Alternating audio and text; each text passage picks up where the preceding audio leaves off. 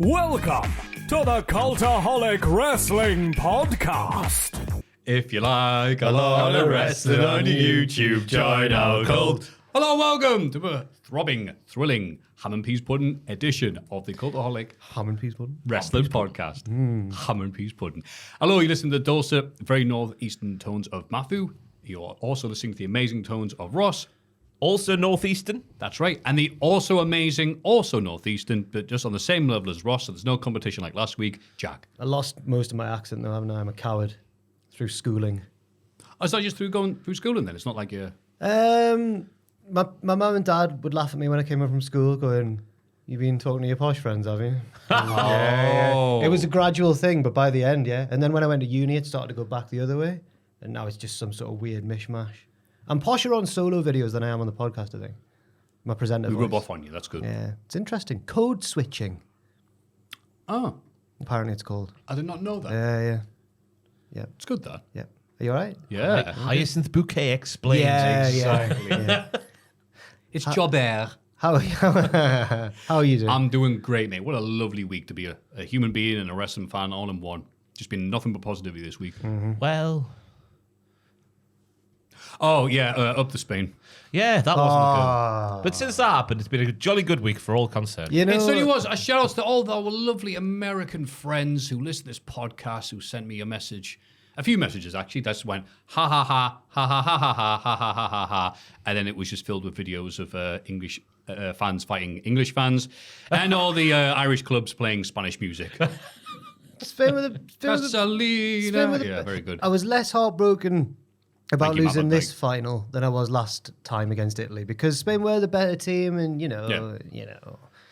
And it felt like we fluked our way through. Not fluke, maybe No, not. That's it did a bit. wrong term. It did a bit. It did a bit. That's probably a better way of saying it, but Well, it was it felt like tremendous. if we win, we're going to be gobsmacked, whereas before it felt like, oh no, we could win. We'd actually showed win. Tremendous heart, I think. Yes. At the Southgate, like the day immediately afterwards, like, yeah, I'm quitting. Oh, you would have quit either way. Let's keep the football chat to a minute. The sorry, wrestling podcast. Yeah, sorry. Dirty banter, A dirty. better pleb banter. Last week was the pinnacle of, I thought, the pleb banter segment so far in terms of vacuum cleaners. Yeah. Where do we that go was for so vacuum pleb. cleaners? That's what I want to know. Joel, got any suggestions? Where have you been? Where to go? Yeah, to the pleb banter. Where's the pleb Oh, banter Joel's going? back, everyone. Hey, how's it going, everyone? One clap. No pop. Remember Roman said that about Rollins in his promo? Seth Rollins, no pop. All right. Oh, it's funny because it's true. It was back then. He's over now. Yeah. What are your favourite flavours of pop? Let's go for there, shall we? All right. Dandelion Burdock. Oh, really? Oh, are you a D&B fan? Oh, I love a bit of D&B. Drum and bass, Dandelion Burdock, Do you put drum and bass on whilst drinking D&B? while watching goals compilations from Dennis Bergkamp. Dennis Bergkamp, Dennis Bergkamp, Dennis Bergkamp. Sorry, it's a very old joke. 98. Yeah. Yep. Dennis Bergkamp. Anyway, I've not thought about that in ages. I do not like D&B. I'm one of those people like I'll eat and drink most things, but I don't like that flavour of black licorice type, whatever you want to call it, like D&B. Very So, interesting. if I had to have a thing, it's going to be a Sprite or lemonade, something really? like that. You plain bitch. On a hot summer's day sometimes. Just hits the spot. Bit of ice makes anything taste good. Ooh. What about yourself, Jack? I'm a Dr. Pepper boy, but I recently, in the past few years, have tried to switch to Dr. Pepper Zero, but they don't really have it very often. So I've got a Coke Zero at the minute, but that's very boring. Also, love a Fanta Fruit Twist, or Fanta Lemon's the or pinnacle, Fanta Lemon yeah. on the continent, Yeah. which tastes so much better somehow in Europe. Oh, okay. Oh God, the Fanta Lemon in Europe's amazing, even though it's the same. On the topic of Dr. Pepper, have you been to Aldi and bought their Mr. Peppy, however they call it? Oh, Mr. right. Peppy. The knockoff. It is the... Because their knockoff Fanta Lemon is good in Aldi, but their knockoff... It's Mr. Peppy or something like that. It is the Oh, worst... Professor Peppy. Professor Peppy. Yeah, I have. It is the worst drink that's ever been made. Yeah, Horrible yeah. stuff. Down with the Aldi on that one. Professor Peppy. Yeah. Jimmy, Professor are you Peppy. Dr. Peppy? No, I'm a Professor Peppy. I get that all the time. It's so great. What about yourself, Joel? I'm partial to a Fanta Fruit Twist. Can you still get the red Fanta Fruit Twist? I don't really drink red fizzy Fanta pop. Fruit Yeah, Well, that was the one I'm That thinking is of. it. Yeah. That is You can still actually get I that? swear they've made the Fanta bottles smaller though. They're all like curvy and that now. Yeah. So Ooh, oh, nicer to look at. Jack but- apologises every time he picks one up. What do you think about those screw tops on them where they don't come all I the way hate off this. now? I this don't mind crap. it, mate. Really? Grow up. It's in your face. It's fine. I didn't think I would hate dolphins, but here we are. Yeah. At the minute now, when I'll get a non-dairy milk thing, so I'm that way inclined, and take off the thing, and it doesn't stick to the thing, I do like a little mild cheer. You know, like they go, when the referee is Charles Robinson, you go, I like that ref. Yeah. Oh, like a hey. Yeah. You ever seen the Haribo phenomenon now? You open, you pulled it, you know, it's got the little thing where they used to hang it. It always has a little flappy bit. If you pull that down, it creates a nice little slit, which allows you to reseal. This is what you learn on Instagram Reels. Pleb banter is great. I've learnt more this week in these last 3 minutes than I have my entire life. We all went to all three of us. We're all dirty marks. We went to a wrestling show last weekend. We certainly did, and just like the last bloody time North ran there, it was called Thunderstruck for a reason. Heavens opened up again, heavy rainfall. So thank you to all the people who went from the Northeast who joined us. And the first thing they said was, hey, it's a bit bad this, the weather, like. That's how it's been this year, though. It's been a terrible summer. We had one day today. We had a day yesterday, it was all right. Today's been quite hot. Friday, though. It was starting to rain before though when I came in just now. Yeah. I know. It's not fair. Thunderstruck 2, Electric Boogaloo. Fantastic bloody show. Big crowd. Lots of, everyone seemed to enjoy it. Well done, North. Big fan of Will Cruz. Big fan of Lou Nixon. Lou Nixon. These are people I'm seeing in the flesh for the first time. Lou Nixon is the most authentic hard man from the Northeast I've ever seen. Yeah. I said, it's nice seeing you. Did you like his wrestling in theme tune? England? Oh, yeah. Yeah. He's been booked Especially in America. drinking the version of Strongbow Dog Fruits that they had, the Magnus version. That plus his theme was just like Northeast. Northeast in a can. Yeah. Sorry, Matthew, go on. Beg your pardon. I was just saying it was funny seeing him wrestling in England because he's been flown over to America so many bloody times. He's not doing the ICW No Holds Barred stuff. He's doing bloody Josh Barnett's whatever. Yeah, Bloodsport. Yeah, Bloodsport, thank you. Sorry. Joe Henry was there, and we all know how popular he's gotten, but just seeing, since even the last show I saw him on, he had a massive queue at the merch stand. And everything. Well, he had his own area. Yeah. Wrestled Elias, who shouted out Sunderland in his opening promo. It was the classic American import. I wish I was in Sunderland. And I cheered, and my girlfriend told me to sit down. She went, you're from Jarrow, sit down. I was like, okay, fair enough. That was great. I was people watching most of the time. Just go, okay, I know what's going to happen. No. But then they did the TLC match and just watching the kids go, when they were just watching people go through tables and falling off ladders and just they couldn't contain themselves with the joy they were witnessing. People getting legitimately hurt and right in front of them. A very fun show. Yeah. Well done, North. Yeah.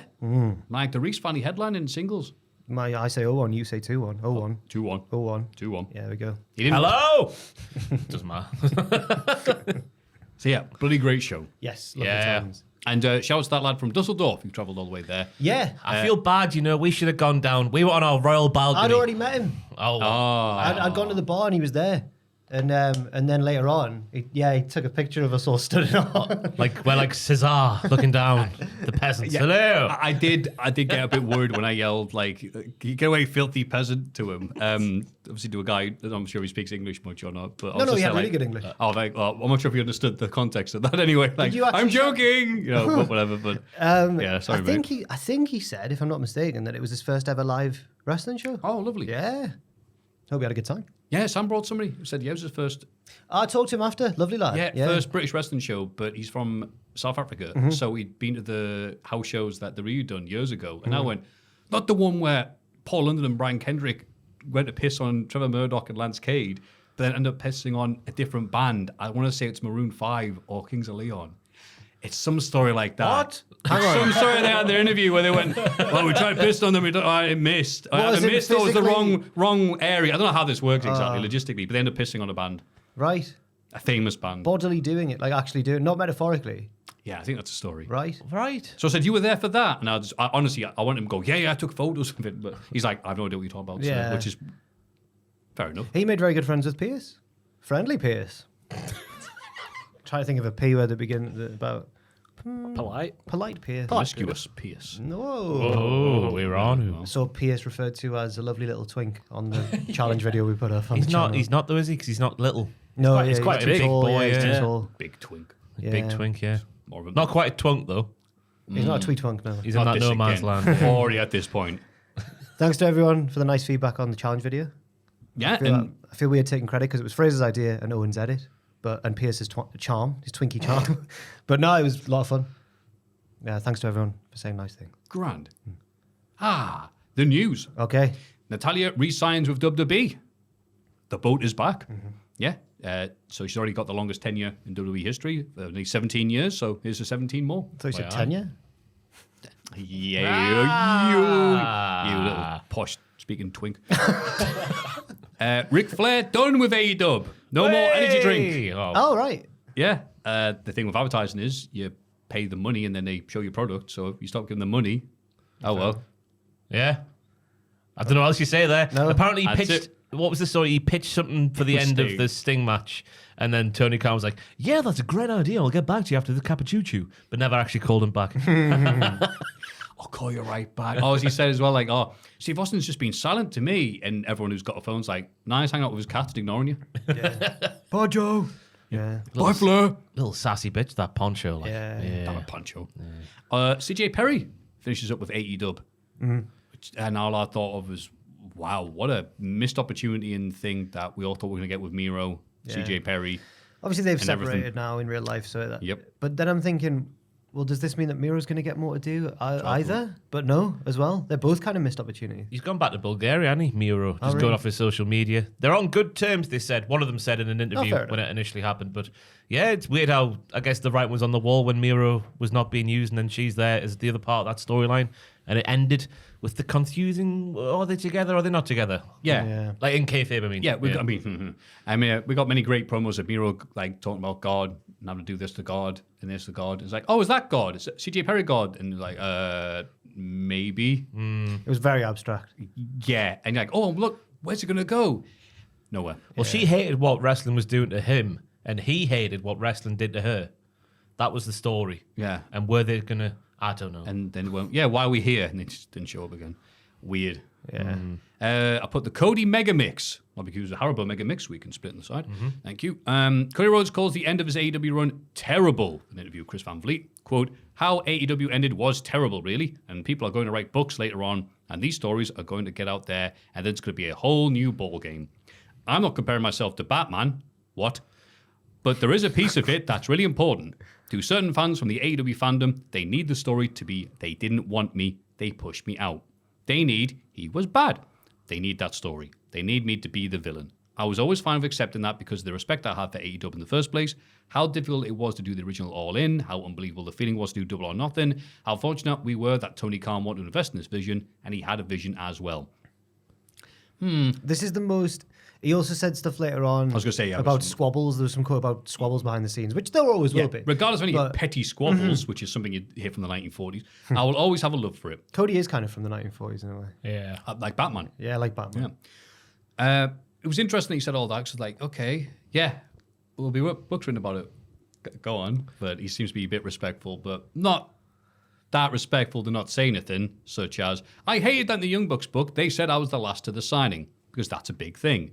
Some of the AEW defenders who don't realize they're turning people off their product more than they're turning people on, that's one of the things that people always cite. Oh, he was last. He wasn't that big of a deal to the origin. No, this guy here who's off camera was the first person to ever meet Tony Khan, and he met me in the vetting process for all of us. So yes, I thought I was the last, and yes, I had different thoughts. And it's not incorrect at all what they said.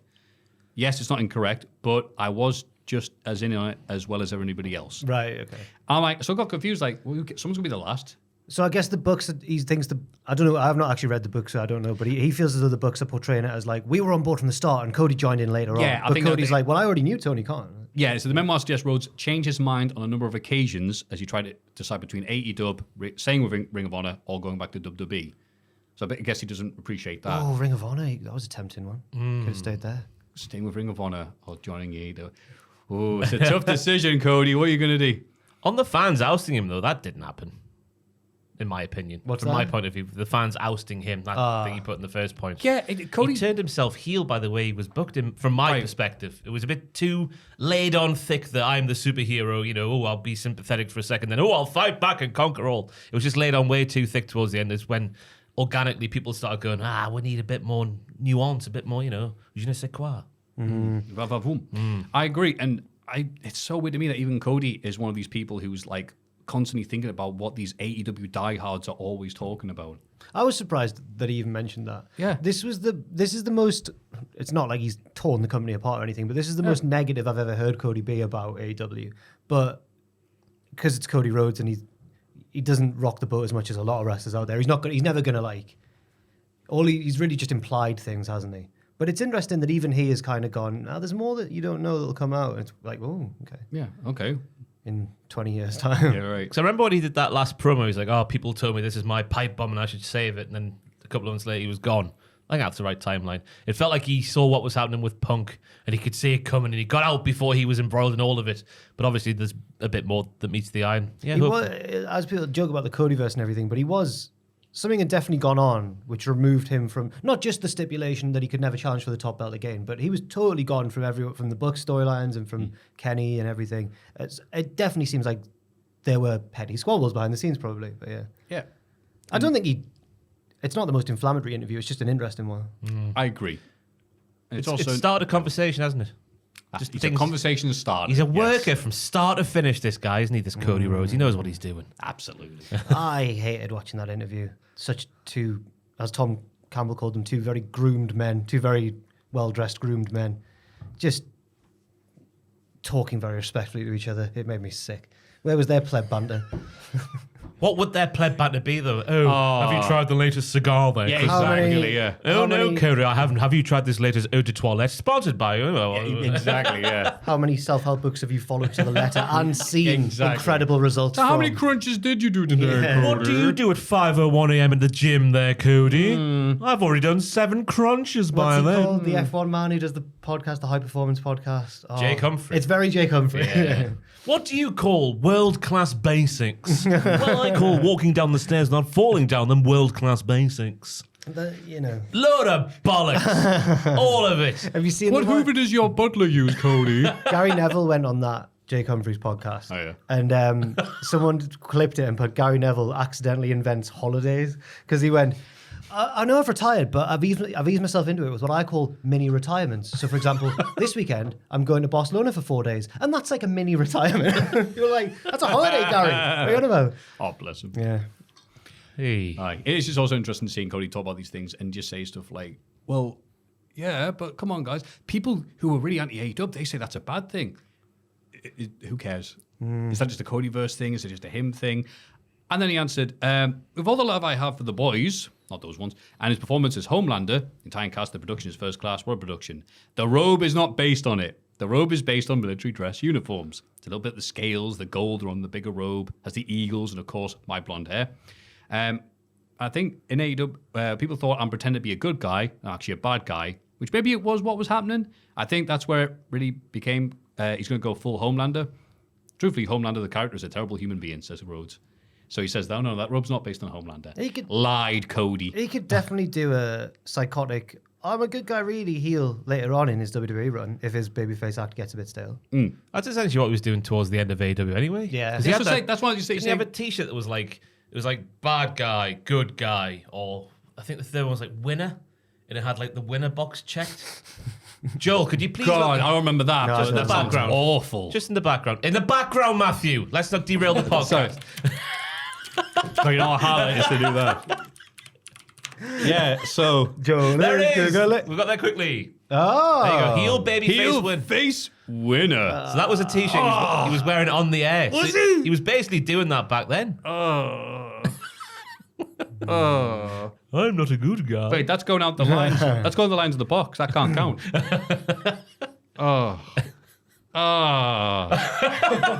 It gets worse the longer you stare at it. Let's get him. So, yeah, so that's Lion Cody Rhodes' new gimmick. There's a picture of him burning my brain for some reason, where he's got the TNT title on. He's like looking like, "Oh, I'm coming down to kick some booty," and he's got that T-shirt. I'm just like, "Oof, that is the Cody that organically turned himself heel, in my opinion." Oh, very organic. Whoa, let's move on to something else. More important than lies, it's the Hall of Fame. Everybody get excited for the Cultaholic Hall of Fame! The Hall of Fame. And condescending order from last week, the subtlety of NXT. I think people thought you were lying there. 18%. Oh, jeez, wasn't it? God, sorry. It was It Henry? sounded like a Rost The pick. Joe Hendry teasers. Joe Hendry shutting up all the doubters with his in-ring skills on NXT last week, 31%. That was your good self. King Ross, commentator extraordinaire, 51%. People still remember. People still remember and appreciate the love and Gavorka. you put in with all the props, the Iron, the little Liz, and Simon Miller that you did for WCPW. You still watching it, are you? We certainly are. People are pretty loving it. How far are you in? I've been telling them like the anguish that you people go like, oh no, don't. Like people love it. We're in Henry Connors and Joseph Connors. That's a great storyline. Yeah. Henry is so. I'm not just saying this Doesn't he because look he's young? doing Little great. baby Henry. But I didn't realize that the thing he was doing, where they got that thing backstage where they're going, look at the comments last week there, Connors, and they're all saying, it's too much of you and the Titantron, very selfish. I got told in the chat that was him reading legit comments. Oh, yeah. Oh, so even the fans know the comments joke. were all- And yeah. obviously Connors is like getting madder and madder, and Henry is just camp as a row of tents going, I'm just saying. Is it, do you want to get the last word in? No. And then Connor starts saying something. I am now, but, go on. How was he He's so reading great. comments from the week prior when it was all done together? What episode are you on? Maybe there was a gap. I don't know. Yeah, no, there's gaps now. We're at the one we're at Northumbria Uni, so we've got and that's a again, bit further it's so on. great. Come to our big show at the Northumbria Uni. I forget, it's not got a name or anything. It's just WCPW. The big names: Eric Bischoff, Yeah. Damian Sandow. This sounds like stacked. also That's at the O2, that, yeah. Will Ospreay, Yeah. Will whatever, and no Dar, whatever. These unknown people won't go on any future success. There's a one where are you close to Osprey Kirby? One. Think so. He just had the three-way. Yeah. We can't say everyone involved. Will but Noam and Yeah. El Redacted. That's the first time I'd ever seen someone do the jump over the ring post to the outside. Osprey He jumps just busts out over the ring post. Yeah. Dar's really good in that match. I remember he's like catching kicks into his knee bar and stuff. Oh, it was a great. Dar match. had maybe the most experience of anybody in that match. Yeah. At that point. Maybe the other one. El With Redacto. his little cocaine fingers. Hey, no pinky, no party. That doesn't mean that. It's just his taunt. It's He his does- taunt. it's his taunt. He loves his finger. Henry did a song about it. Anyway, I know it's causing anguish to you guys because it must be like when your mum drags out the baby photos of yourself and you got your mates round to talk about WCPW. But you have to remember, lots of people liked it. Fair enough. More people hated it.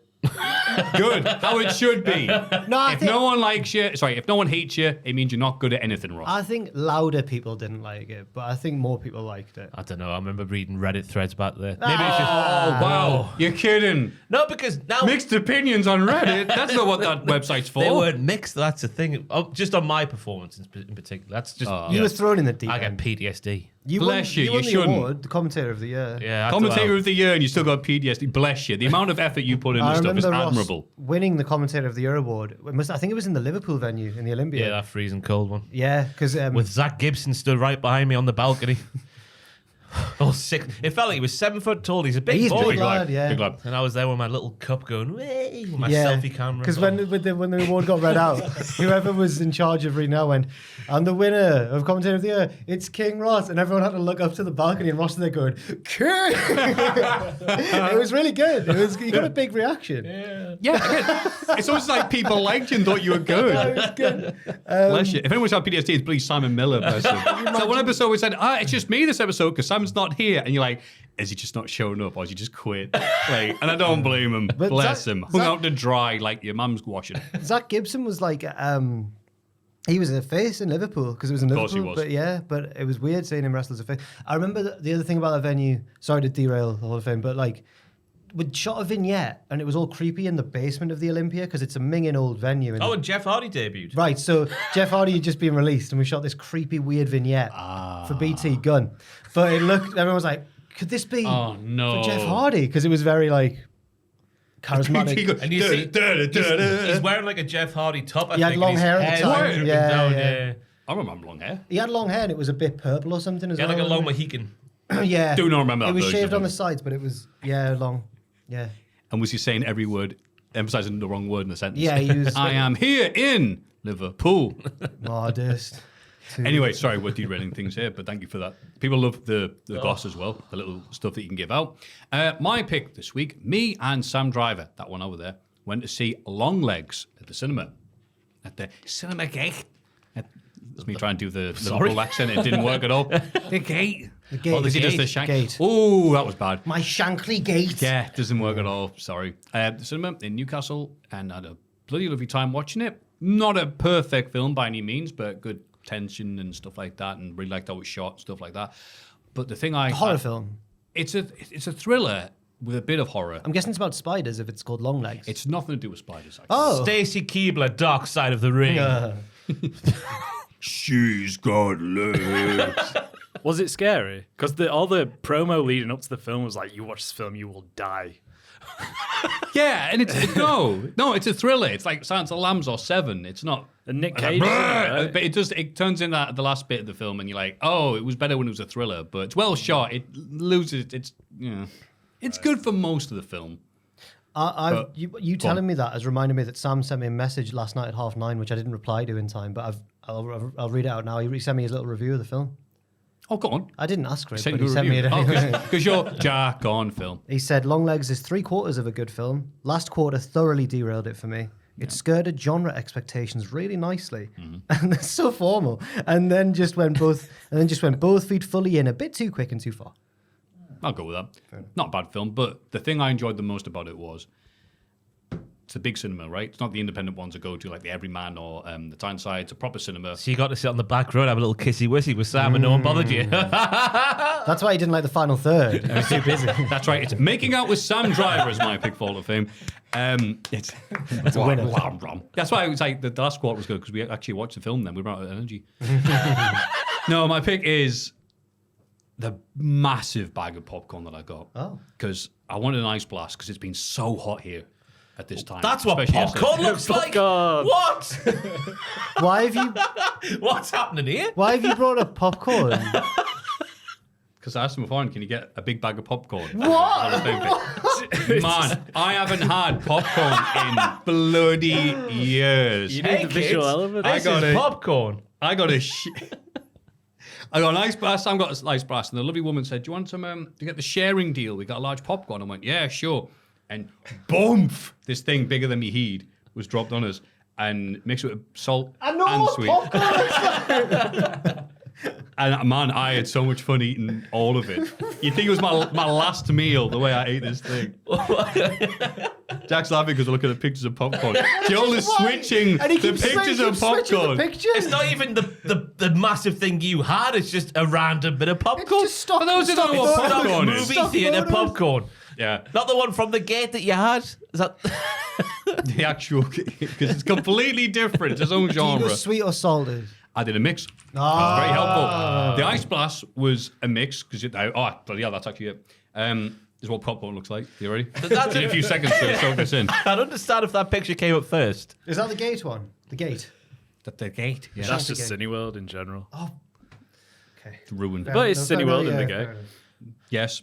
So What's the top of the one just next to the big picture? Along a bit more? Along that one. Oh, it's more popcorn. Oh, it's got Smarties on top. Oh, M&M's. M&M's. that's because that's fallen on the floor. Yeah, I had an ice blast as well. That was a mix. So it was red, white, and blue. White? Mix. I try and yeah. So What's the white The flavour? little sing. Fair enough. It wasn't made red, white, and blue. No. Just terrible jokes one after the other. All right. Popcorn. Popcorn. And yeah, that's what it looks like. If you watch it on video, they're so happy going, I'm so glad I'm watching this on video rather than audio because it wouldn't make any sense. There's another picture of popcorn. Thank you, Joel. He's so much better than You're Tubman, isn't he? welcome. He's more active. It's like having The work two, rate's higher. It's like having two dogs and it's just the old dog. That's Richard. Can't be ours for life anymore. The old dog. What's interesting about Joel is that he lives life on the edge because when Tubman was sat there, he mutes his microphone and puts it down, whereas Yeah, you've got telling it me on that. all the time, Yeah. held up. What's the tactic behind that then, Joel? It's just effort to keep putting it back on and I off, agree. isn't it? Yeah. That does make sense. They're kind of Smarter, not comparable harder. to the Italian midfield of Pirlo and Gattuso. Richard's Pirlo, languishing around the field, stroking passes here and there. Joel's on it. He's Gattuso. He's Yeah. getting yellow cards. He's starting fights. Yeah. And Yeah. Yeah. Tubman's Dustin Rhodes. We've got a healthy lying Cody Rhodes here doing the video editing. I really appreciate that. Yeah, so my thing is cinema popcorn. Okay. E in it mint. God. It's all right, yeah. I'm not a big fan of popcorn generally.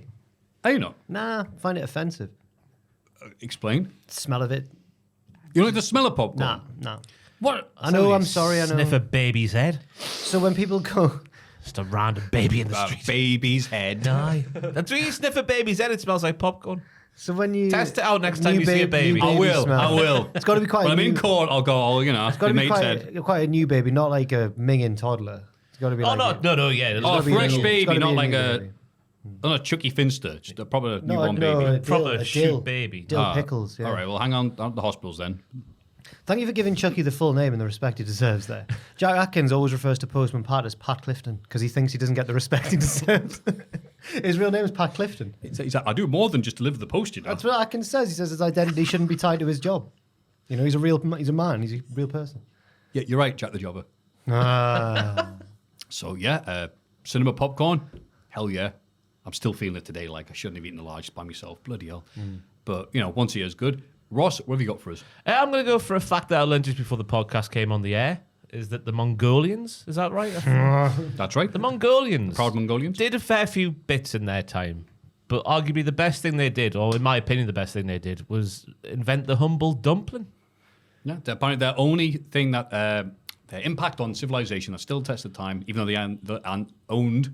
It's a nice way of saying it. Owned a lot of land. Yeah, that's the thing that still you can do in 2024 that they did. Because I would assume it came from Yorkshire, somewhere like that, somewhere wholesome and northern. But no, it's the bloody Mongolians coming up with dumplings. You're talking about a suet dumpling, not like Japanese dumpling. Oh, that kind of dumpling. I was thinking, were you mince and whatnot? Oh, Oh, you don't me go to the timbers. dumpling and tea bars in town or like that? Like, Oh, those kind No? of dumplings. Well, I made the joke about, you leave it for a few weeks and it becomes a weapon. Can't do that with a... It could work with both, I guess. Okay, well, not as much as I wouldn't want to be hit by any type of dumpling. Did you say a soft. Sue dumpling? Suet. Suet dumpling. I'm learning new Yeah. things all around. Is that If you the- get hit by another driver, you can sue it. Is that the English type of dumpling? The suet dumpling? Ronaldo's favourite type of dumpling. Yeah. Yeah, sue it, 'cause I've made these out. Yeah, that's what I thought you meant, Matthew. Sorry, I've just bollocksed up my own Hall of Fame chances here. No, but because there might be Mongolian listeners, we'll have a... That's why I thought it was so bizarre. No, the dumplings you can pick, like, because Jack was talking about the Cornish pasties pasty, that you yeah, can yeah, pick yeah. up. The idea of the other ones You can in still pick bottles. up one of those. I mean, not if they're covered in gravy, but aye. If you cover If you can't have them in gravy, what's the point in even having them? Yeah, cover it 3/4 in gravy, leave some finger purchase areas. You would have made a good Mongol. It would, yeah. Aye. I'll still go for the Mongolians anyway. I don't know why. Just the Mongolians in general. Just for their contributions. Like I'm Genghis not Khan? entirely sure what. No, not it. Well, I don't know. I don't know Most anything famous. about them. Do you know any other Mongols? Yeah. Steve Yeah. Mongo. Earl Michael? Grey. We'll change it to Earl Grey. Not the tea. the Famous mark. Mongolian, Earl Grey. Yeah, Earl Grey. I was watching a video of a lass and lad going around Newcastle looking for things to do, and they walked past Monument, and I learned things about Mr. Grey at the top of the monument. Great guy. The abolition of slave trading and all that sort of stuff over here. I think it was in the 1700s, I think, maybe 1800s, something like that. A great guy. 1993. That's in Sunderland. Ah. I'll be honest, I didn't have one this week. No. It's just been, yeah, I don't even know.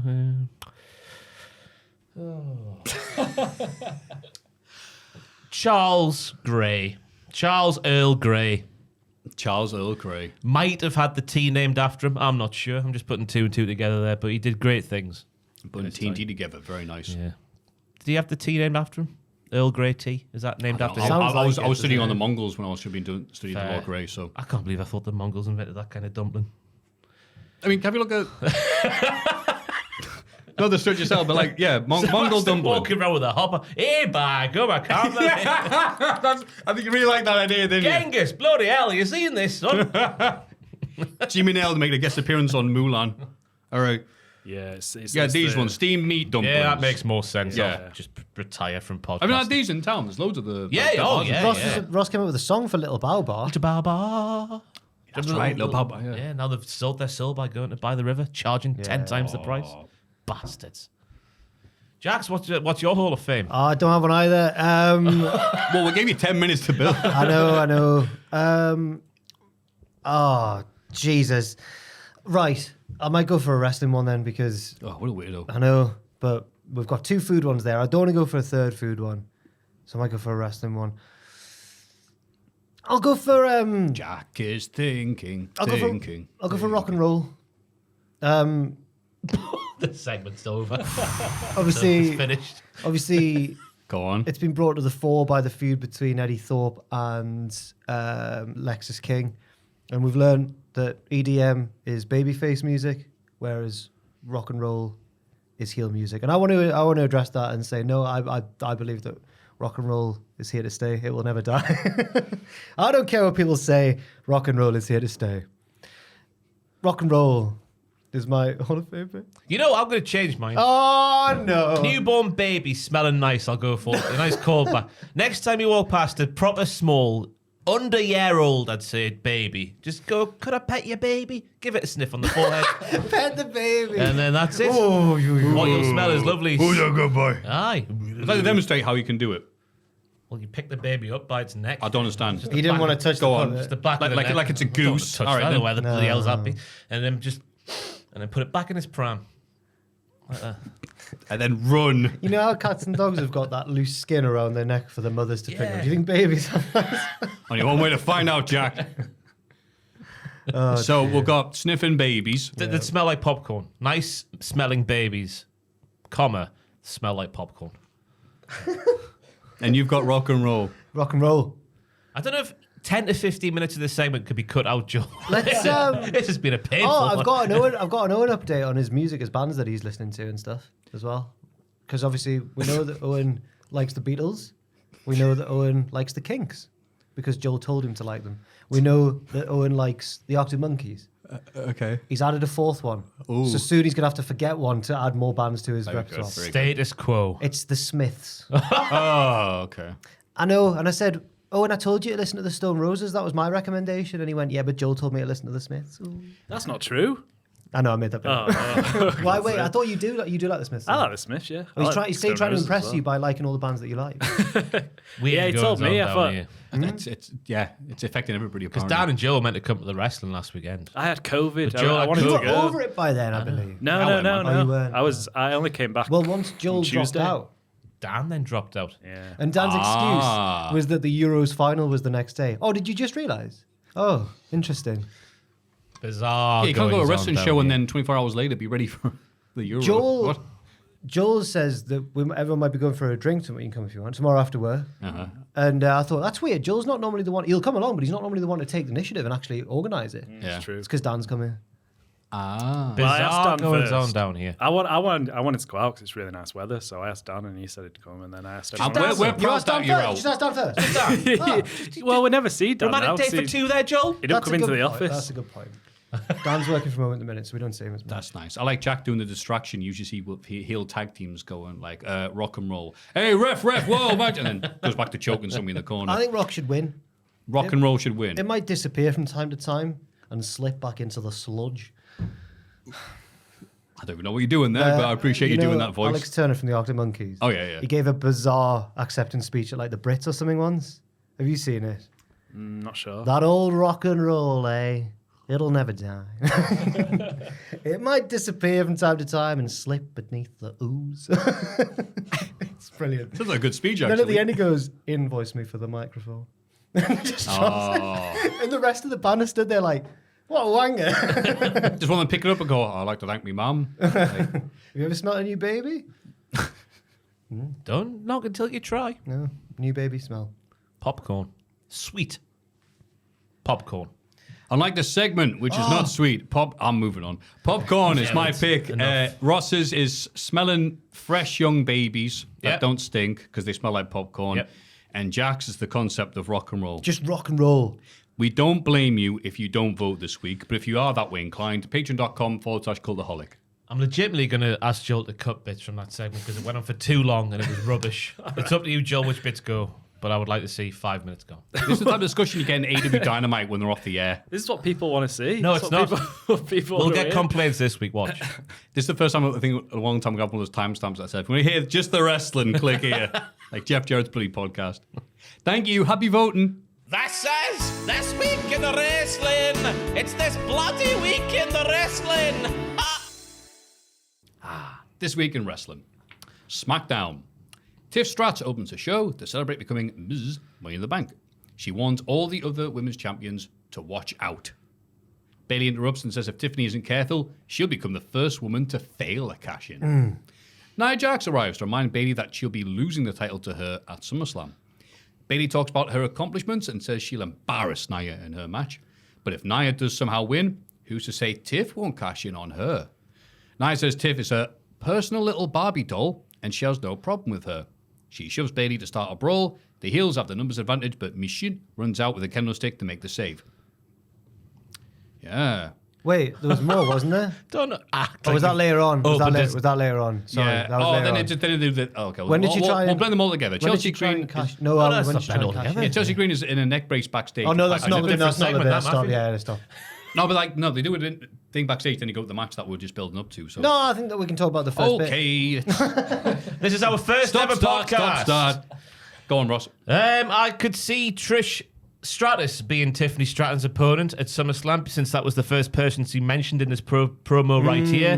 But then I could see myself saying, oh, she's going to lose to Trish and then cashing on Nia. But then they literally spelled this out like NXT would do. So that's not going to happen. That's what my thoughts are about this segment. I think Triple H loves spelling things out and then they happen anyway, though. Like what? Like Drew saying he was going to win and then cash in the same night, and he did, and Punk saying he'd pop up in Scotland and ruin it, and he did. It's a very good point. Okay. Very, very good point. Fair enough. That's what's going to happen to SummerSlam. There's no point in watching. There is point in watching. I do think it will be Tiffy time at SummerSlam. Possibly. Thank you for committing there. Like an English train. But yeah, she is the youngest Miss Money in the Bank in history. I Googled her age. She's 25. Of course you did. Disgusting. She's not a newborn baby, Matthew. Ah, but she does smell nice. If you skip the Hall of Fame, that's a wonderful thing out of context. I learned what BBL Bailey means this week. BBL. Uh-huh. I had to ask Jack for the description of what BBL meant. Don't expose What me did like Jack this. say? Well, I'll let you take the floor. Oh, Brazilian butt lift. She's implying that Bailey's bottom is not natural. But the term BBL became popular in the Kendrick Drake dispute when Metro Boomin, the producer, and Cody's friend now in the build-up to Oh, Bad right, Blood, yeah, that guy. he wrote an instrumental diss track on Drake, which has just got someone in the background going BBL Drizzy, implying that Drake has had a Brazilian butt lift. Oh. That guy can't catch a break, can he? No. Those are the things we're talking about, I guess. I called her BBL Bailey and then checked her out. And I went, whoa. Doesn't she know that Drew Punk is currently the only few that can have the gay overtones? How dare they? Sorry? It does it? Did you not see that slut walking at WrestleMania on the desk towards CM Punk? Oh, when he crawled towards him. Mate, Like Brittany, come I'm a on, man. slave for you. Exactly. That wasn't gay. That was like Batman standing over the Joker. Cock in hand. Nia says, you were probably at home eating crisps by yourself to Bailey. I put, hey, don't knock it. Yeah, it's a yeah, wonderful pastime. Yeah. That's all right. I wish I could grow a BBL then, not instead of a massive beer belly. Beer bar. Bob Braze. BBL. Braze beef is brilliant. Chelsea Green is then interviewed by Brian Saxon. Yeah, she's in a neck brace backstage with Piper Niven. Chelsea turns down an interview with Byron and says she's waiting for a meeting with Nick. The most interesting thing about this segment, apart from the nicknames Mother of Mayhem, Princess of Pain, Sir Nicholas the Prickless, Yes. Very good. Isla Dawn is speaking with Blair Davenport in the background. What? I didn't see that. Yeah. Oh. What could it mean? Whoa. That's not on that. Talking. She's meant to be hanging out with her tag partner. I don't know what to say about it.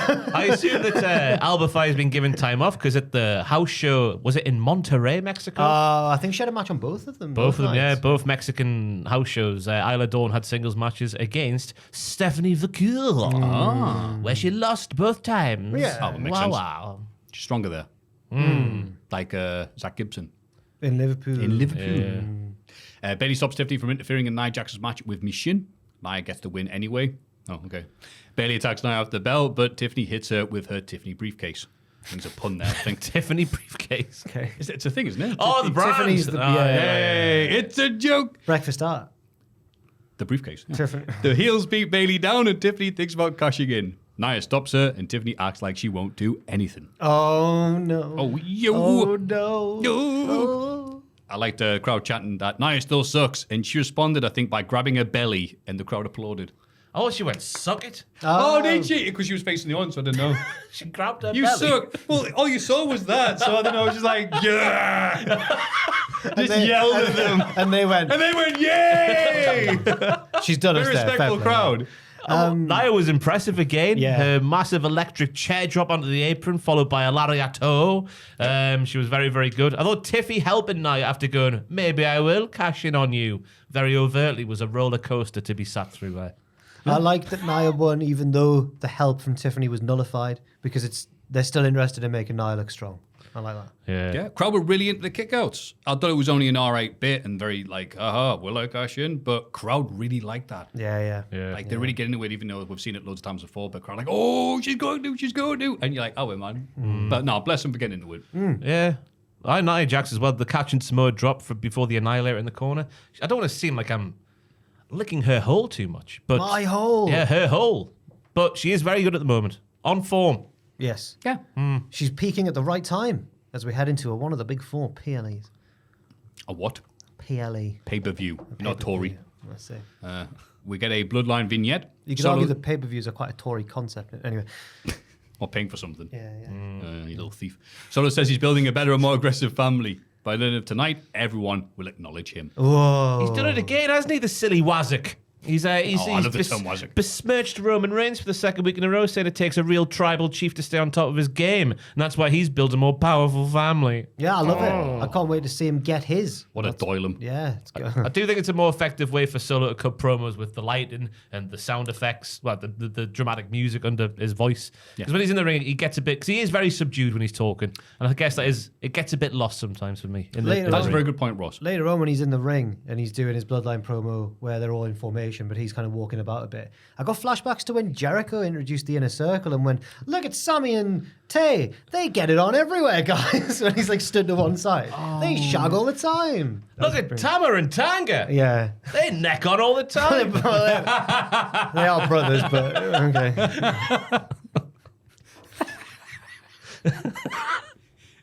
We got a pre-taped interview of Baron interviewing Andrade in the stands. No. What's up? It's just the same as the vignette, but with him saying the words Well, as if he's live. Let's find out what he says. Camilla Hayes interrupts and says he should be getting attention instead. They argue who was the star of the ladder match.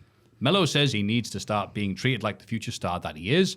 Andrade wants a match against Mello tonight. Mello storms off. Why is Mello so scared of having matches against people? That's what I get from him. They're making him too much. He's always like, I should have all the spotlight. It's all about me. But then a babyface stands up to him and he goes, I think he's a bad guy. I know, but he doesn't wrestle like cowardly Miz. Yeah. He should be cocky and like, look how great. He should be like Sammy Guevara, basically. He should be like... Oh, I hope not. Well, no. No wonder you want anything on Andrade then, He's worlds away from what he was in NXT and it's sad. Yeah, I am with you. I'm saying being a bit of a daft, but yeah, it's you're a cowardly guy who thinks you can do this, but then you don't really wrestle like that. Okay. But then Andrade, Ross. I could only assume they really do think a large percentage of the audience did just start watching when The Rock came back at the start of the year, because we're talking about a star-making performance at Money in the Bank for Andrade. This is Andrade, who was in the WWE. I know maybe not main roster, but since 2017, 2016. That's like 8 years ago now. And we're talking about a star-making performance in 2024. He hasn't done a hell of a lot since he came back, other than do stuff like, well, appear on TV or backstage a bit, a video package. Destiny. Yeah. However, he doesn't try and join a stable or get recruited for once, but he's wearing shades indoors, so... He won the Speed Championship as well. Oh, great. Yeah, I don't really understand. And I didn't like the very idea of them. Similar to when MJF was like, Ospreay only cares about star ratings. I'm like, they shouldn't care about who stole the show in the Money in the Bank ladder match. They should be both annoyed that they didn't. You're both losers. They should be both annoyed they didn't win, yeah. It's highlight the fact that neither of us won. I know. There's a lot of that on NXT this week as well. Yeah. Also, I wanted to know why or how Mello was able to know that this interview was going to be happening. Was Mello just wandering around the place? Like Iron Mark Sharp, get ready for his match. Iron Mike like Sharp. 6 hours before the tapings by doing 6 hours of training to lose in 2 minutes. Is that what he did? Apparently, he was known for, he had OCD, so he had to do his, like, his Have you program. got any other facts about jobbers? Anyone about Tom Brandy or?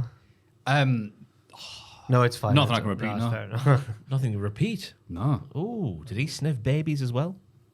I can't say in a podcast. We're not recording, are we? Yeah, big baby sniffer, Tom Brandy. So I put my hand on my head. You a tellable story for Big Barry Horowitz. The stories I've heard about him, honestly, he's such a nice guy and really respected by the industry. Well, that's disappointing. He's got the song written about him by Action Bronson as well. That is right, isn't it? Is it any good? I don't know. I can only remember the line, I pat myself on the back, Barry Horowitz. What a star. Yeah. What a star.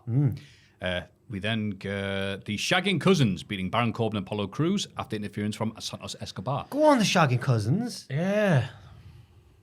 There we go. Yeah, I put no pop for Crews and then no pop for Baron. Look how they massacred my boy. No pop for Legado either. Jesus, wake up, crowd. Angel re-signed for this. And apparently we got an attack last Friday, but online. At least we saw the kiss of death, highlight of that. it, I guess. Yeah. This is like when Ant and Dec, when one of them's missing, and they try and make your Holly Willoughbys or your Stephen Mulherns fill in one of the voids.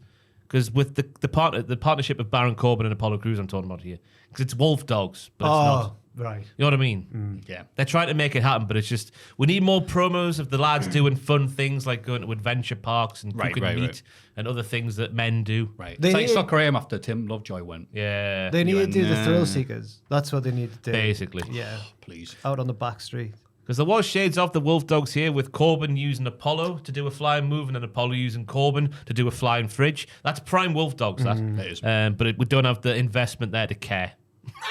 Yeah. Yeah, you're exactly right. In Scotland, Corbin came out to kind of check on Apollo during his match, and everyone popped massively for Corbin in Scotland, but it's not going to work everywhere. I get what they're trying to do, but it needs a bit more. Yeah. Absolutely. Why is Corbin a nice man now? For those who didn't watch NXT, that's what we need to know. If you watch NXT, you know, but a lot of people don't. Yeah. Sad people then. Pretty Deadly try and enter the GM's office to raise funding for the musical. Yes, Still got that going. boy. Chelsea Green and Piper Niven make them wait in line. LA Knight emerges and says, Nick, won't be much longer. That's Oh, very, thank you, LA Knight. Really appreciate your help there. It's actually very nasty of him when we later learn, he was just spreading mischief. He's a liar. LA Knight's a liar. I can't believe I'm saying this. Yeah. But later in the night, we learn Nick Aldis isn't there. Yeah. So either Nick can escape through vents or poof, vanish into thin air because he wasn't in the room where LA Knight claimed he was signing a contract. What's happened? So, and also, is LA Knight going to face repercussions? Because I'm assuming this means he stole the contract. Forged a signature. Yeah. Yeah. Do you think LA Knight was like, oh, sorry, I was going to deliver this massive box out of his office right now. Ignore the moaning coming from it. It's just a big box. Jose Mourinho did that once. Yeah. Did he? He was banned from the dressing room for one game. So he hid in a washing basket to give a team talk. Allegedly. Allegedly. But he's kind of admitted it these days. Oh, that's awesome. The best bit about this segment was the book that Piper Niven was reading, which was on the cover. It said, look, she's, what was it? Like, I didn't actually write down the right thing there. Starting a cult. How do you start a cult? How to start a cult. How to start a cult, That's yeah. one Piper's book, yeah. Oh, So what does that mean? it's a bit worrying. Could it be linked with the Blair Davenport Isle of Dawn thing from earlier in the night? Could they be tying into that? Am I just making up bollocks here? And Probably. she's British. Are we getting a spooky British stable? And we know, Oh, yeah, we right. know what Triple H likes to do. Herd Yeah. together. Gets paid the sheep pig just to talk them. Go on, you're all spooky British women. If you look the same or sound the same, you're going to be in a faction together. That's right. Unless you're Dakota Kai, the one person who bucks the trend. Where would she be? Don't know. Oh, as in because she's not Japanese. Yeah. Right, got you. Yeah. All right. Lion LA Knight leads to Maffew turning over the page. In the locker room, Randy Orton offers to have Cody's back tonight. He says Kevin Owens is at home because Randy told him to be with his family. Aww. Orton says once Cody's feud with the Bloodline is over, there'll be a lot of superstars going after his title, but Randy will have his back then too. What a great guy. Bollocks. Don't believe him. Yeah, he'll have his back on the mat in 3 seconds. I know, he must think we didn't watch back in the day when he was an arsehole. Yeah, it's just... I don't know if you guys noticed. The belt's actually between them on Yes. on the bench when they sat there. He was very subtle filmmaking actually because Cody was talking to Randy and Randy was looking at the bell going, yeah, it was very subtle here. He's going to batter him after the SummerSlam match, maybe, or something like that. Yeah. Yeah. Ooh. Randy joins the Bloodline. Matthew always is interested in crowd reaction, so I'm going to ask you this. Do you think the crowd will be split for Randy versus Cody, or will they just still cheer Cody? Split. People were saying, oh, Randy will turn heel. Yeah, out of your mind. Well, he will turn heel. Oh, sorry, yeah, I've said this before. He'll act heel, he'll be a dick, people still cheer for him. Right, do you reckon? He's just perma over. Yeah, he is. 70-30, I'll go. Cody. 70 Cody, 30. It's going to be some great crowd reactions. I reckon the cheers for Randy will be a lot deeper than the ones for Cody. Yeah, it's going to be, when Cena was wrestling, saying, let's go, see it. Let's go. I don't know. I don't Chris know. Masters. The ladies love Randy as well. Yeah. The children will want Cody. Those win. Right, children. yeah, the children. Stupid It is the children who are wrong. And the Nah, they'll- families. Yeah, the families. You're going to want Randy to win, aren't you? I can tell. I want them both to win. Very nice, lads. Okay. Randy takes the title off of Cody. Cena takes the title off of Orton. No, Oh, shut up. Not Shut up. Just, Didn't say that, man. Jack, grab his mic. LA Wait, Knight do we heads- not want Cena to break the record, though? No. Okay, fair enough. You want the record to be tied? That's Tied. very British. Oh, it's of you. tight, isn't it? Yeah. Yeah. Jolly good game, so see you next week. Yeah, I don't really care about these record things. It shouldn't be would've- like winning the title just to have he's got another one there. That's good. That's not how title win's supposed to Just go. another one, though, is it? But winning it for the sake of winning it is. You would have broken it already if it wasn't for Jon Stewart. Okay. That is true, I yes. believe his motivation was that he's a big Ric Flair fan and he didn't want Cena to get one closer. Man, that period in the 2010s when they were just doing whatever on those pay-per-view yeah. finishes. That's when we started. Yeah. When we had the timekeeper, it was the son of the timekeeper that rang, who was it? That rang the bell early on, was it Brock versus Taker? There was an early one in Brock Taker. Oh, he had a name, didn't he? Yeah, he had a I name. can't remember. And like for a week, like, oh yeah. So then Brock beat him up. And it was like never brought up again. Man, it was the wild, wild west during that. And then LA Knight heads to the ring with a contract for a US title match against Logan Paul after he previously pinned the champion, I should say, at a Money in the Bank qualifier. He signs the contract, so now he just needs Logan to come out here. But that won't happen because once again, Logan isn't here tonight. Knight isn't worried because he'll make him sign and take the belt at SummerSlam. Yeah. Good lad. It would be a minor international incident if LA Knight doesn't beat Logan Paul now. But it's in Cleveland, Ohio. I know. So speaking of Ohio. international incidents, Logan Paul will not be in the the tour. No, No, he won't be. He's going to get the jokes in. Other commitments, Maffew. He hasn't done anything. Hiding in a box away from it.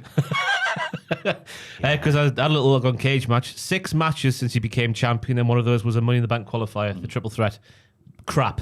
Let's call it what it is. It's rubbish. 3 title defenses since he won it. It is rubbish. Shocking. And it's probably tied in with him, having a lot of clout or a lot of sway in WWE because of his sponsorships and everything. But if there's one character that it makes sense to be doing this, I guess it's Logan Paul. Of course. So you can kind of forgive it. I think he will beat LA Knight, though. It's in his hometown. Yeah. Yeah. Sorry about the noise there. The door went, yeah. I'm sure that's very exciting for the people listening on audio. We get a Blair Davenport vignette. Ooh. She tells us we're weak and unsuccessful. Hey, come on, man. She has a singles match against Naomi and loses. Ha ha. Yeah. So Now who's weak and unsuccessful? it was a video package in the second person. It was all directed at you. Well, it was Was Addy? It was Aye. different pictures, but the same audio of the video package you had weeks ago about us really? being weak and how Oh, money for old rope. Blair Davenport's going to take your spot while doing absolutely nothing on SmackDown.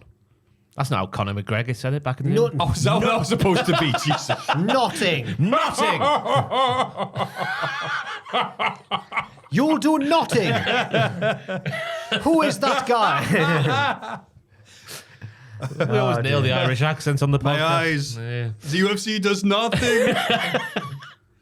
But anyway, Blair got a painfully quiet reaction, which was a shame to see. But I guess what do you expect when her promos are just that and then they're not followed up on, really? We learned that she was trained by Io Skywa in Japan, which is a nice little factoid, I thought. I'm sure this guy beat her up, yeah. Yeah.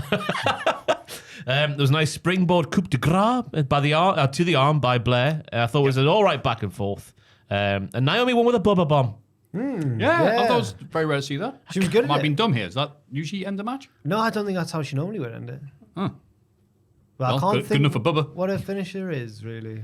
It's a little is it a Shining Wizard? Why have I gone blank here on Naomi's finisher? I know. Is it The arse in the corner. She hasn't won in ages. Is it an Asai moonsault? I don't know. All right, it's a Kimura lock, actually. Nah, it's not. I reckon. I reckon it's a full Nelson. I do remember because it was in the midst of WCPW when Blair went over to Stardom, and then when she came back, she was like twice the wrestler. I was like, hang on. I accidentally said it to her as well. I was like, "You're so good now." And You she used to No, suck. she went, "Now." I was like, "Yeah." Oh, dude, I've done that with so many I wrestlers, know, and they man. haven't slapped me, and I don't know how. No, she was really nice about it. To be fair, are you finding Naomi's finish? I found a 2K compilation. Okay, yeah, the kicks. Yeah, they had the Yeah, head scissors on the yeah, floor, alright, the yeah. spike one. That's not a finish. And then Oh yeah, the one of a that's kind. like Yeah. double jump. Oh, it's in the knee. Split-legged, not Asai. Sorry, Split-legged. beg your Sorry, pardon. split-legged. What's this? Northern Lights suplex. That's not a finish. That was a T-bone. Oh, Shoe Hurricane Rana. Shoe Alicia Hurricane Fox's Rana. finish, but it's not hers. And The Irish to the face. the rear view. Pop rocks. No, it's just a sunset flip. Just Sunset a flip. sunset flip. By. Into submission. Into the. Oh, I feel the glow. The Right. split leg moonsault rings the bells Yeah. almost. Yeah. But the Bubba Bomb is not on that. 2K needs to update themselves. I like I'll it as a put- finisher. Yeah, I do like it. I like Vanilla. Blair does nothing for me. If they're going to push it, they're going to have to start pushing it hard. Then just They should ever do something like Mariah May, just brutalize someone. But WWE doesn't really do that. They don't. I wonder why. DIY win a rematch against Theory and Waller to retain the tag titles after forcing several instances of miscommunication between the heels. Then Jacob Fatu runs out and beats everyone down, apart from Waller, who bravely runs away. Ooh, okay. As for the match itself, Gargano was probably the man of the match. Me's great hot tag with a DDT/flatliner combo in one move. Fantastic scenes. Waller looked like he got frustrated with Theory, so he dragged him into the corner and tagged himself in at one point, which is a bit of a storyline progression there. The veil is slipping there, Grayson, you dick. And then Jacob Fatu, we'll get on to him a bit later, I guess. What do you think of the match? Thank you for asking. Waller's amazing attempt at, I guess, Tornado DDTing Ciampa off the apron, and Ciampa being like, absolutely not, mate, and landing on the apron instead, and Waller bumping himself to the floor. Understandable. I put, Jesus Christ, calm down, Giant Barbar's chosen son. These guys worked hard, and I was getting into it. And then bloody Fatu came out, which is a shame, because I put Waller wrestling desperately makes sense. Yeah. Him wrestling that style desperately, I should say. Yeah. It's a bad way of typing it, but I'm right. I thought the bits at the end, even though they were heavy-handed, they're meant to be, like him accidentally hitting Theory instead of his opponent. They were done really well. It was like 2 in quick succession. Yeah. And it led to I think it led directly to the finish as well. Yeah, really liked it. Yeah, Maybe not as good as the title change, the original match. No. Still, but that was like a big main event and everything. Yeah. I think this is more about setting up Jacob coming down, wasn't it, with the lads? Jacob and the lads. Yeah. Because again, Solo says if Roman decides to come back, he will acknowledge me as tribal chief. He's done it again. So that tells me it's happening soon. The fact that they're now doing it week after week after week. Jacob's moonsault off the ropes. It's all like what would you call that? What would you call that when he's on the top rope and he drops his legs on the top of the rope and then does the moonsault? What was that called? I usually got it split-legged, but he doesn't really split his legs that much. Because RVD used to do it like that. So he's doing it without the leg An movement. acute-legged moonsault. Oh, he is acute. He is very acute. And I really enjoyed Cody Rhodes' Robin Williams and Hook performance, shouting, "You don't want him, take me," when they were spaffing Orton about and holding him in the ropes. That was later. Oh, they've not got that far yet. No. How dare you skip God. ahead? I just... What are you, bored of SmackDown? This is my first podcast. I was trying to think of any quote from Robin Williams's Hook, and all I could think, which isn't from that, was "Little high and low." I think why have I got Stuart Little? I don't know. I'm thinking of the noise that they all crowed and they go, "Oh," like they're all in Sting's flock, Ravens stable. Yeah. What's he say? Looky, I got a hooky. Right. Yeah. No, what does Robin Williams as Peter Pan say? Yeah, that's not even us. Or Rufio was saying that. Yeah. Oh, that's it. Cody yeah. should have done that. Yeah. There's a wrestler who's just called Rufio, isn't there? Yeah. Yeah. Got the hair and everything. I can't think of a single bloody line. I've seen that film about 100 times. Yeah. But he's the straight man, isn't he, amongst everybody else? So He's been taken from the real world, hasn't he? what's her name who plays Tinkerbell in that? Julia Roberts. Julia Roberts. Apparently, she was really hard to work with in that film, and she demanded that. He's very small. I was gonna say, yeah, she got sick. I'm not going to be Maffew sized the entire bloody film. I want to be proper size. This is bollocks. So that's why she's inexplicably grows to full proper size for one scene. But just she Tinkerbell. demanded it. Did you not know? She was like Dwayne Johnson on the set of Black Adam, going, "I'm a good guy now," and I'm going, "No, not how it works." That's like when Stallone was Judge Dredd and spent the whole film with his helmet off. Yeah. And Judge Dredd never takes his helmet off. Salai. Sorry. But I don't want to take the helmet off. You're like, ugh. But the camera would zoom in on Tinkerbell because she's quite a prominent character in that film. So she did appear life size because the camera went close. Right, but What's apparently her she was just issue? like, this is bollocks. This, I'm a fairy, and they were like, yeah. What do you think you signed on for? No, I demand a scene where I'm full size. Did For you no know- reason. Did you know that Glenn Close Yes, I do this. Yeah, plays a fella Yeah. in the is it on the Scorpion bit? He gets put in the what's it called? The box. They call it something. The hot box. Something like that. No, that's this recording studio we're in right now. Yeah, the Scorpion box. Which God, that scared me as a kid. It did, yeah, to me as well. I was already scared. Oh no, not a box. What about That's Glenn? really scary. That just a dark box. They put a scorpion. And went, oh no. What about Glenn Close? She plays a fella on the boat. Yeah. On the right. pirate side. Oh, right. It's one of these things you don't notice. So you go back and go, oh, that's Glenn Close, isn't it? Oh, Oh, fair enough. Bloody well is. bit weird. I don't know why, but Like her in the Booking.com advert you see on YouTube a lot these days. That's her at the start where Tina Fey, for some reason, Tina Fey is the most famous person in the world. I could have many Tinas now across the yeah. world because of my cheap fares with Booking.com. I hate seeing these Hollywood stars who have got now going on doing these adverts. De Niro selling bread. Oh, Is that when the lad's like, oh, I love eating? That was Uber Eats, that one. Aye. Oh, for Aruba generally. Now, So I like eating and going Harvey places. Keitel does. Yeah, but he's a gimmick character, isn't he? He's a gimmick, so that makes sense. He does the insurance thing or whatever. Yeah, he's the insurance one, right? And what's his ass from 300 doing Enterprise Rent-A-Car? Okay. He had a chance of being a big star, and now he's doing Enterprise. Whatever pays the bills. Oh, it's just sad, Enterprise man. would have given me a ring-a-ding-ding. I'll do anything. He went in 300. Anyway, what are we talking about? The Jacob rest of the Fatu's Bloodline arrive to go, bloody hell, Fatu, you make this look easy. Solo tells the crowd not to acknowledge him. He talks about getting rid of Jimmy and Paul. If Roman comes back, he'll acknowledge Solo as the tribal chief, like Ross said. Cody interrupts and says they both want the same thing. A title match at SummerSlam. But if it was up to him, he'd want to fight here and now. The Bloodline surround Cody and beat him down. Orton runs out to make the save because the Lost Boys are going to stick together. But it doesn't work. They tie Cody up in the ropes and powerbomb Orton through the announce table, just like the late, great Paul Heyman. Now, I know they need to make Solo a threat because no one really believes he's going to actually win the belt at SummerSlam. Yeah. But I just thought it went too far the other way and that the babyfaces looked stupid. They looked really silly. You think? Cody's like, I'll fight you right now. And they beat him up. And then Orton goes, I'll save you. But there's only two of them. But That's it, because they don't want to run away from the... Yeah, He like, told I'm a scaredy. I get they've got to be brave, yeah. But he told Owens to stay at home. He said that earlier. That was your own fault, Randy. But it was to be with his family. Maybe it's to weaken down Cody.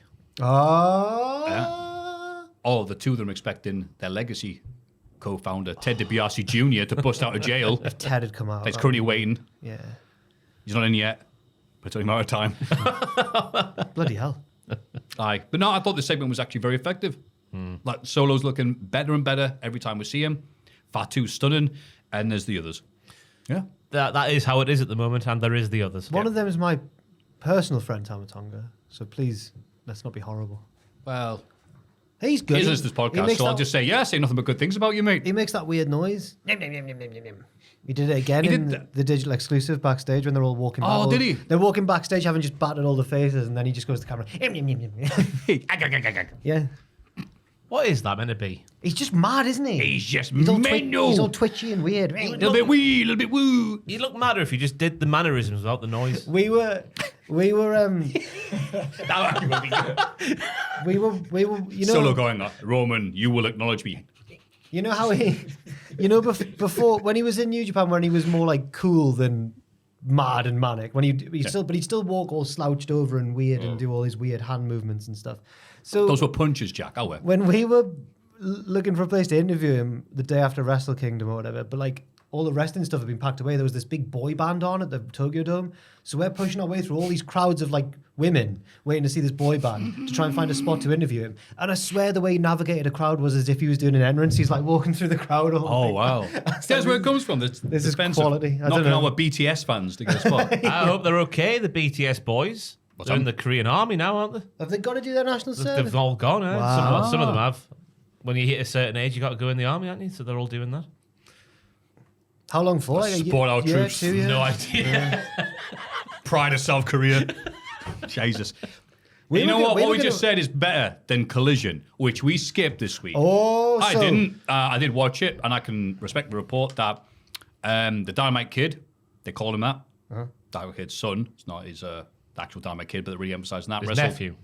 Nephew is not his son, beg your pardon. His nephew wrestled there in the Canada area that they're at. So Don Callis on commentary, he wrestled Takeshita, kept him talking about all the stuff he did for Stampede. It was all about the Dynamite Kid, basically. And then after he didn't beat Takeshita, after he didn't beat Takeshita, Callis went, blah, blah, blah, here's me with Bad News Allen. Bad News Allen was also mates with the Dynamite Kid. That's your uncle, you know.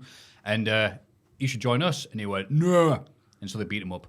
And then FTR saved him. Then FTR saved him because got one of them respect for wrestling. shaved off the beard, and I had to think for a few seconds. Who was that? Oh, it's FTR, right? So yeah, bit of admin on the podcast. We decided to not go all the way through Collision like we would, and if something big happens, we'll just mention it. Yeah, now it but happens. it was just getting so long. The So that podcast, was it was it. taking up so much of a working week and also so much of a podcast that it felt like we had to drop something. So we dropped the one with the least viewership. Yeah. And Working smarter, not harder. Because since Punk left and everything, and they kept it up for a while, but now Collision firmly is like the B show Yeah. and everything. And this was evidence, like, that lad's here. That's nice. He did look very competent doing Dynamite Kid stuff, and he's improved a lot since he was in WCPW, where he looked a bit lost. But I'm just Defiant. thinking it going, thank you, God, it's the kiss of death to be given your family member's gimmick and be told to emulate it. No wrestler's ever gotten over that way by emulating their more famous relatives. So Tiger Mask 2. I tried the Tiger Mask Come on, family. guys. I grew up wanting to be a wrestler just like my dad. Tiger Mask 1. Oh, thank you, son. So I'm like, okay, you look good and competent. People are like, yeah, Dynamite Kid, but I don't see it going anywhere for him. I don't think he's booked anymore for AEW. So, there was you missed nothing there. The only other thing was the Bang Bang Gang. It went, Jay White shoot injured. Shoot, bang bang. But it's all right, we've got Juice Robinson here. He can take the place. But that evil Adam Pearce, Christopher Daniels, showed up and said... You cannot say they're copying there. Come on, you little bitch. I'm joking. Sometimes on the podcast we like to joke. And said, no, you can't just replace the dude. They So we're specified vacating prior that there was no freebird rule, and then he got But I injured. still bitched.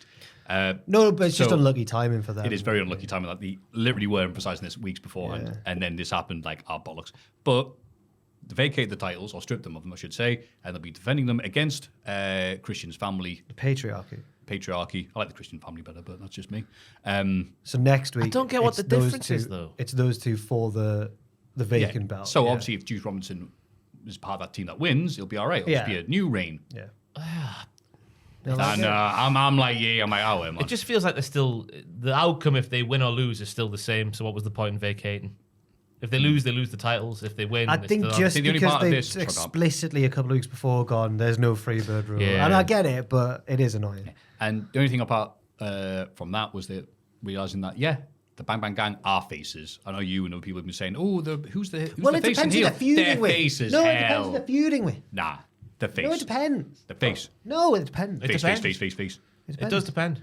They're Against Action the House Andretti. of Black, they were heels. Buttery biscuit face. Oh, wait, were they heels against the House of Black? I can't remember. Right. I was booing them. Monday Night Raw. Rhea Ripley opens the show. She's back. And says Liv Morgan has been running around with something that belongs to her. Not Dominic Mysterio, but the Women's World Championship. She calls out Liv, oi, but Dom arrives instead with a rose. Rhea ignores him, but Liv interrupts from the Tron. She didn't see the appeal of Dom at first, but after spending time with him, it's become very real to her. Ripley wants a title match at SummerSlam. Liv says she isn't the same as she once was and accepts the challenge. Rhea says she'll end Liv's career and leaves. Dom follows her up the ramp and unsuccessfully tries to give her the rose. There was more. Liv made a few smutty jokes as well, gotta say. I've had quite the weekend in Mexico, and I've always been known as a screamer. Hi, Daddy Dom. So they've been shagging. She says. She says. She says. Well, why would you lie about shagging? To get in Rhea's head. I don't know, Gromit. It's the old Ric Sound like Flair Wallace there. tactic Right. to Randy Savage, isn't it? It's the old tactic. Yeah, I'm doing this to mess with you. But to Ross's point, I think it'll come out that actually it's true. That Dom has No. been. Yeah, he'll turn on Rhea. Liv Morgan pregnant. No. Dom sniffing the head of the newborn baby. No. I think I can see Dom betraying Rhea for Liv. Yeah. Oh, I could Dare ye see. of little faith. I could see Finn Balor betraying all and going with Liv after the key card incident. After they were together in a room alone. I was just protecting Dom. Yes. You got nothing on me. He'll say. Oh no. But the right. Conor McGregor, what are you doing here? The right was on the wall for Dom because Rhea addressed him by his full name, Dominic Mysterio. She said, Whoa. and that sounds like trouble to me. It was the obvious thing to do, having to come up with a rose, but I'm very glad they did it. It just fits like a bloody glove. Oh, LJ. I was going to say at a trial when you've been trialed for the murder. We're pretending that we didn't release the footage of Liv Morgan going, meh. I did just whizzle-wazzle Dom just to get in the Judgment Day and split them apart from within. That's not what she necessarily said.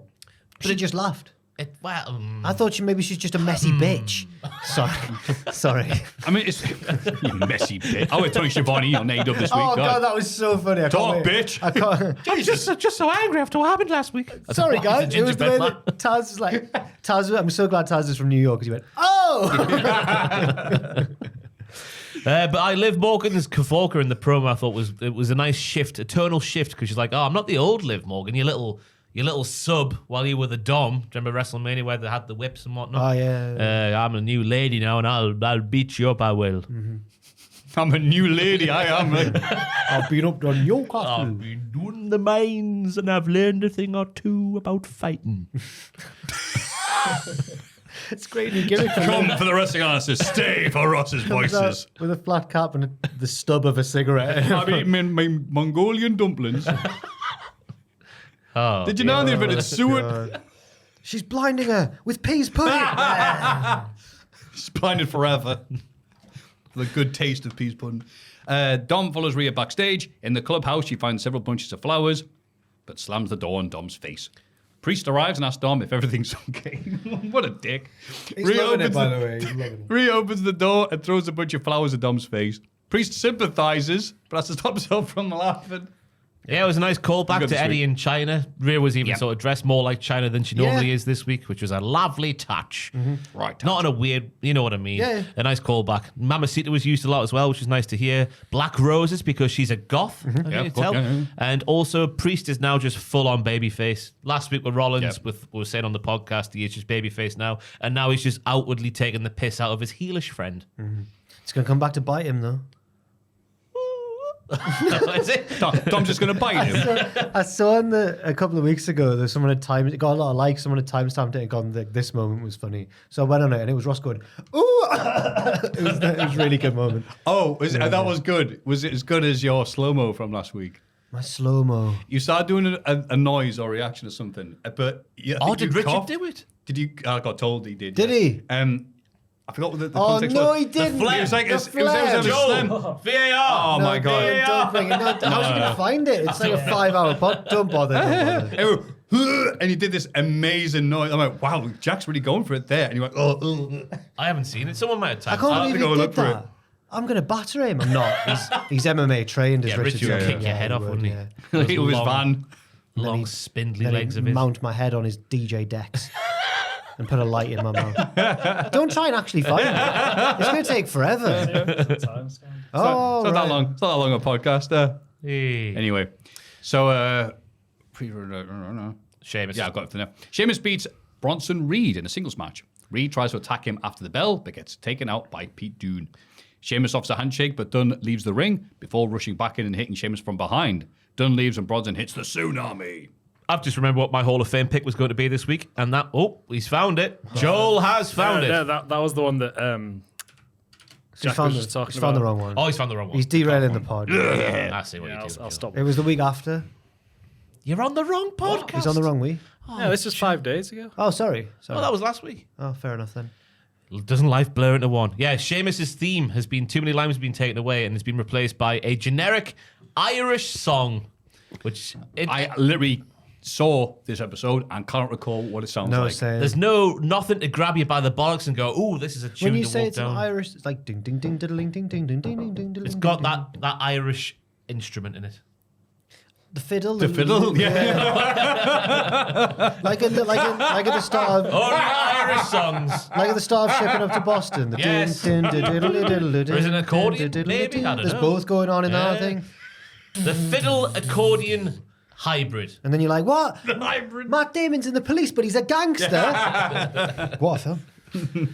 But my whole thing should have been too many limes. Rest in peace. Ron Seal, both lads with just laying in hard. Sheamus trying to chop down a big thick tree. The missed moonsault and big knee brought about a very rushed feeling finish for me in this match. Let me tell you, bit of a shock with how Bronson's been it used on wasn't Raw. the brogue, it was the knee, wasn't Yeah, it? the big old knee. The knee was exposed. His very white knee. Oh, Because it was like it takes it off, it's tanned. the reverse. Yeah. Houston's in Texas. I can make this joke because it's a hot place. That's his White Knee Houston. Right. So, anyway, I like Sheamus. I like Sheamus ruffling the hair of the young lad at ringside I bet you smell like popcorn. and then celebrating with Pat, who was a bit startled, which is funny. Sweaty as out, wasn't he? That's just, his Vitamin Tom was kicking in. Bronson kicking out a white noise. I put a bunch of BS this, I wasn't happy about that. But he hit on Big Show and pinned him. This is This Bronson, is Reed. Daddy Uncle Bronson. This is basically King Kong. And I was getting into it. But yeah, then Sheamus won. It was all right. I got everything I wanted here. Two lads hitting one another harder than the drums and Nelly Furtado's Man Eater. Dun, dun, dun, dun, dun, So good in it. Why have Laying back. of all the songs to pick? Yeah. Heavy drums in that song. I would have thought like It's one of my walking songs. like pour some sugar on me or something like. Dr. Not Dr. Feelgood. Motley Crue. Motley Crue, yeah. Yeah, it's good drums in that, yeah. Everlong. That's more. Oh, it's a good one. A View from the That's a Afternoon. beautiful song. Oh, though. yeah. A View from the Afternoon. Yeah. Now there's a song you want to drum View from to. Afternoon? What's it? Arctic Arctic Monkeys. Monkeys. Oh. You're not from New York City? No, wait, that's Fake Tales of San Francisco. Not thinking of the Irish drums, are you? But yeah, no, very hard drumming from those big lads. In the clubhouse, Ripley thanks Damien Priest for keeping things together while she's been away. She hasn't been watching, has she? It's been falling apart. I was going to say, yeah, It's but like that song from SmackDown versus Raw 04, the first one. Zebrahead. Everything's falling apart. I saw them live. I saw them live as well. They did not play that Were song. they supporting Bowling for Soup when you saw them? No, they were supporting Real Big Fish and Jimmy Eat World. And what a gig that was. Fair enough. They didn't play that or Suggest. Take a jet to I don't think they ended up playing Maria's theme when I saw them. There she goes again. Yeah, they definitely didn't play that. Bunch of BS, that. That is a bunch of Money. BS. How dare they play the songs that I didn't personally request? Yeah, she goes, thanks for keeping things together, but why is Carlito hanging around all the time? Yeah. We've often thought that. Priest goes, let me explain. But then he doesn't. So. Bit 4, Dom arrives and tries to apologise to Rhea, saying he's been calling her all week. She replies, what about the past few months? And storms off.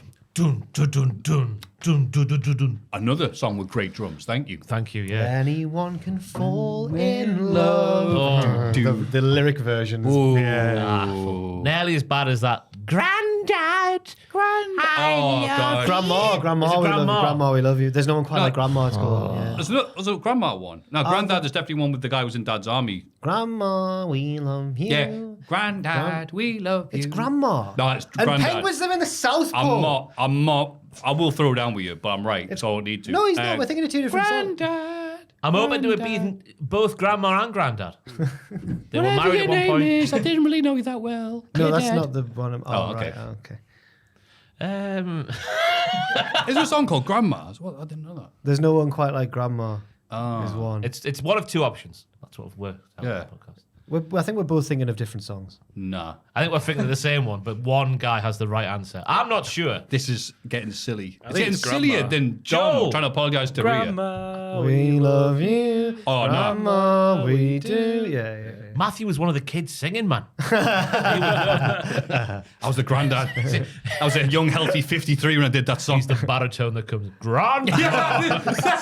5 years old. 6-year-old, but Granddad, Hello, pal. you're dead.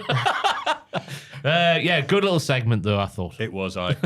Ilya Dragunov meets with Sami Zayn backstage, and I bet he could belt out Grandad. And thanks him for the title shot, but stresses that it's not why he came to Sami's aid last week.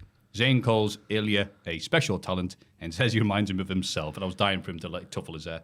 That's the sort of person that deserves a title shot. They agree to bring their best effort against each other. Wow, I bet nothing bad's going to happen. Just two stand-up guys, aren't they? Ilya didn't help Sami to get a title shot. He helped him because he's an honourable man. And then Sami asked for the title match because he's not scared of a really scary boy. Yeah. Yeah. Fair enough. Deep in the fight with your hair messed up and your face red, Ilya reminds Sami of Sami. That was Sami speaking there, not Ilya. You know who you remind me of, Sami Zayn? Who's that, Ilya? Sami Zayn. Welts all over your body, you mentioned as well. Yeah. Whoa. Whoa, Grandad. Whoa. We see the Gunther video package from last week. He's Gunther and he's mint. That was just the same, I think the same video package we saw last Largely the same, yeah. Right. Afterwards, we see an interview with Zelina Vega from earlier today. She wants another title match once Liv and Rhea's issues are sorted out. Sonya, Shayna, and Zoe interrupt and says Zelina isn't at the front of the line anymore. They are. Zelina isn't scared and wants a match tonight. Sonya agrees.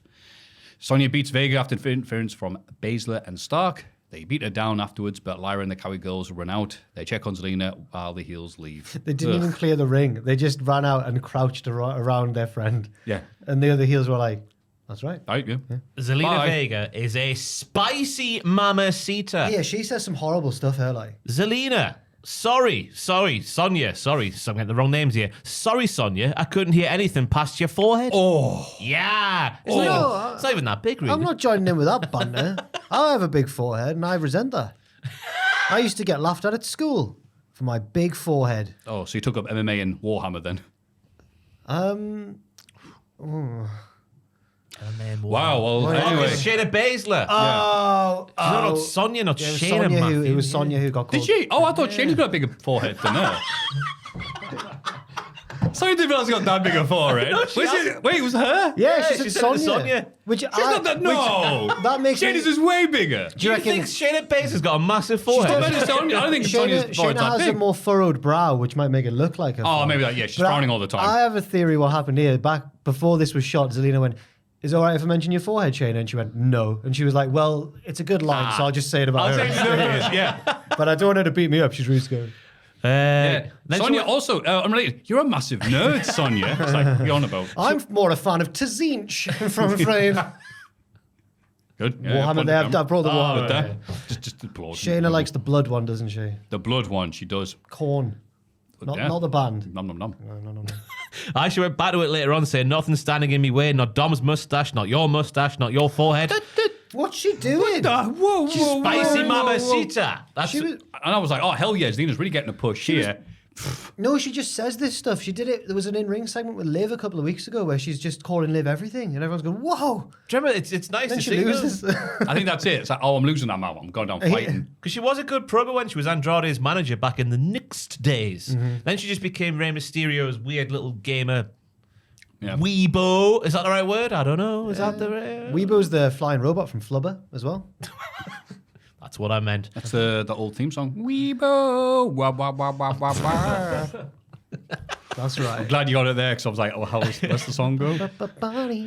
Shayna's arm offense and the trapped in the gap, that was very graphic. But with the length of the match, I was thinking we're back in a bygone era of women's wrestling. It was a bit short. It bloody was. It looked like Vega was dangerously close to getting a push because she made a good point going, I would have been women's champion if it wouldn't been for bloody Dominic Mysterio. She lost in a minute, 2 seconds here. It's like, oh, Hey, right. this is the it's- dominant- Get ready for the new people getting It's the the push. new heel stable on the scene. Oh, okay. Cheers. Everyone's scared of them. And I'm worried. Oh. I'm not worried. I feel like they're going to get pushed really hard because, the faces didn't even run them off. They just stood there and left in their own time. Yeah, well, we saw the reverse, the Devil's Advocate. I went, oh, don't want any of that. Oh, the finisher. Yeah. That's class, that, yeah. It is, And I was just like, I was all excited. Zelina, bloody hell. Zelina Vega getting a push. And no, she pushed out the way for this new team coming in. If she ever got a push, I'd want it to be a heel, I think. Oh, she's got that sharp tongue. She does. It's like that awkward silence. Why did you do that? You made a good point. Backstage, Dom wants to know why Priest didn't warn him about Rhea's return. Priest says he tried to explain, but Dom was too busy with Liv. He wonders why Dom lied to him about being in contact with Ripley during her absence. Jay Uso arrives and excitedly asks Priest if Rhea is single now. The champ says maybe, and Jay tells Dom to let her know he said hi. Priest goads Dom into having a match against Jay tonight. Yeah, Priest's just a terrible friend. He really is. Yeah. He's a great guy, though. Terrible friend, but a great guy. You're right. That's what the character is at the moment. Yeah, He's throwing his pal under the bus, but he's a jam-up guy. Pays But his that guy taxes. deserves it, so it's okay. Yeah. Doesn't care about Carlito. That's okay. Yeah? Doesn't like JD because whatever. I was going to make a comparison to Jay Slater, but it doesn't matter. Adam Pearce is busy asking some refs to look after him tonight when he meets with Drew McIntyre. No great loss. He's a terrible guy. Chad Gable You're not interrupts saying he attacked someone No, with a he did, he machete. and did. says he's worked it out. Uncle Howdy is Bo Dallas. Gable wants to know what Bo and Pearce discussed last week. Aye. Pearce suggests he talked to Bo himself. Gable says he'll handle things his own way. Brilliant work from Master Gable to work out it's Bo Dallas who's portraying Uncle Howdy. That was good. Very Angle-esque in the sense of stating the bleedy obvious. Yeah. In the GM stakes at the minute, Ava's obviously top. But to me, there's now clear daylight between Aldous in second and Pearce is way down. He's not fair. Pierce is his ears crooked. Like, why is he keeping the is. conversation with Bo's secret here? Yeah. And later on, he's even more corrupt, as we'll talk about. But yeah, I agree with Ross. Chad Gable did very good stuff. Yeah. I think Pearce is doing a good job for a man who's drinking on the job. Like, No, he drinks after the job. He never BS. has. He never has a drink. That's the Yeah, point. He's always I asking need for a it. drink. Never gets one, does he? That's why Punk's so angry all the time.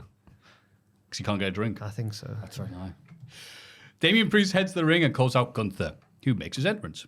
Gunther says Priest's reign hasn't been very good, so to save himself from embarrassment at SummerSlam, he should just hand over the title right now.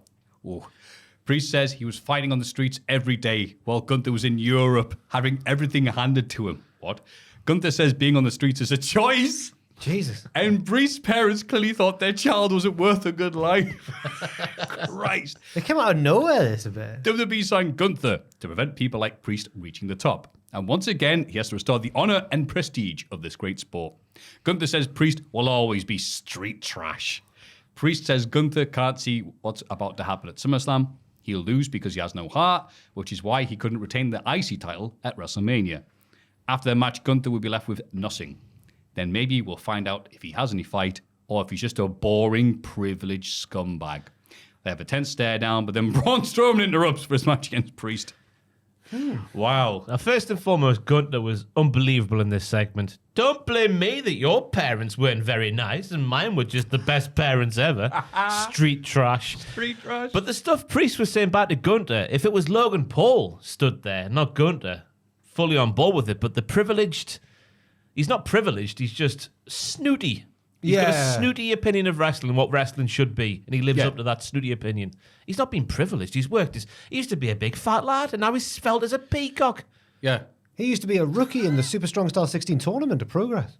Yeah.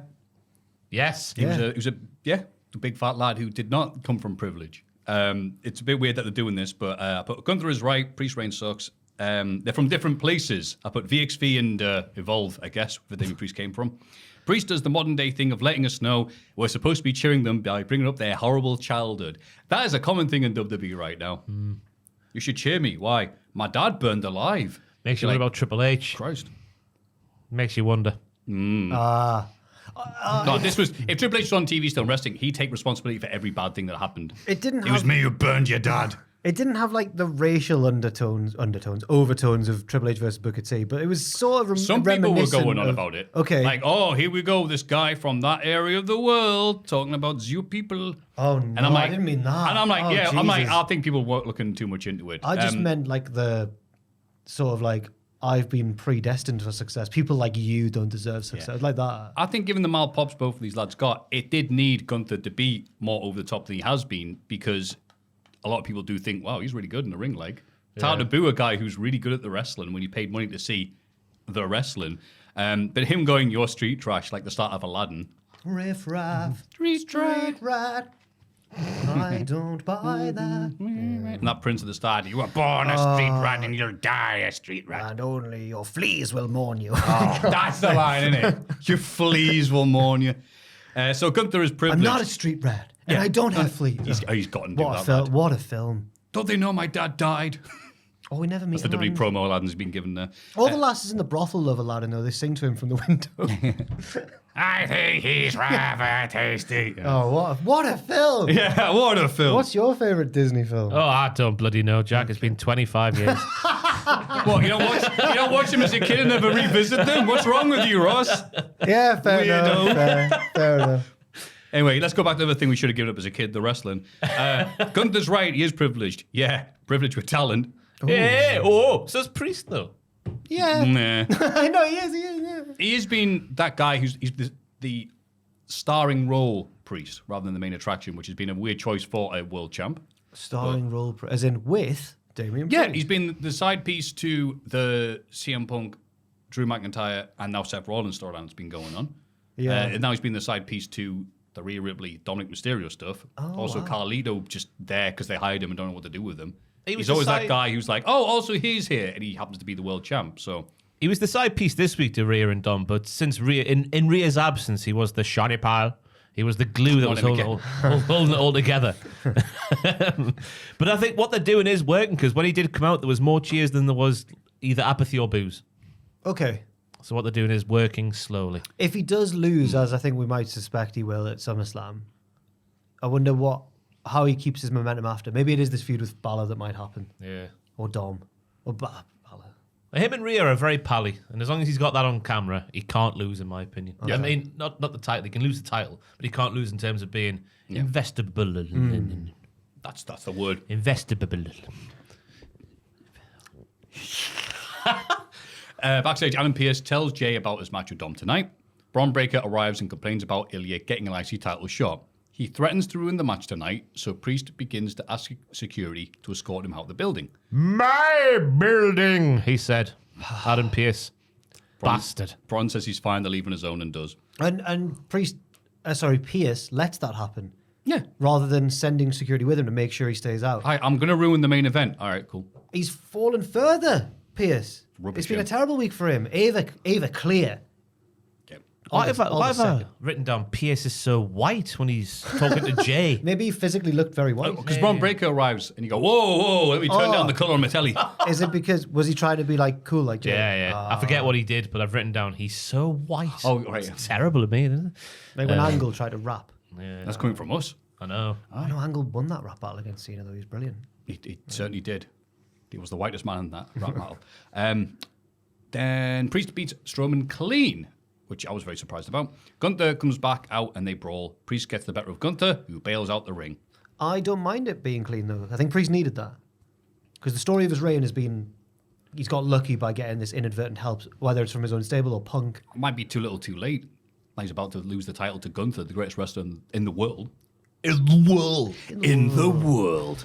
I still appreciate I suppose. Yeah, I was a big fan of the match just going without a hitch. I've been looking forward to Damian Priest being world champion and having it's a big match, not like a bona fide big match, but a big match going without a little botchery boo here and there. A botchery boo. Oh, I don't know. There's a bit where Strowman is running around the ring and then Priest moves and he runs straight into the steps. Yeah, what do you call that, Ross? I don't know. Idiot. Whoops. We learned from Michael Cole that Priest hasn't lost a one-on-one match since January, according to Michael Cole. Wow. He's only had 7 broadcasted singles matches this year, and that loss on January the 22nd was to Drew McIntyre on Raw. It's only 7 one-on-one broadcasted matches this year.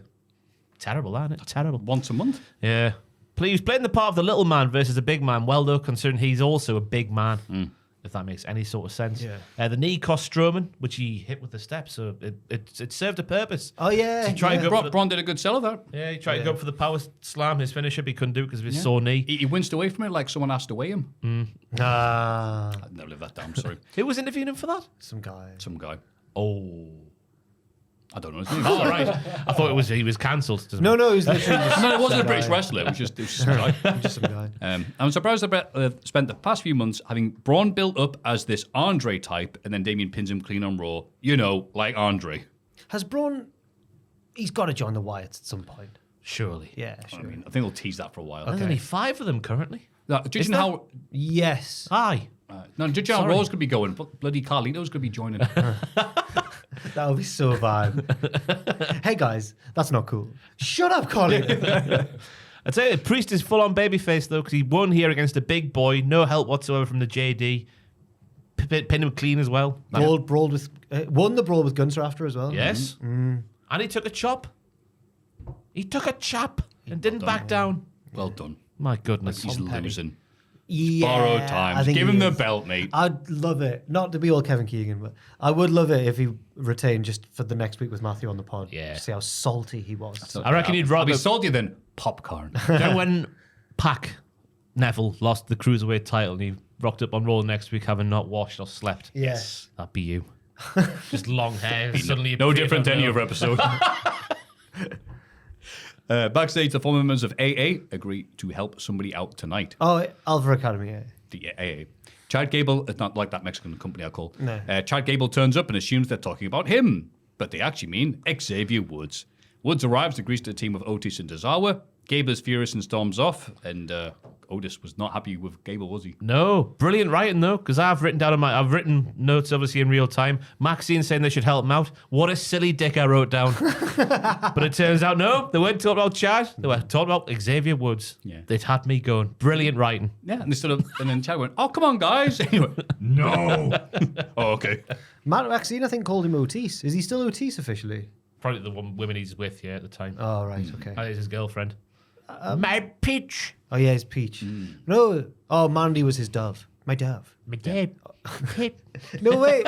Is Maxine his dove and Mandy was his maybe peach? the Mandy was the peach. Mandy was the peach because he was talking about, I lost my peach, I lost Tucky. Yeah. Great promo. My bad. Tucky just disappeared, didn't he? I know. And I remember that Elimination Chamber match where Tucker was legitimately the best thing in it. He did like a swanton off the top of the pod and stuff. Yeah. But a brilliant episode of Straight to Hell on the channel right now. Oh. It's an hour long. He talks about the plane ride from hell. Not that one. The getting out of Saudi Arabia. God. Oh, wow. Oh, yeah, I forget you have to like differentiate. Yeah, he goes in deep, so he does. Bloody hell. Oh, maybe that's why. Where are we now? Lyra stops Sonya from interfering in the Cowie Girls tag match against Shayna and Zoe. The heels still win, though.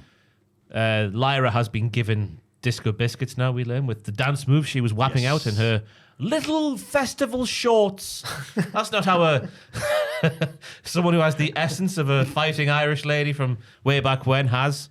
No, she's... In my opinion. Yeah, she's a long way from the forest now. Birds don't wear shorts, silly. All right, Pat McAfee. Yeah. She's not actually a bird, Pat. The Cowie She's a warrior goddess and she flies above the battleground.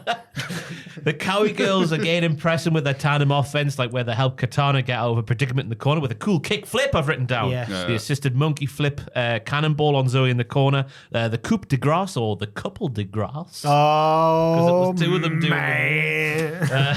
when Zoe was like bent over through the ropes. That was good. There was a lovely knee moonsault thing from Katana Chance to The crowd were Shayna. popping for these, by the way. It wasn't just like they were doing these cool things for no reaction. Yeah, there should be more of a focal point. I don't know what the...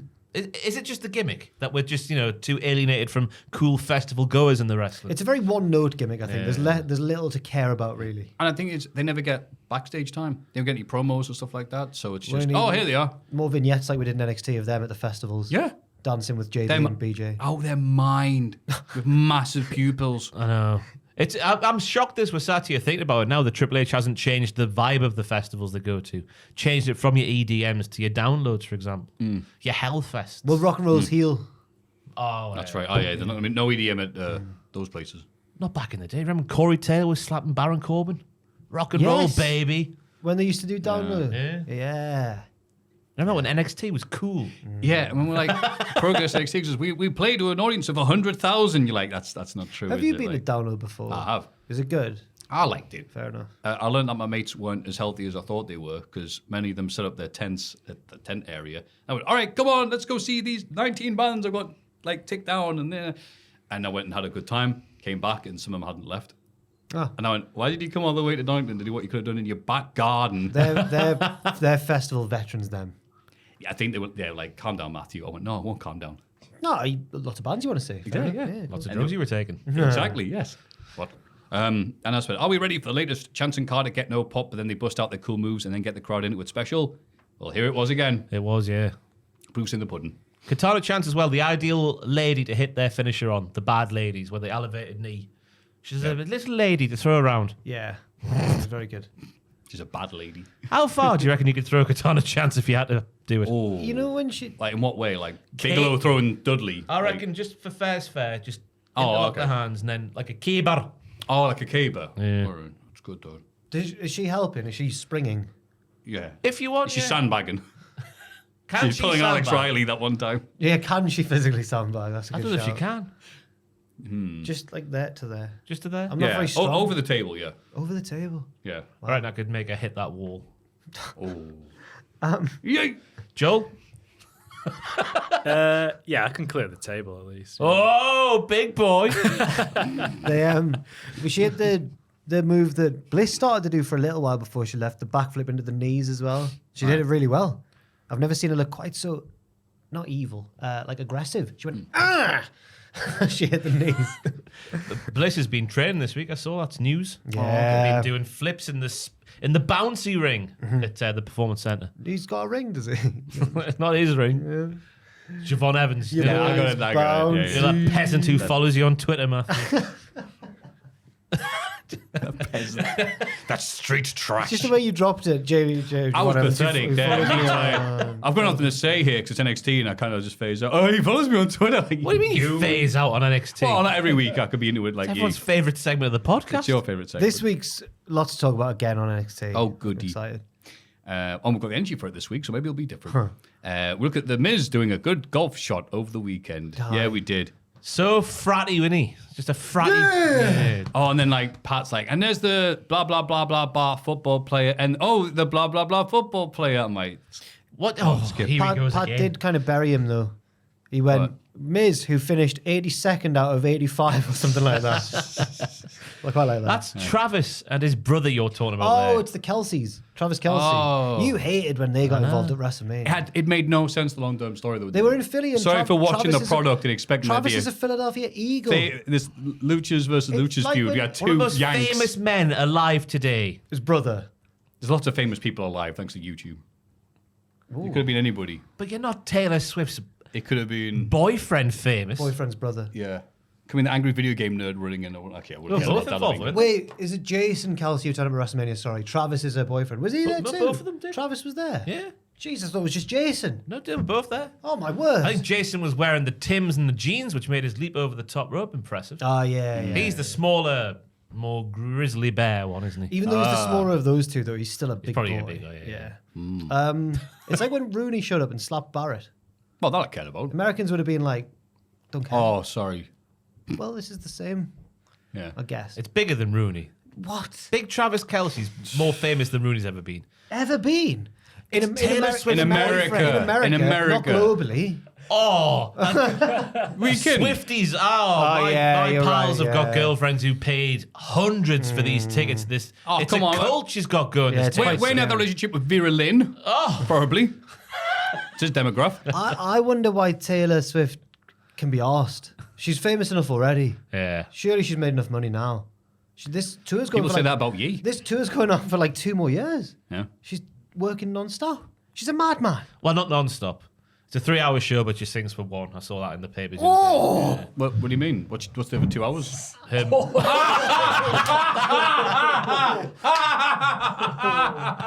It's a sharp corner as well. Like, it's a sharp corner. I was trying to... Wait, do that. No. All right. Yeah, all right. Yeah, he's I'll hurt. just, I'll just sell it like... That's the rubber gloves, Aye, Joel. aye, There's aye, blood aye, everywhere. I'll just sell it like Priest did in Scotland just for the rest of the match. Oh, it's clicking every time I extend it. Is this because Priest had a good match this week? What do you You mean? had to do something instead. No, yeah. That was a bit harsh, that comment. yeah, I'm it was, sorry. yeah. But what were you referring to when you said that? Mine was it's a for 3-hour show, but then... mine was apparently for 2 hours of Oh, a she 3-hour mimed. show. That's why Right, I was okay. doing my inadvertent, ill-advised gun fingers Yeah. that led to injury. It's good, that. That was a big gun, that. Bloody hell. I wonder you hurt yourself. Yeah. It's not like your ACDCs and whoever else that go live all 3 hours. Wakefield. What were we talking about? Oh, Finn and JD admit to Rhea that Liv helped them win back the tag titles. She understands and is just glad the belts are back in the right hands. Oh, okay.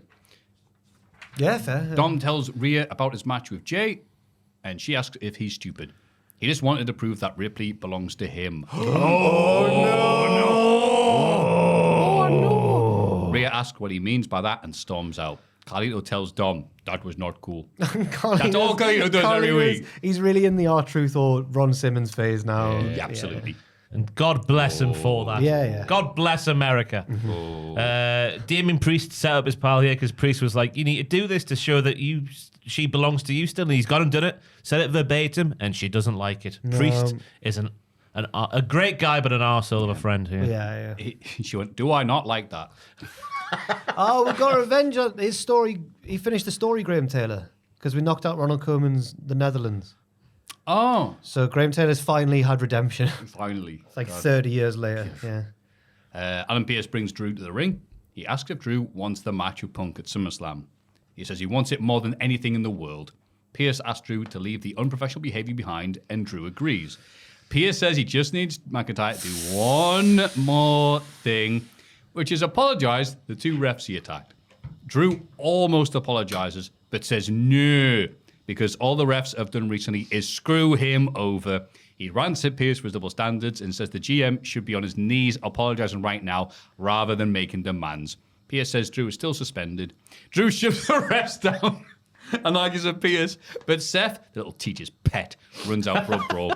Seth gets the better of Drew, who avoids a stomp and leaves angrily, shoving security out of his way. Yes. I love this. Seth's a little rat. What's it got to do with him? Oh, I've got to defend the GM. Yeah. And then Stand up for WWE. Pierce has... Drew was agreeing to everything. It was just...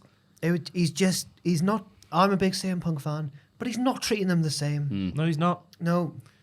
We've had one fine for CM Punk for 3 big interferences. WrestleMania, Glasgow, and Money in the Bank. There's been one fine. So you could argue that Mania wasn't during a match, but it was still an attack on an active competitor. Yes, it was. Yes. To your point. But he needs to. I don't know why Punk's getting preferential treatment from the GM. It's disgusting. It is. He needs to remove that. What is this? 80 dub?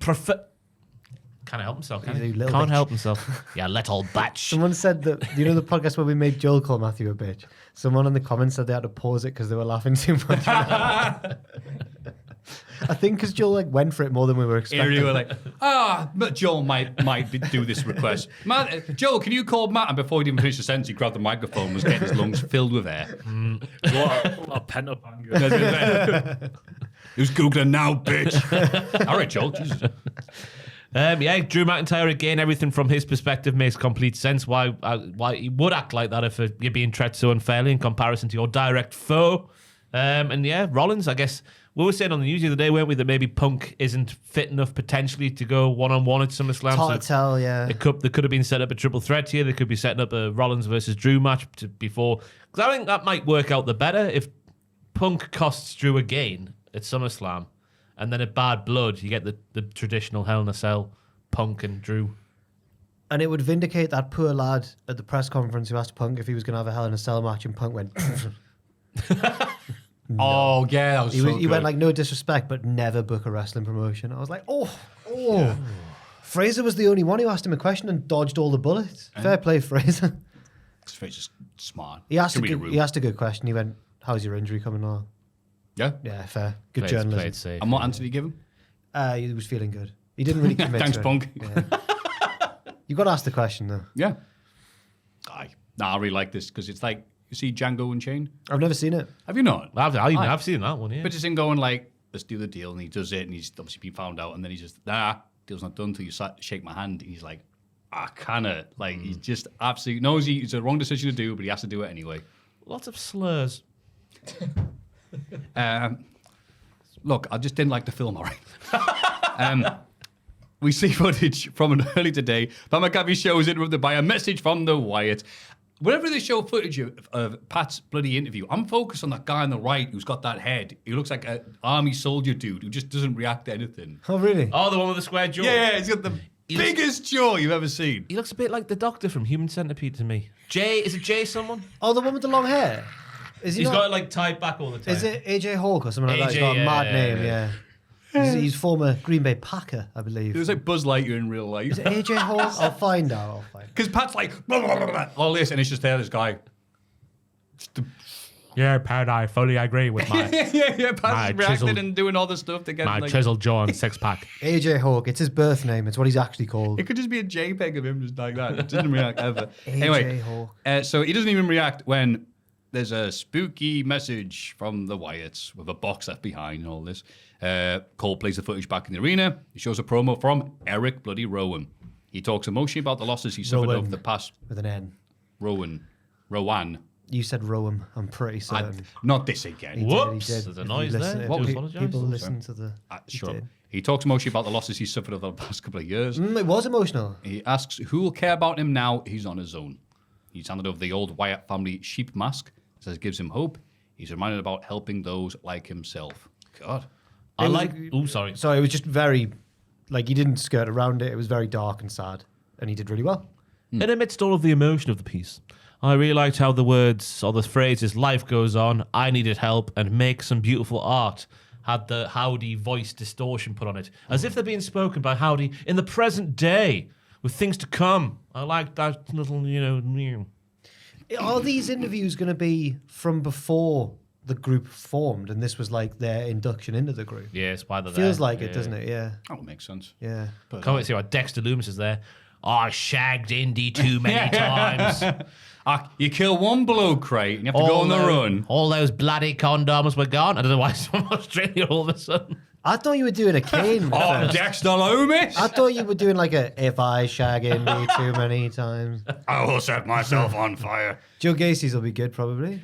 No. No, it will. I'm a pervert. I used to be woke, and now I'm a pervert. I'm Joe Gacy. That's his gimmick. If he didn't watch NXT, that's not a commentary from me. He was woke, and then he was indestructible. He was like Kenny from South Park. Yeah. He'd fall off roofs. He was... Doesn't matter. Roofs with a V. Roofs. I was going to say, he's winky. He's woke, and he's kinky. He is. He's winky Joe He's Gacy. winky Joe Gacy.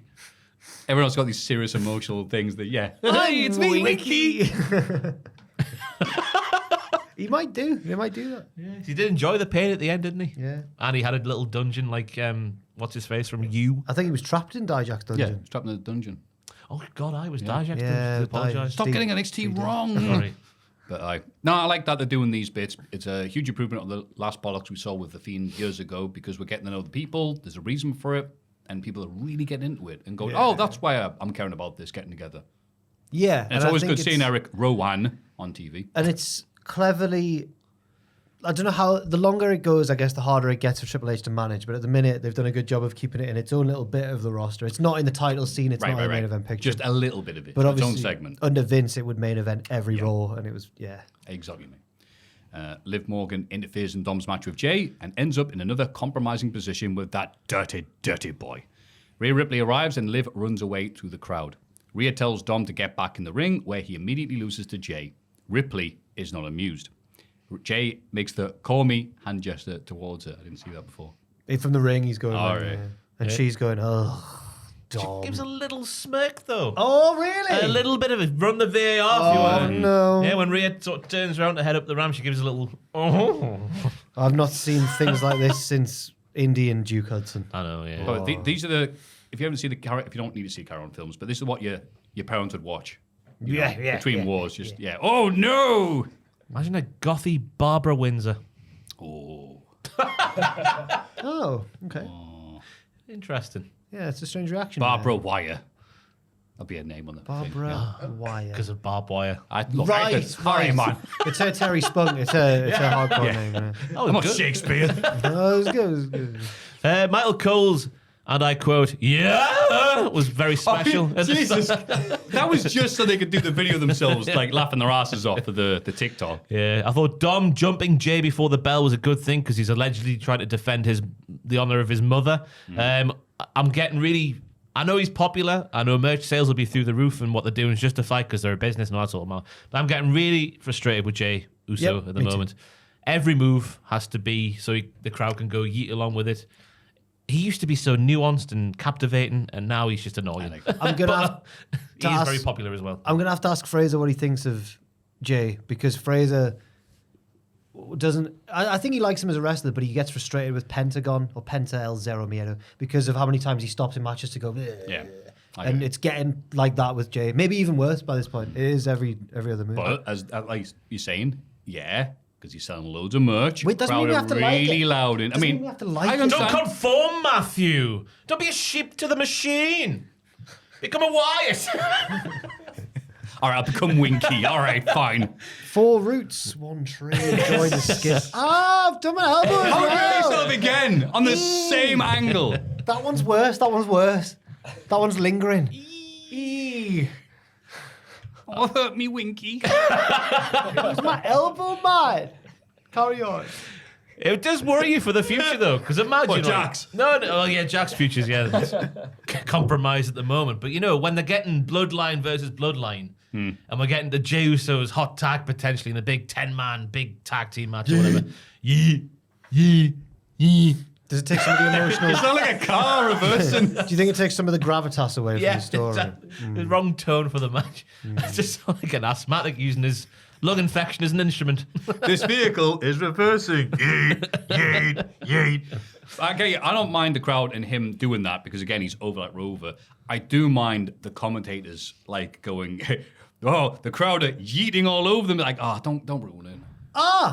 What? That's I what... suggested this weeks ago, and you were like, it's not about spunk, Jar. Oh, I know. But see, I think I was getting too into it there because, I take wrestling too seriously because I'm a grown man. But the commentators doing it, like, do you get it? Like, yeah. They've been doing that They've been coming everywhere, them for team. ages. Yeah, I'm surprised they've got anything left. Pat's like, he's They should have lost weight the amount of times they've been doing these jokes. They're yeeting in the face like, all right, man, come on. Yeah. That's not... The crowd aren't yelling... Oh, maybe some of the crowd are yelling. I got You acted like I was a little perv for thinking this is what That was I just a saying. comedic effect. We know you're a perv. No, I'll tell you who is a perv. Dom. Yes. Because if Your my instinct. mother was in attendance, and a young lady straddled me, I'd have been pushing her off straight away. She rolled him. You'd be getting her off straight away. She rolled Pushing him. her off. Oh, I said, sorry. Maffew. She did one of those UFC games counters, and she got full mount. That's right, yeah. Yeah, it's hard to escape from that. It's She went not for a like- Fujiwara armbar, he It's counted. not like she's a small lady or anything. Dom could have pushed her off. He lets it happen. Is all I'm saying. You could have done like a lucha escape. Could have, like, Arm dragged her off. yeah. Could have reversed it into Kimura or anything if Yeah. you wanted to, They but both no. get up. Yeah. Just turns the pewter angle all over again. Liv's fuming afterwards.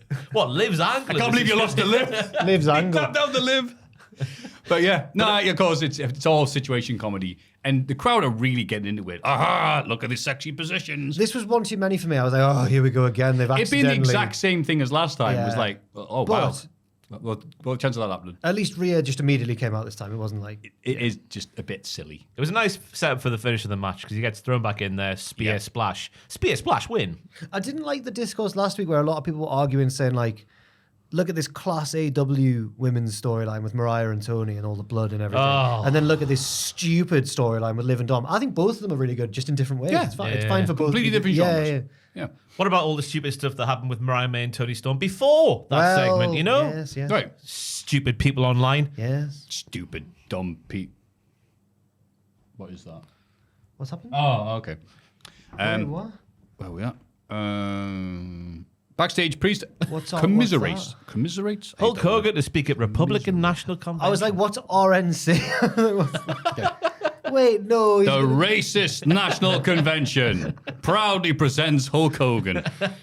Backstage, priest commiserates. Is that right? Yeah. Commiserates with Dom after his loss. Rhea comes along and tells Dom she doesn't belong to anyone, but he's still hers. They're all No. fine. This is what makes me think Dom's going to turn on her, because it looks like she's forgiven him. He now. already does.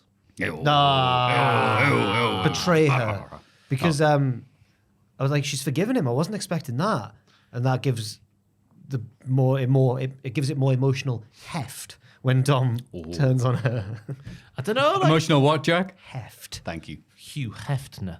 Oh, God. Hey, it's just I'm not yours, you're mine. That's just I own you, bitch. Doesn't really mean he's back in the good books. He might be getting Oh, I took it as a... hung up and whipped and all sorts. He loves it. He bloody loves that. I hate some of the things I say. Love it, love it, love it, love it, love it. Chad Gable calls out Bo Dallas, who makes his way to the ring and is immediately ambushed by the Creeds. They all attack Dallas, but he laughs throughout the beatdown. Gable asks, what's so funny? And the lights go down. The rest of the Wyatts make their way to the ring, and the heels bravely run away. Bo is held to his knees, and they all pose. So I guess this was the official debut of the new Is that how we're taking it? That's how I took it anyway. Absolutely. Yeah. Nice to see. Should have happened. No. It's fine to happen now. I was about to say it should have happened a long time ago. No, it's fine. I'm not going to do that sort of thing. Yeah, I think it's fine. I think I was saying to you on the news maybe that I don't know if I agree. Just someone's going to have to lose this feud. And I don't think either of them should because they're both new groups. I agree. Do you agree? I agree. Joel, do you agree? I agree. Good. Conform. Bo Dallas sold his arse off for the Creeds, flip-flop and flying around, but not in a comedic way like Shawn Michaels. That nice little bit before the comedy comes in. He was going everywhere, so he was. I'm good for him for not laughing like Tony Atlas throughout the beatdown. That's good. Oh, ho, ho, oh, ho, ho. Kick. He was laughing like a maniacal man, though. He looked unhinged, so he did while laughing. And I like the little Brody Lee tribute with the yeahs. Remember that shirt that Brody Lee had when he was Luke Harper? Yeah. And the bottom one's ticked. No, he was laughing like Brody, wasn't he? I think it was a deliberate tribute. I assume. Yes. I thought so as well. I like the little tribute to, no, not the tribute, the little time with Howdy where he says like, aha, there you are, like Howdy's been saying to Bo. Oh, is that what he said? Yeah. He says that to Chad when Chad Sorry, starts. say again. Aha, there you are. Because Chad goes, what's so funny? I couldn't work out what Bo had said, but that makes sense now. Because in that moment there, Chad was using other people for his own benefit, which is why the Wyatt are going after him initially, in the first place. God, I follow along this children's program like a bloody... You got this. God, you'd be great watching Goosebumps. It reminded me of the bit in Fight Club a bit where Brad Pitt gets battered by the guy who owns the guy who owns the garage that they all fight in, or the car park. I'm Yes. low. Who the are you? Yeah. And then he beats up Brad Pitt, who freaks him out by laughing and bleeding on him. Yeah. Yeah. It's good, that, isn't it? Reminded me a little bit of that. Yeah. A bit unhinged. Yeah. Just a bit. But his performance was that good here. I don't think we need Uncle Howdy, which is a weird thing to say. Because he was enough of a crazy bastard without the makeup and what. Yeah, I was going to say, the previous time we saw the Uncle Howdy character, I'm like, oh no.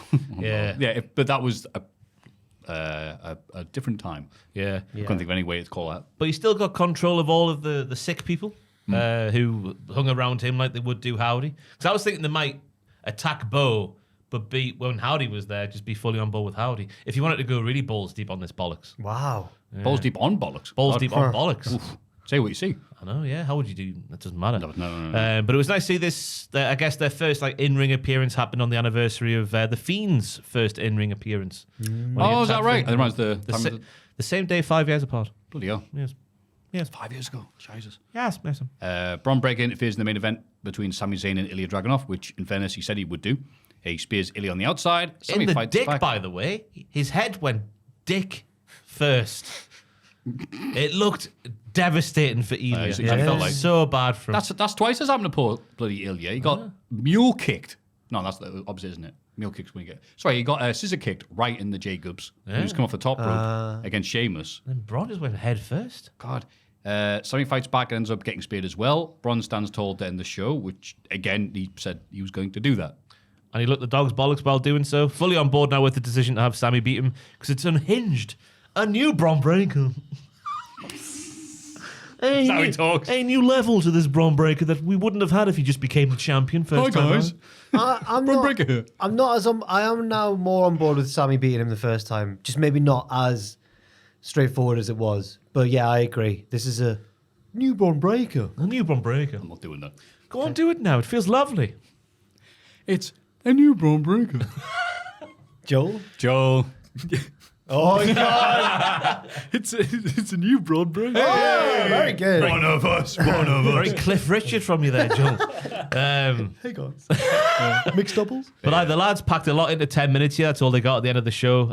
Ilya, I've written down, I'm a tosser. Bringing the heat with the chops and the big lariats and whatnot. Sami was indeed suffering due to the intensity early on. These are words I've written down as a 31-year-old man watching wrestling. That's good analysis. Why are you mocking yourself? Yeah, he did. Wanky and crap in it. There's a What are you talking about? scary suplex in the corner from Sami where he didn't quite get Ilya over, so it like he landed on his little head. Ah, bless his little head. Yeah, it's a good job Ilya's indestructible. Yes. In Russian. I hope his dick is as well. Yes, we all hope that. It's just funny you doing good analysis, and this is the thing going, oh, it's not very good, this. I'm like, Russ is the best analysis we've had on the show so far. But I know for a fact It's such a perfectionist. if I was listening to somebody else say the same words I was saying, I'd be like, oh, get over yourself, you tosser. Look at you analysing wrestling like a proper human being and what people expect. Go back to talking about fizzy pop. But You know what? Don't worry, you're getting all the quota there for proper wrestling analysis, because up next is NXT. Yeah. Should we go straight in or have a break? I'm all right, to be honest. I'm It's all up to right. you. Yeah, fair You enough. good? If you want to have a break, it's all I'm right. good to go. Go on, then. Go on, let's fly. Let's fly. Let's fly with me. Let's walk like tossers like the Rascals do, which is how this week's NXT started. Ooh, they're so impressed with Wesley's little strut. It's pathetic. Grow up. You're not a fan of the Rascals there?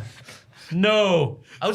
He did this little like, ooh, I'm Wesley. And they're all like, yeah, man, you go. Piss off. See, last week. I'm with Wolfie. I hate everything from TNA. Including that walking meme. I remember last week, obviously, we learned that Ross doesn't like how Wesley overreacts to things good and bad. And I believe the quote was, oh no, I lost. Ooh. Oh, my friends are here. Yay. Yeah. Oh, I lost it. Oh, don't you hate it when you're really down and your mates come and cheer you up? What a weirdo. What an unrelatable weirdo that I lost a Wesley match is. everyone expected me to lose. Oh, I must quit. Ooh, someone save me. Get over yourself, Human man. emotions. Ooh.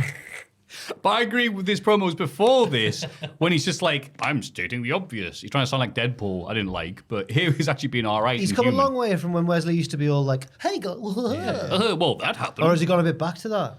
No, he's not quite. pals, When he okay. used to be Donkey from Shrek. Yes.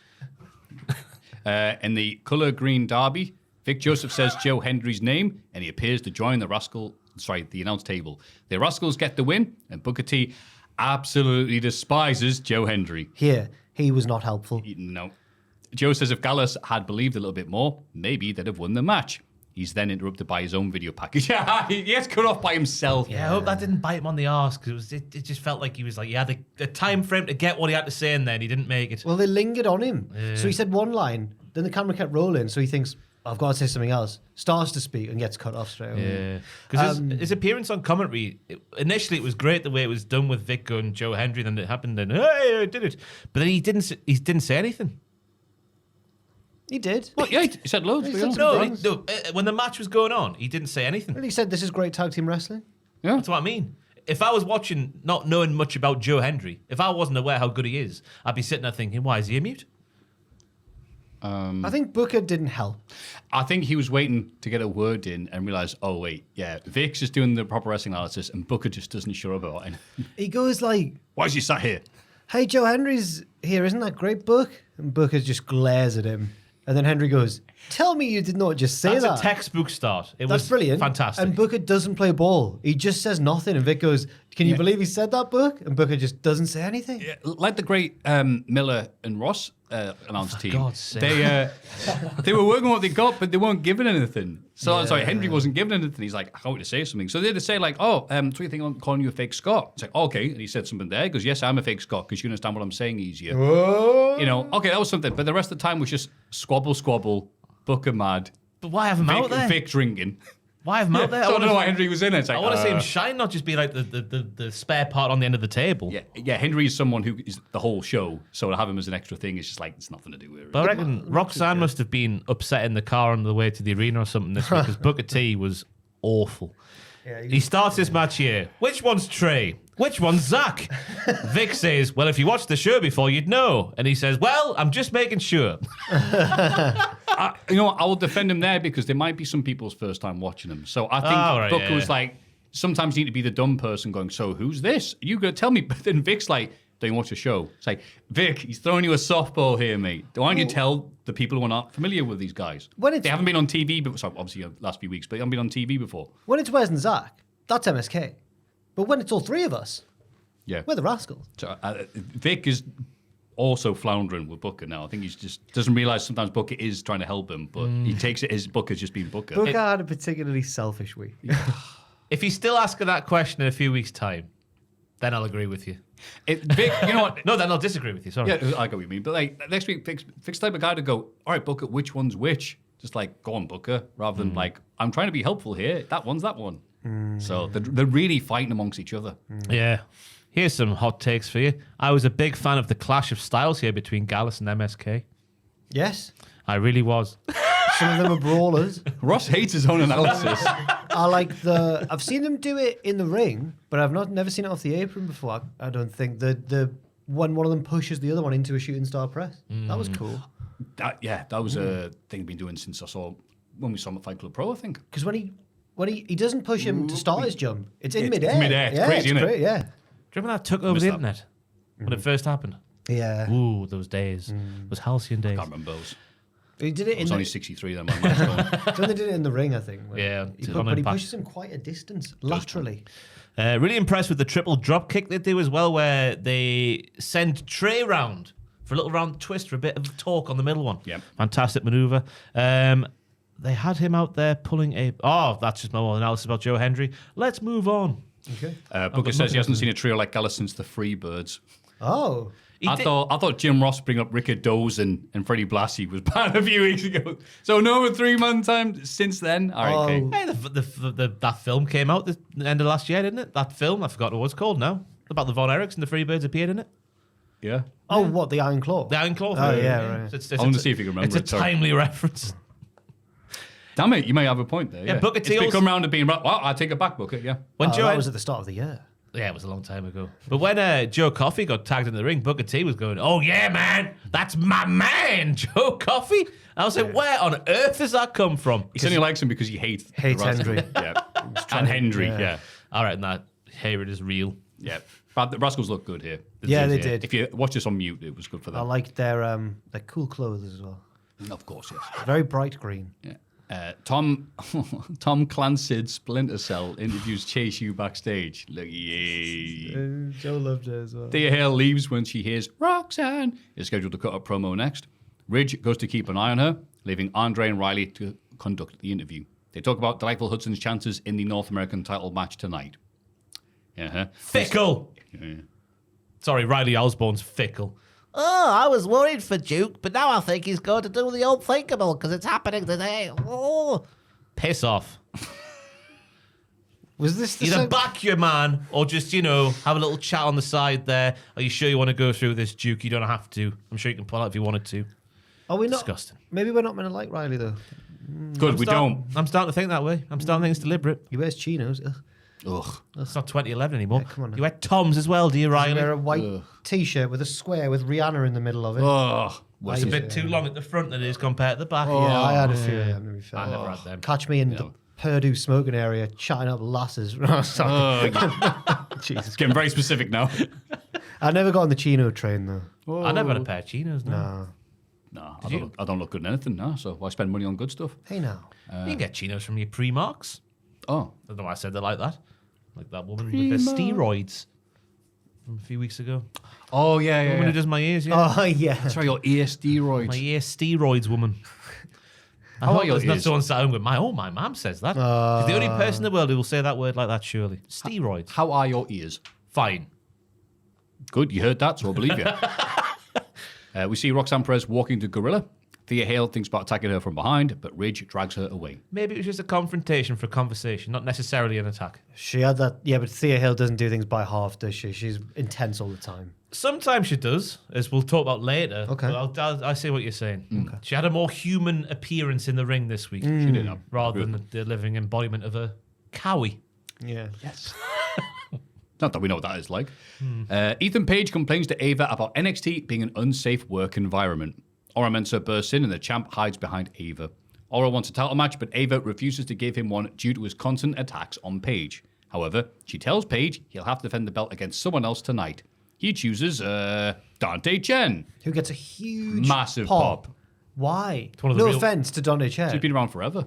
He beat Lexus King. He's one of the real ones of Oh, he NXT. did. He He's did. got lovely hair. What more do you want? I'm not saying he doesn't deserve the pop. I was just confused by it because he hasn't been in a featured main event sort of feud before. I think it's just that oh, it's that guy reaction. I mean, yeah. Oh, I know him. I like the storyline though, because it's like Ethan Page, right? Here's one for you. Ethan Page is Bret Hart, Watch it. and Dante Chen is El Dandy. Oh, I was going to say X-Pac, but okay. Yeah, Oh, okay. same thing. Right. Yeah. Yeah. He's calling out a weakling, in his opinion. But Yeah. could it bite him on the bum? Who knows? El Dandy would never do that. Yeah, he might do. Oh, no, he's a jam-up guy. He would kiss you on the mouth instead. What happened to Big Body Harvey? He was doing Brett's thing, wasn't he? Yeah, he was. Well, all the WCW tributes, wasn't he? Every week he'd have a He different was released, one. wasn't he? No. Anybody have he? No. Who was he with? Tatum, Tatum. the Pax man. I swear he was released. Jeremy Paxman. Is he? I don't think he's been released. He's not being released. I'm going to check Stop that lying. right now. You big liar. Lying. Coming here dressed like Spreading rumours. dressed like Taz. What are you doing? Ah, you can't wear that. Orange and black attack. Someone grass up Oh, Maffew yeah. to Sorry, Taz. I'm wearing this as a tribute to Taz. Show some respect. I'll get tweet that he's been your DMs quicker than a pervert. But the way this Oro Mensa storyline's going, I think, is bollocks from Ava and her leadership once again. All Oro does is follow around Ethan Page and attack him, and that means he's deserving of a title shot in the offing? I don't think so. Yeah, I think that's a good decision from Ava. Once Yeah, because again. it sets a bad example, because then everyone will be attacking everybody backstage, again- like the women's division every week. And in NXT, also the men's division, really. They do a lot of that. They do. They do. But I think it sets a dangerous precedent. Okay. Well, no, she didn't give him a title shot, though. But she will eventually. That's the way it's going, isn't it? Yeah. I also like the Ethan Page was settled because I think it was a bit confusing the first few weeks. Like, oh, is he supposed to be good? And then we'll just see this guy. But now he's supposed to be a bitch. Oh, okay, right. Do you reckon this is another example of Chef Michaels shoehorning himself kind of into a character in NXT? The way he used the phrase unsafe work environment. I hadn't thought about that, but yeah, Sean does like writing Sean. It's been a while since Sean's done Sean. It could be. It could be. Big Body Harvey, cage match says he's still signed with WWE, but he hasn't had a match for about a month and a bit. Oh, don't know where I'm getting that from him. His Sorry. last match was a tag match against Chase U. Was that televised? It was on Level Up. Ha, He was ha. teaming with What was a non-level up? he was teaming with Drake Moreau against. Never Stephen heard of Riley. Drake. Moreau is spelled Moriux. Yeah. What was the last match he had on proper TV? Oh, he's 6'6", 297. He's wearing chinos. Oh! It's like Jesus Christ himself has come my God. back to... It's like, hear me out. In his everyday life, he's Jesus Christ, but like if he worked, as a software developer in the city. But then when he's wrestling, it's Tucky. It's So you're Tucky. saying he's Jesus Christ, WWE superstar. Oh, yeah. Yeah, that's my reaction in my inner thing. Get him on NXT. Me in NXT. Look at who's his little friend here. Well, it's not Judas. They're from New Orleans because they've the purple and that little sign there. And the party gimmicks and I whatnot. think it said Baton Rouge when I was... It's Louisiana, you're right. Yeah. There he is with his entrance. Drake Malone. Like Drake, Mom, whoa. He looks a bit like Post Malone. Bit of Posty in there. Post Moreau. He's got a comment on his cage match rating. Oh, someone's been nasty to him. 4 out of 10. Big Bayou boy who's had a couple of appearances on TV so far. Big what boy? The Bayou. From there he's from. Like the big lakes down south. Definitely meant like yeah. Triple H. Really not enough available to give him much of a rating as he's only just starting out. Well, why then give him a why rating? give him a ra- Mate, cage match reviews have gone to hell. Yeah. Oh, I've got a mate who got banned from cage match. Why? Just go and chat. It's just like, got get out of cage match. He goes, oh, you've been banned. He goes, yeah. Like, that's probably 0.0. Oh, you But can't they sent lie. an email. They sent an email. Apparently, well, maybe this don't have to do with everybody, but there's one specific person. There's email. So like, your obvious bias is obvious. Like, whatever. What? Like, How with can just you- a total thing. Like, you can't just go on the cage match and just give someone That's you don't what- like 0.0. That's what ratings are. But that's what all people do in cage matches. Now. It's so right. weird. It's been part of this, the satellite war. But where do you draw the line? Because it's all subjective. It doesn't matter. Exactly. Well, it's such a it's the thing with democracy, isn't it? Some people just have crap opinions. Where we are. Roxanne Perez in the ring. Vic Joseph plugs the Great American Bash. Booker T forces him to mention his 7-1 record at the event. Good lad. Good lad. Roxanne Perez arrives and isn't happy about Lola Vice getting all the credit for losing their title match. She mentions Charlotte Flair having the first ever televised NXT match 13 years ago, in brackets, Jesus Christ. No, we just saw it. It's not right, though. That means 13 years ago means 2011. And I went on Cage Match, Charlotte Flair's broadcasted matches. The first one, Cage Match records, which sounds more correct to me, happened on the 20th of June, 2013. Oh. When Charlotte defeated Bayley in 2 minutes and 48 The first ever seconds. televised NXT. Do you mean the first ever televised women's NXT match? Because I'm not even sure that's Televised right. NXT it was still a game show in 2011. I was going to say, if we're wasn't counting the version of NXT that wasn't the earlier seasons, I thought it was 2010. No, 2010 is when it first started up. it? There was, Was 2013 it was made its debut? there was 3 seasons, wasn't there, of the game show? Yeah. So it would be, it was... Oh, it's 4 actually, it was I think redemption it and was a stuff 4, like that. yeah. I'll have to have a look at that then. 2013, I'm going to go. June. But Roxanne is going to break all of Charlotte's records and everyone else's too. Roxanne is annoyed about all the hype surrounding Gilia and Stephen Jesus Christ. Gilia and Stephen Vacour. That's Juliet and Stephanie Vacour. So your brain just goes, right, I'm tapping out mid-word. Gillian Stephen. The lads, they call themselves, because nobody compares to her outside the ring. In fact, it's laughable that Thea Hale is her next opponent. Thea interrupts and thinks it's laughable that Maffew would even dare to attempt any word pronunciation.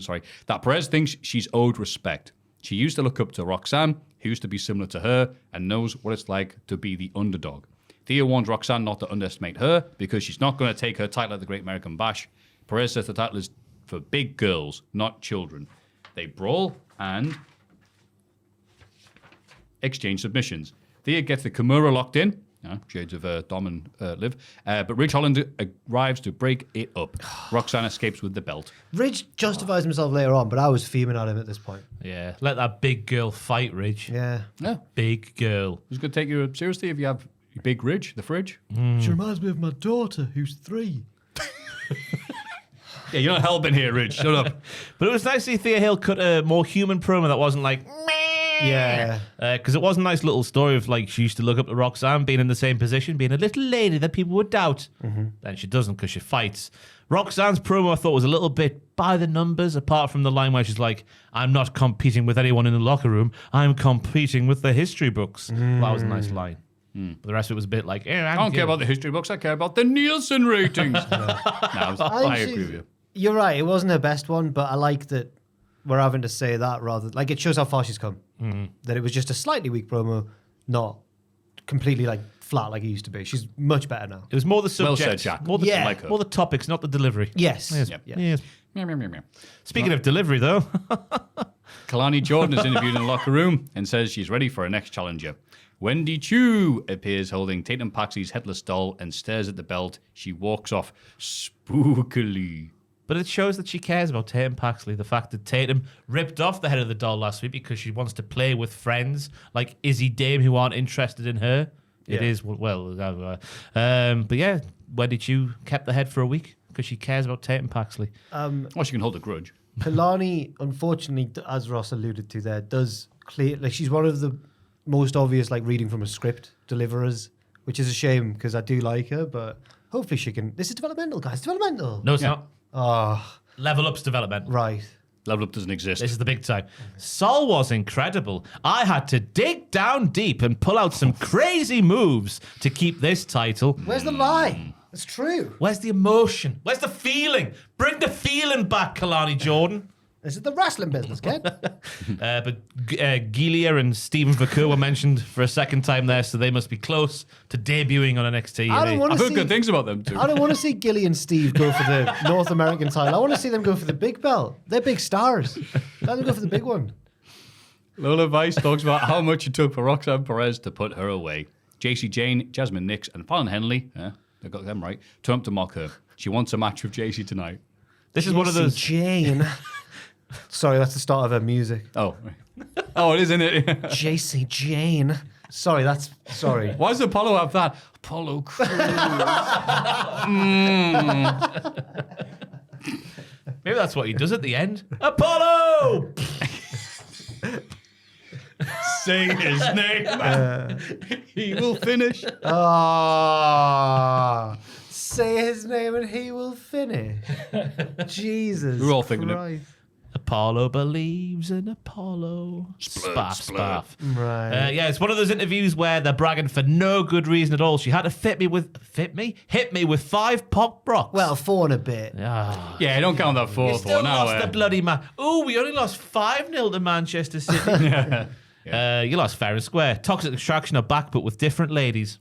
I know Fallon doesn't fit the group for me. Fallon's really badly written. I'm a fan of NXT, but I've got to call out the bollocks when I see them. She hates the rookies, but is actively teaming with the rookiest of them all. They try to address She's a hypocrite. They tried to address that in this bit because then she went, "What about her? She's a rookie." Jasmine Nix, and Jasmine went, "I'm the exception." So That's fine then. Old WWE. This is where Michael back. She's a hypocrite. She's a hypocrite. I'll tell you what, She's a though, hypocrite. exciting times because American Top Team were mentioned.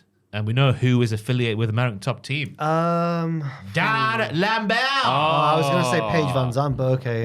Oh, she's slapping folk, eh? Oh, is she in the slap league? Christ. No. It is the most badass thing I've seen in since Eddie Hall throwing those 2 smaller men around. Oh, so great. It is, in the slap fight, she just takes the lass's hit and goes, and then just go bosh, and then it knocks her down. Lass hits her again, no reaction. Bosh, and then he knocks her down again. I think she takes 3 hits to the head without reacting, and then just knocks her down at the end. I think that's what happens. But it's so After watching the promos, that makes sense. But it's so stupid. It is just stupid. It's so stupid. It's crazy that they've been doing videos going, it's more dangerous than UFC. Of course it To is. stand there and get blasted full force. in the head. The wobble on your brain. Yeah. Aye, Nuts. Yeah. terrible. Anyway, not like the serious sport of NXT. Brooks Jensen argues with Josh Briggs during his entrance. BJ faces Javon Evans, in brackets, nice guy, in a singles match. Sean Spears turns up to watch, and JB argues with him on the outside. This distracts BJ, who ends up losing. Brooks attacks Javon after the bell, but JB stops him. He shouts at BJ, who leaves. This isn't you, BJ. You've changed. But you were holding me back, JB. Yeah. God damn it, I was. I reckon Sean Spears could be sniffing the scalp of BJ very soon because he is a lost boy. He's the lost boy. He's been sensing in the arena. But we've been led to believe it's JB, not BJ. But he's going to go with BJ and not JB. He'll cost him the match they're gonna have next week or something, won't he? Yeah. Wait, how did BJ get this match? I thought last week he said, I'll be on your good behavior. And he goes, all right, I will. Then the next segment, he attacked JB. Well, I assume that attacked Javon demanded the match to get revenge. Well, Ava what type of message is that sending? Ava wouldn't make a mistake. Ava didn't feel need to explain this. It's obvious. Ava couldn't be asked. Yeah. Ava was on the phone. But I've written down here the headlines will read: Bull Buchanan stole the show at WrestleMania 2000 with his leaping leg drop off the top rope. Yes. In 2024, this is the headline, by the way, his son BJ tried an RVD spinning leg drop and almost landed it.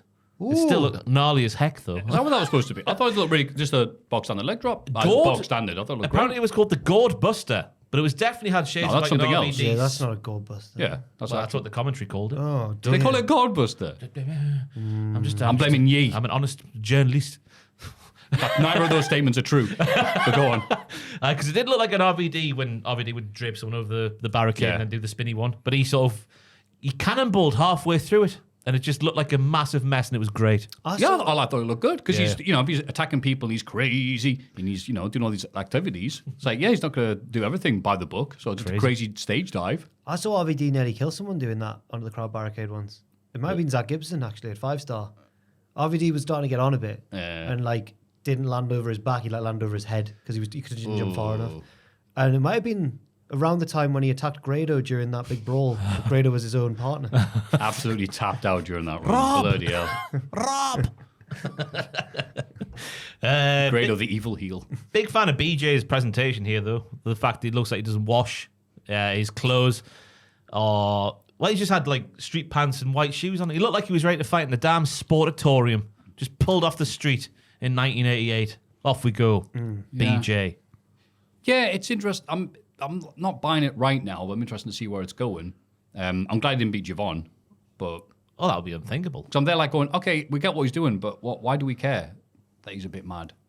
Because he's Attacking dangerous. people. Oh. Oh, yeah, you know what? Fair He's enough. a lovable, friendly cowboy virgin who saw his friends leave him, and then he lost the plot, and now he's back. I think that's the story. Okay, again, but why do we care? It's very He's the similar. lovable cowboy. He's not lovable, he's attacking people. It's very similar to the Hangman Page arc currently. You think? No, you couldn't commit to that, could Not you? even I would say that. That'd be good. Yeah, Hangman, why are you so mad? I'm a virgin. Oh, okay, Jesus. He's got a child. I know. We've seen the child. I don't know how that happened. Hangman's very confused about this. But yeah, I like the Bull Buchanan-esque dive. I have to look back. Did he really call it gold bust? That's shocking, man. Giant Dempsey interrupts a card game between members of the D'Angelo family. Charlie asks Tony for advice about what they hypothetically did to Damon Kemp last week. He wonders what to do about the witness. Tony says, take it for a swim. But Charlie points out, it's a woman. So? Yeah. And Charlie, it was good. I thought the follow-up was going to be Charlie said something like, they can't swim. Or just something like really stupid or daft like that. But he says, yeah, hey, you can still do it.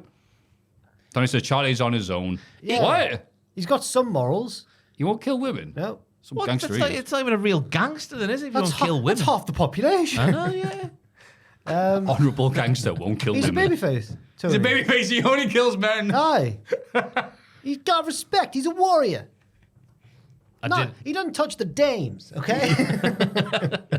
I did enjoy Charlie's performance here. He's getting more back into what makes the Don the Don. He's I did the thing.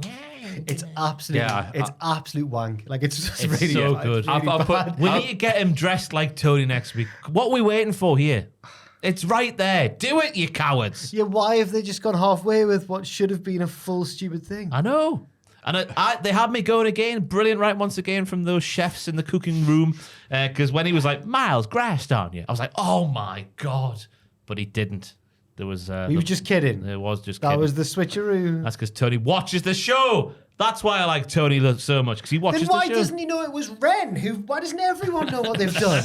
It's a broadcast show. Tony's a Don. He knows it all. Without watching the show, Keep apparently. my eye to the streets. There's people who watch it for him. It really annoyed me, though, the fact he doesn't attack women. That's Yeah, some wrestler you are. Unbelievable. My 3-word review. he gets Dick rid- and Don. He gets Rizzo to punch them, doesn't he? He gets Rizzo to Thank you. punch the women he doesn't like. yeah. That's why she's there. She was knocking people out in the playground. Yeah, this morning. Aye.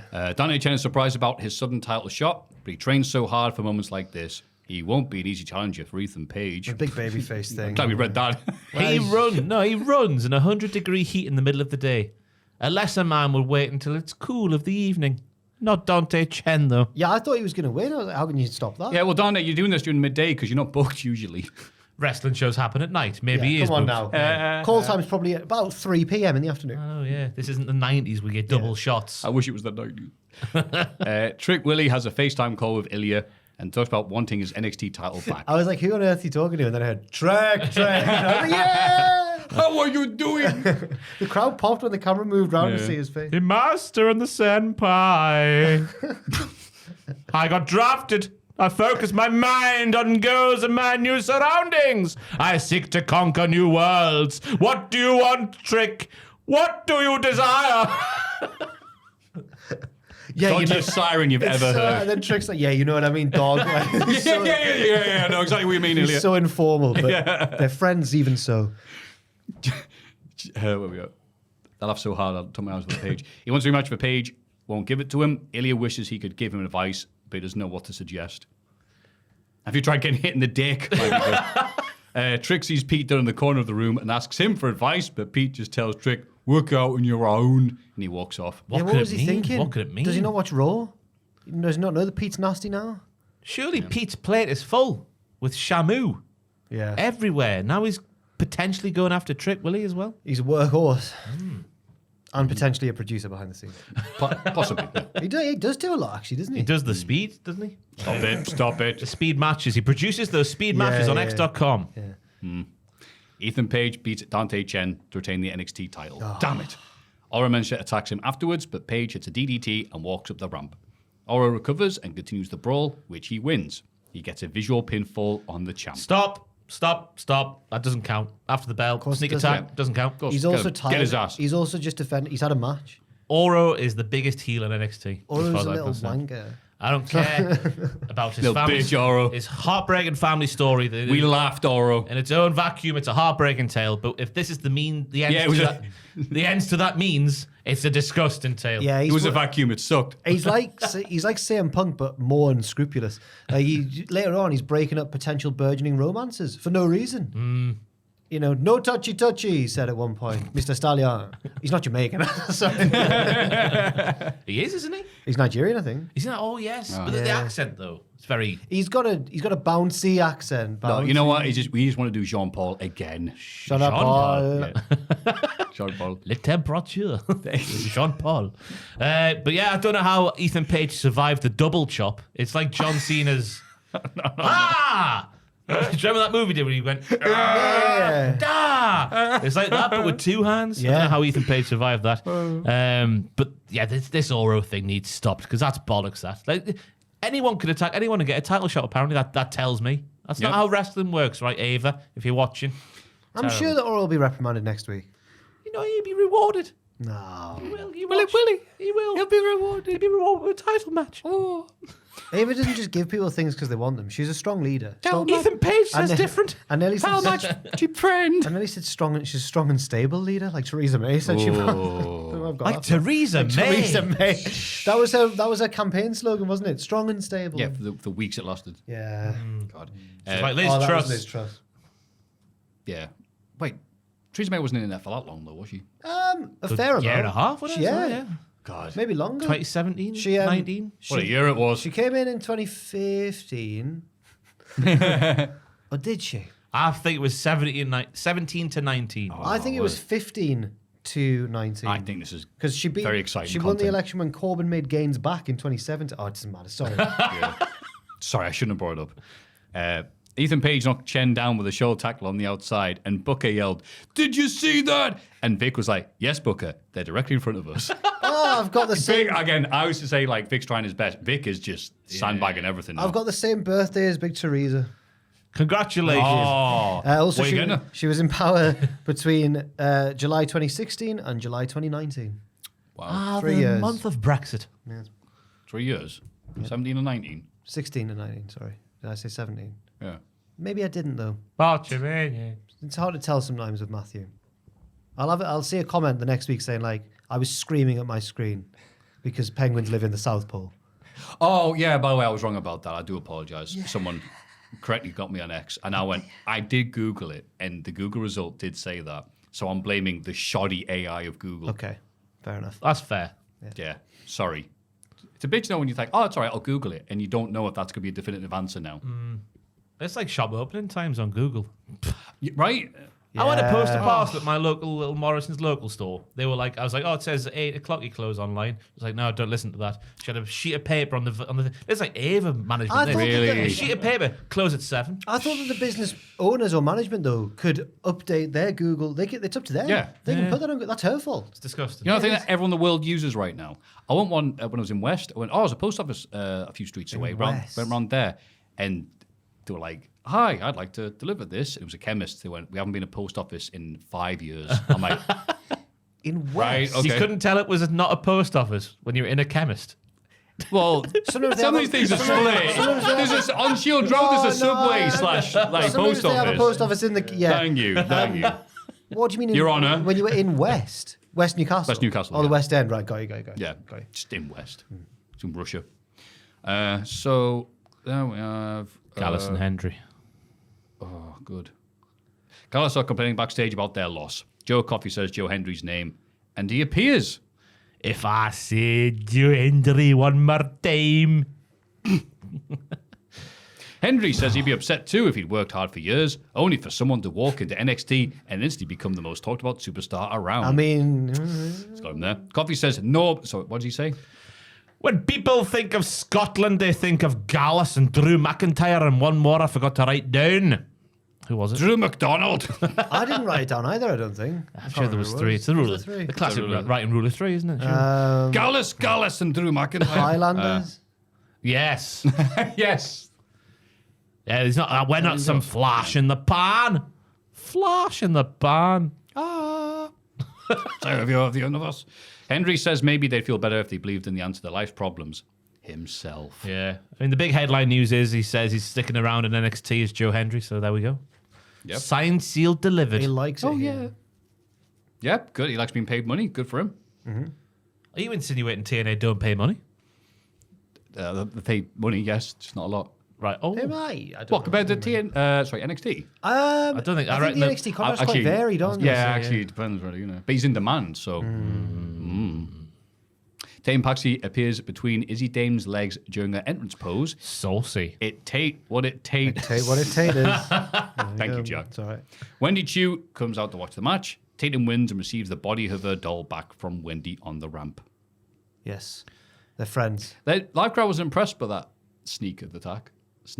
How did they during the not entrance. see Oh, it? Yeah. God. How did they not notice her Yeah, crawling they in? clearly had to go, yeah, we could see it. Yeah. It's good for TV viewers. It's not good for us. Yeah. Yeah. But Tatum's acting, the character work. There's nobody better.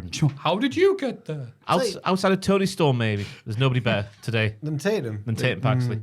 It's like when we were at Mania 32 and the New Day's cereal box tipped over. Oh, yeah. And then we, from the angle we were at, we saw them running behind it. So everyone else looked like they'd come out of the box. The magic was. Oh, well. And that's when I started thinking, is this real? This wrestling malarkey? Yeah. So you knew it was fake because Michael Cole Country went, of course, they're dressed as, and knew everything about Dragon Ball Z from what he was reading off his notes. I remember not getting that either. I thought they were American footballers. Oh, but They yeah, had of shoulder course you wouldn't pads know, would on. you? Yeah. But then they did that pose Yeah. or whatever. I'm sure I thought they were Beyblades from where I was sat. Bless you. Yeah, that's a good shout. Yeah. Spiky and Up the Beyblades. Not the Blueberries. I like the Psycho Trap. Is that the finisher where she hooks the leg in a different way? Certainly is. Everything she does is different. Everything. Is that like her SOS-esque finish? Yes. Well She's, done like, for saying that well. she's like a Grandmaster Sexay pose in SmackDown 2 Know Your Role. Different to everything else. Oh, what was his pose? What pose? Oh, is like default walking animation. Not just even standing still. He just did that, didn't he? Like Lola Vice dances constantly. Ah, Maybe Grandmaster Sexay was Latina. just a little bit. That's why I only used to. He couldn't control himself. But yeah, everything she does is it's different and it's a good thing. She's very good, I think, Tatum Paxley. She is. Not if you ask Dave Meltzer though.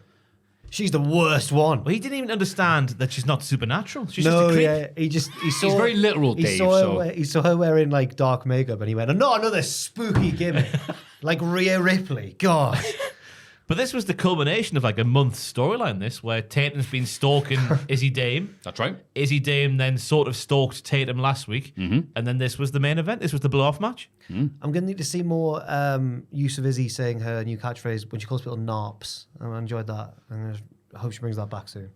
Non-athletic, regular people. And that's why she fell in love with Bron Breakker. Dun dun dun. They're in a relationship, apparently, Maffew. Ah. Yeah, I She don't likes know if they are. fishing. She likes fishing. Fishing for narps. Backstage, Thea asks Ridge why he stopped her attack on Roxanne. Ridge points out that if Thea had broken Roxanne's arm, there'd be no title match. Okay. It's a fair point from Rich. He's had time to think about that one. The rest of Chase U arrive, and a subdued Delightful asks everyone to calm down so he can prepare for his title match. Obafemi is a beast, but he's also a man, and Delightful can beat him. Go on. I believe. Good lad. It's like when Southgate went, one more! Yeah, it was like the build up to the final. Proper like that. Yeah. But yeah, interestingly, Duke thanked Ridge for the match. Last week he looked a bit, why have you put me in the match with the big boy? Scared. But this week he's like, thank you for the chance. He's remembered what it's all about. And he's remembered who he is. Checks and championships, baby. Right. And neither of them better bounce. Cedric Alexander and Ashante the Adonis are walk around backstage, but Ashante keeps getting distracted by all the lovely ladies. He does. I'm debating leaving my girlfriend just so, in good faith, I can walk up to a random lady in a club. Joe, maybe you can do this. And just say, this isn't Chase You, this is Chase Me. And then quickly run away. See if they follow. That got a pop from the crowd, even though it was crap. Yeah. It's a fire line. No, it's not. Because Chase, you weren't even there. It had nothing to do with We just Chase You. The segment before, we just watched Chase You. I liked. How do you know that? When he's walking in, he was spinning round like the first lad in Charlie and the Chocolate Factory who gets Augustus Gloop. Oh my goodness, yeah. Oh, the ladies. I was captivated from start to finish here. Yeah. I Ashante- said last week, when did Cedric become a nerd? Yeah. Glasses on again. Glasses on. not looking at any ladies. But and they called him Idris Anova because that's the characters they're ripping off here. Because one's a nerd, one's a bad boy. Ashante, he wants all the ladies. And one in particular. Who was interested, however, Maffew. I was going to say, he tries to flirt with Jakara Jackson, Double J, but Oro tells him, no touchy. Mr. Stallion. The men of four leave, and Cedric looks exasperated with his tag partner. He does look exasperated. That's been really good at reading. I don't know what happened, man. Too much CTE. Oh, man. Exasperated. That line, though, this isn't Chase You, this is Chase Me. Who wrote that? Because that is inspired. Why did It's some everyone love clues. that so He much? thinks he's cute. He knows you're I sexy. saw people talking about it on Twitter as well, and I thought, does everyone really like that line? I didn't find it that good. Am I just a spoil sport? I reckon you're scared of the aura. Not the Oro Mensa, the aura. No, the aura. Oh, Maybe I am. The aura of Ashante. We'll see where this goes. yeah. I worry for Cedric. His partner's not focused. And then after he can go Ashante. Like, Mm-hmm.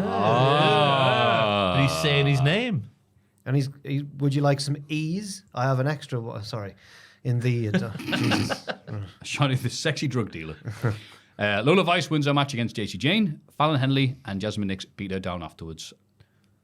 Yeah, that should have been a full stop. Fallon Henley and Jasmine Nix beat her down afterwards. Lola Vice beat 3 people. You just went exasperated before, and you're picking up on me leaving out a full stop. Lola Vice beat 3 people. Saul Rooker and Colin Petrovic run in to help Lola clear the ring, and the big faces stand tall. Lola, of course, dances triumphantly next to her new friends. Yeah, they're what like, else is she going to do? This isn't over, and she's there going, it's not over. Grandmaster Sector. Well, I'm starting to think JCJ might be Latina as well, because at the start of the match, she couldn't stop the hips shaking either. Which is what we know is a trait of people of the Latina way of life. She was brought up in good Toxic Attraction, though, and they would dance on the way to the ring sometimes. Yeah. Did enjoy JCJ working the arm, like any good heel would do. But then she still managed to do the Hurricane with the broken wrist. Can't believe it. She should start using that face mask that Cody gave her. Yeah, they keep on talking about it, but it's just there. She was like, I am so sad about this new mask I have to wear. Cody came and gave her the undashing one. And then the thing is that she takes it off anyway at the start. I don't know why after that segment they didn't have one made that fit her head. Yeah. I assume Cody's got a big square head, hasn't he? Just a beautiful square head. He's like what? He's like Chip. What's his face off of Small Soldiers? Oh, General Chip Hazard. Major Chip Hazard. Major Chip Hazard. Yeah, get it right, Perfectly man. square. Or Duke Nukem. Or Max Headroom. Yeah. They had a character called Max Headroom. Not didn't on Small Soldiers. Max Headroom was a weird TV broadcast hijack thing. It was. That Sam has behaviour told me thing. all about it before. Of course he and has. I sort of listened. Yeah. I know it happened during Doctor Who. Yeah. A lot of people know about this incident. It's really cool. Because we still don't know who did it. Looks a lot like. It was Santos Escobar. Totally wrong.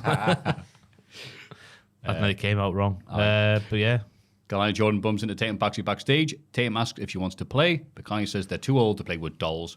She leaves and Tatum replaces her doll with a new one that looks like Kalani. Oh no.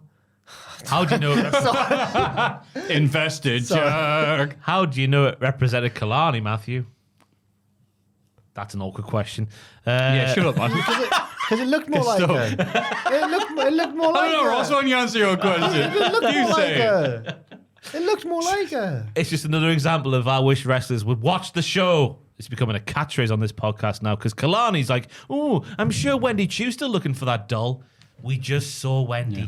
Oh no, but Put she's the not going to head be back necessarily. She won't be watching the show while she's at the show. What else is she doing apart from talking blandly? Maybe she went to Ava's office and went, "Who's my next challenger for the Women's North American title?" If it wasn't recorded, it didn't happen. Okay. This is wrestling. Yeah, nothing happens between these bits. We've got NXT Anonymous to fill in the gaps, don't we? Oh, that's right. Thank yeah. you. The reason why the wrestlers don't watch the show is because the wrestling fans don't watch wrestling. Listen to podcast. Ethan Page is interviewed as he leaves the building. He asked about Aura pinning him, and he says it doesn't count. Of course it doesn't. He is right. He insists it doesn't bother him, and he storms off. Humph. But I reckon, with the brilliant writing once again, they're subtly telling us that it does bother him because he mentions it twice. The second time unprovoked. And then he storms off. Subtle this, it's great. Subtlety of I'd be NXT. annoyed if I was him. He just wrestled a full match. Then some bloke pins him, but that's not fair. And an official didn't count the full. No. So is it even official? It was quite a fair cadence, though. He did give a normal count. He didn't just go 1, 2, 3. Aye, I'm with him. The Good Brothers and Mission win a mixed tag match against OTM and Jada Parker. Not just last week. We were like, oh, it's finally a good win for OTM. Surprisingly clean Yep. this week. 1 step forward and Yeah. 2 steps back. It's a good dance, that. OTM don't get too far like that. Oh, well Lucian Price was great, though, throwing Luke Gallows around because Gallows is bigger than the You always smallest of prefer the bears. Lucian to Bronco you. He's the show stealer. Ah, he's the okay. showstopper. He's the main Michael. event. Mr. NXT. Stand and deliver. Lucian Price. Yeah? Machine and Parker have written down were rough, but that's not a bad thing. That's a good thing. They hate each other, yeah. Apart from the exploder where Jada almost landed on the top of her head. Carl Anderson got dropped by a massive arse from Jada Parker, living out the dreams of many around the world.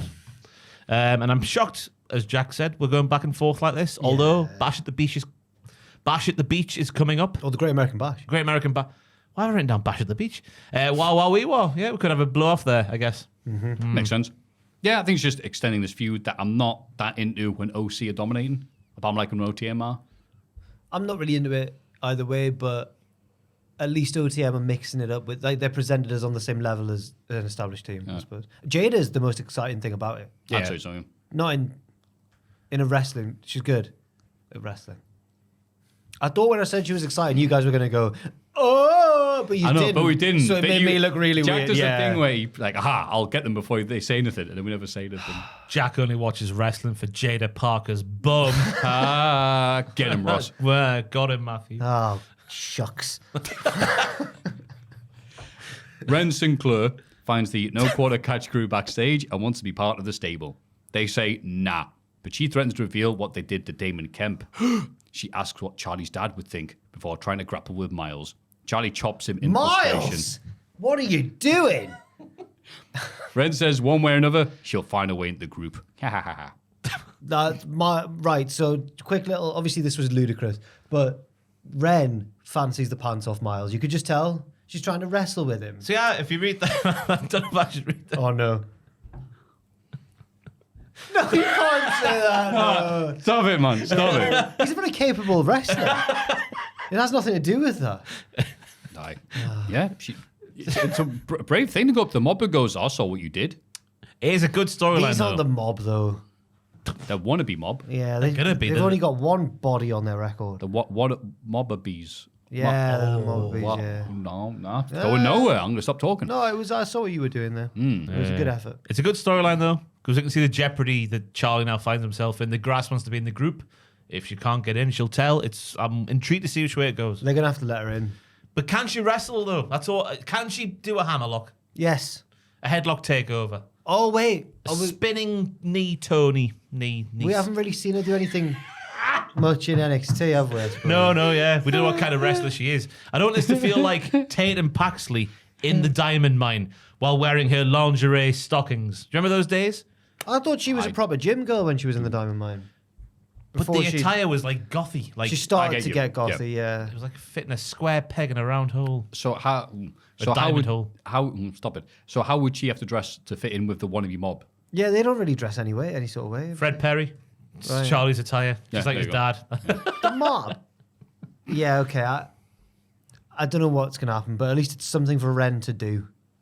Yeah. Yeah, she wasn't really doing anything. The last thing was being friends with Fallon, and then Fallon abandoned her. Yeah.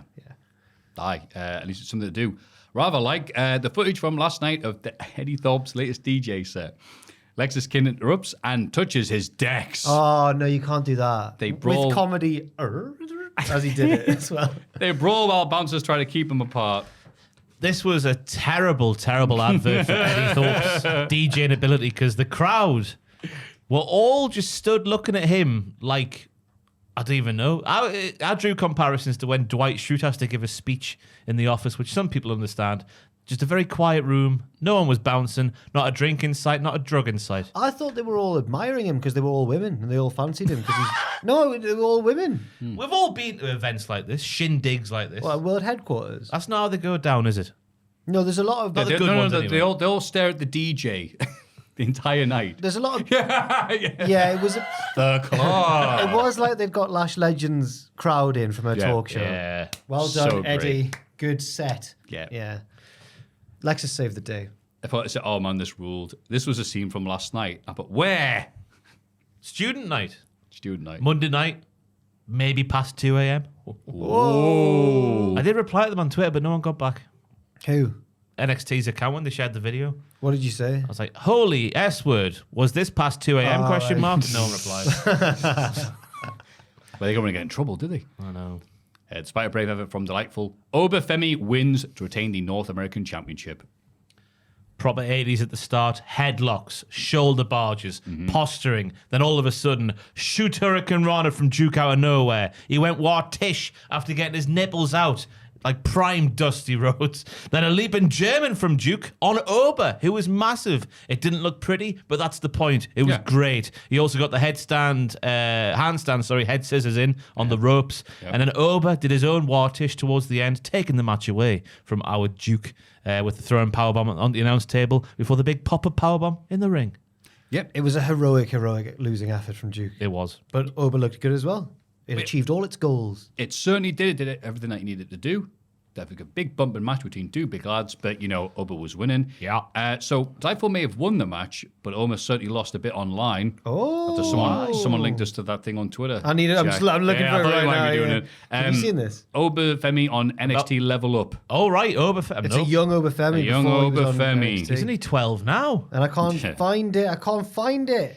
He talks without the accent he has He's now. very soft. What? He's very softly spoken. No, he's not. And very American. It's an act. Yeah. What we're hearing now is the real Oba. That's what I'm going with. Yeah. Are you sure?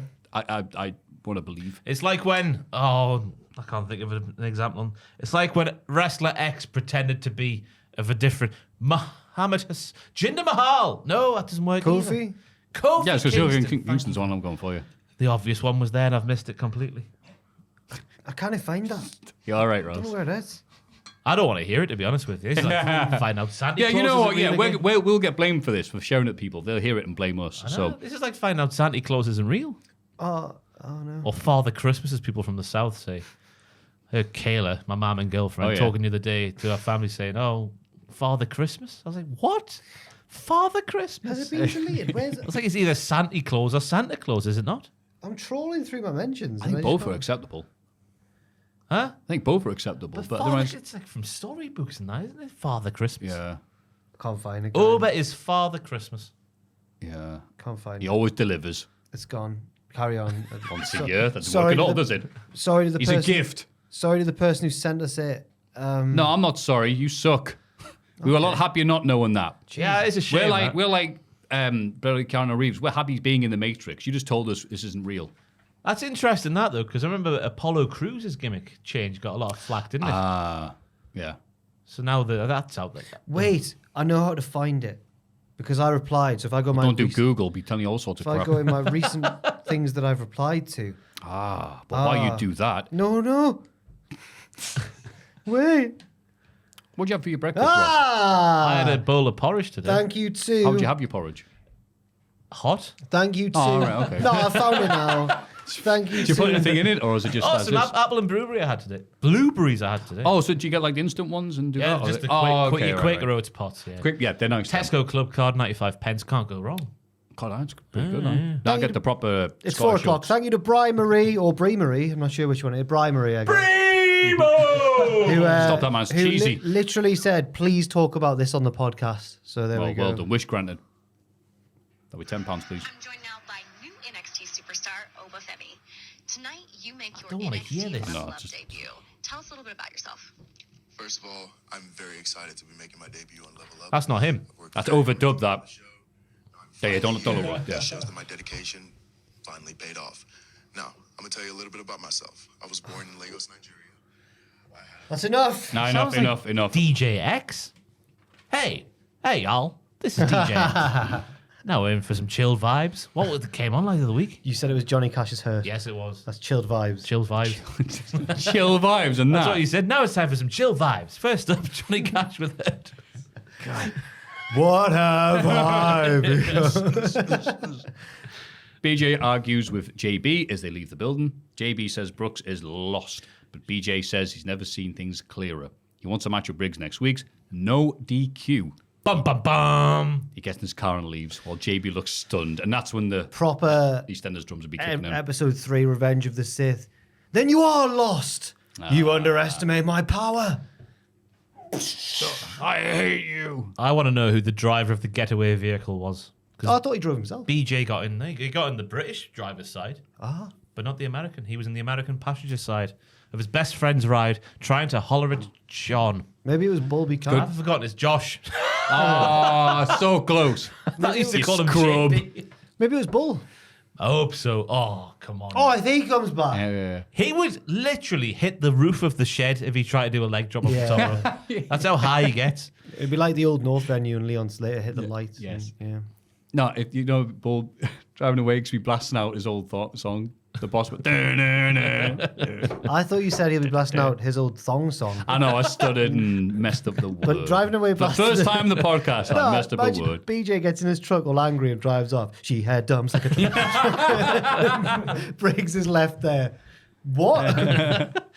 Couple of headlines though from this, apart from the match that was made. You Are So Lost, obviously hitting the game on Sean Spears, sniffing around these young boys. Stop him. Then Popcorn. in the background, we had Axiom and Nathan talking with the Rascals. Trick speaking to who I thought was Ref? Cedric. Oh, I thought it was a ref. See, I thought it was a ref. I went and watched it back. I think Cedric was wearing a stripy shirt, wasn't he? Don't wear such a ref-esque shirt, Cedric. Yeah, I think it was Cedric. Oh my God, Cedric. And then the NQCC were there in the parking lot with Ren arriving late on the scene. So what could that mean? Now, can I tell you my theory about all of this? I tried not to read too much into any of it because then I realised, is this just them trying to make the aftermath of an NXT taping seem like a bustling, happening place? Or do you Yeah. think there was deliberate clues here? Yeah, it was the verisimilitude. Chef Michaels watches the podcast and wanted to see what we would say. That's what my Right. reckoning is. He's trolling. Hello, Chef Michaels. Yeah. People pay attention to, as you say, other little things. Hello, There were lots of little things here.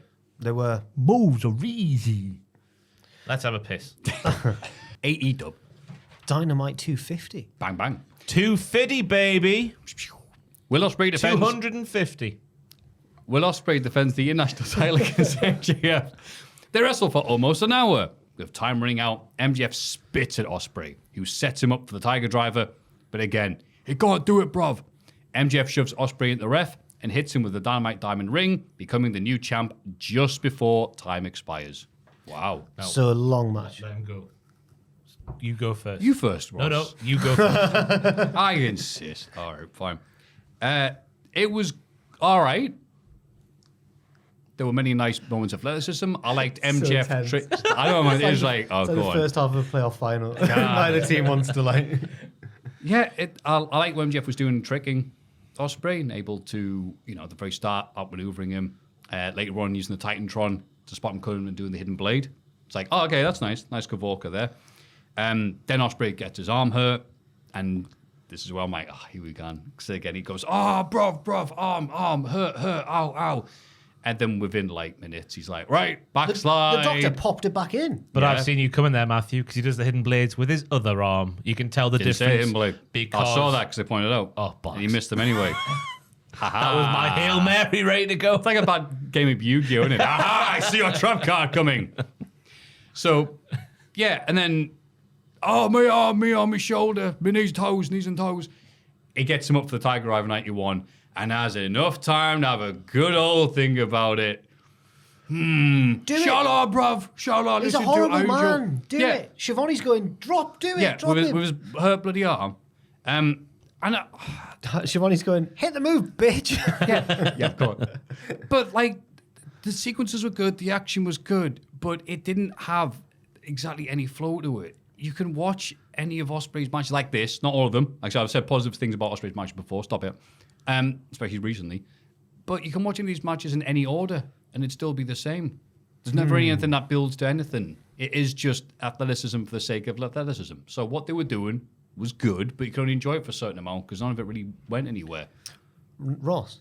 Well, I thought there was a clear story being told. Last week, MJF said he's going to expose Will Ospreay to be not as good a wrestler as he. And it started off with Ospreay being clearly better at the wrestling than MJF. He had MJF's number until MJF, as you mentioned there, started doing underhanded things, pretend his knee was hurt for a period of time, other stuff that he did. I've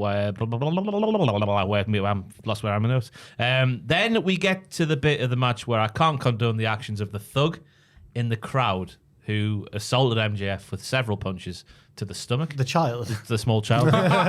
Can't condone that behaviour. They should have been thrown out and never allowed in a wrestling show ever again, but that's besides the point. But then we get to the point where MJF, knowing that he can't wrestle a Will Ospreay match, turns things into a brawl, which is what I saw the story going in that sort of direction. I like that sort of stuff. He took it to the outside. He then, after going under again, so to speak, and Ospreay getting on top of him again, not literally like Liv Morgan, but you know what I mean. He then turned the tide again. It was the story of him hanging on with the more I don't want to say superior wrestler, the different kind of wrestler who does the more fancy moves. Because then when Ospreay went for the Oz cutter on the apron, he then just sort of dove out the way. Big old thud. That turned the tide again.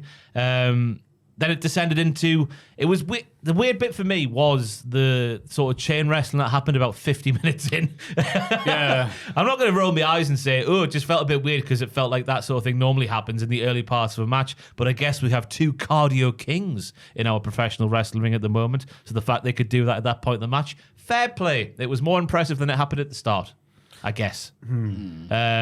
But I thought the drama of the finish was really good, the way the clock was counting down. I didn't like how they got there with Ospreay thinking about it, as we said there. He should just hit the move. I think it's a bit stupid now. And if it's someone like Swerve, who Ospreay in kayfabe is sort of friends with until they're rivals, and he's thinking about them, that makes sense. But MJF's an arsehole. He just hit the move. He just injured Daniel Garcia. Yeah. I know he killed him. Yeah. But in terms of... Because I saw a lot of criticism about the length of the match, and I thought this is a pay-per-view match that was given pay-per-view treatment on the weekly show, and I thought the match, maybe it was a little bit too long, but I'm not talking like half an hour, maybe talking 10 minutes. It wasn't that much longer than I thought it would get anyway, because it's a pay-per-view match on a weekly show, so treat it like a pay-per-view match.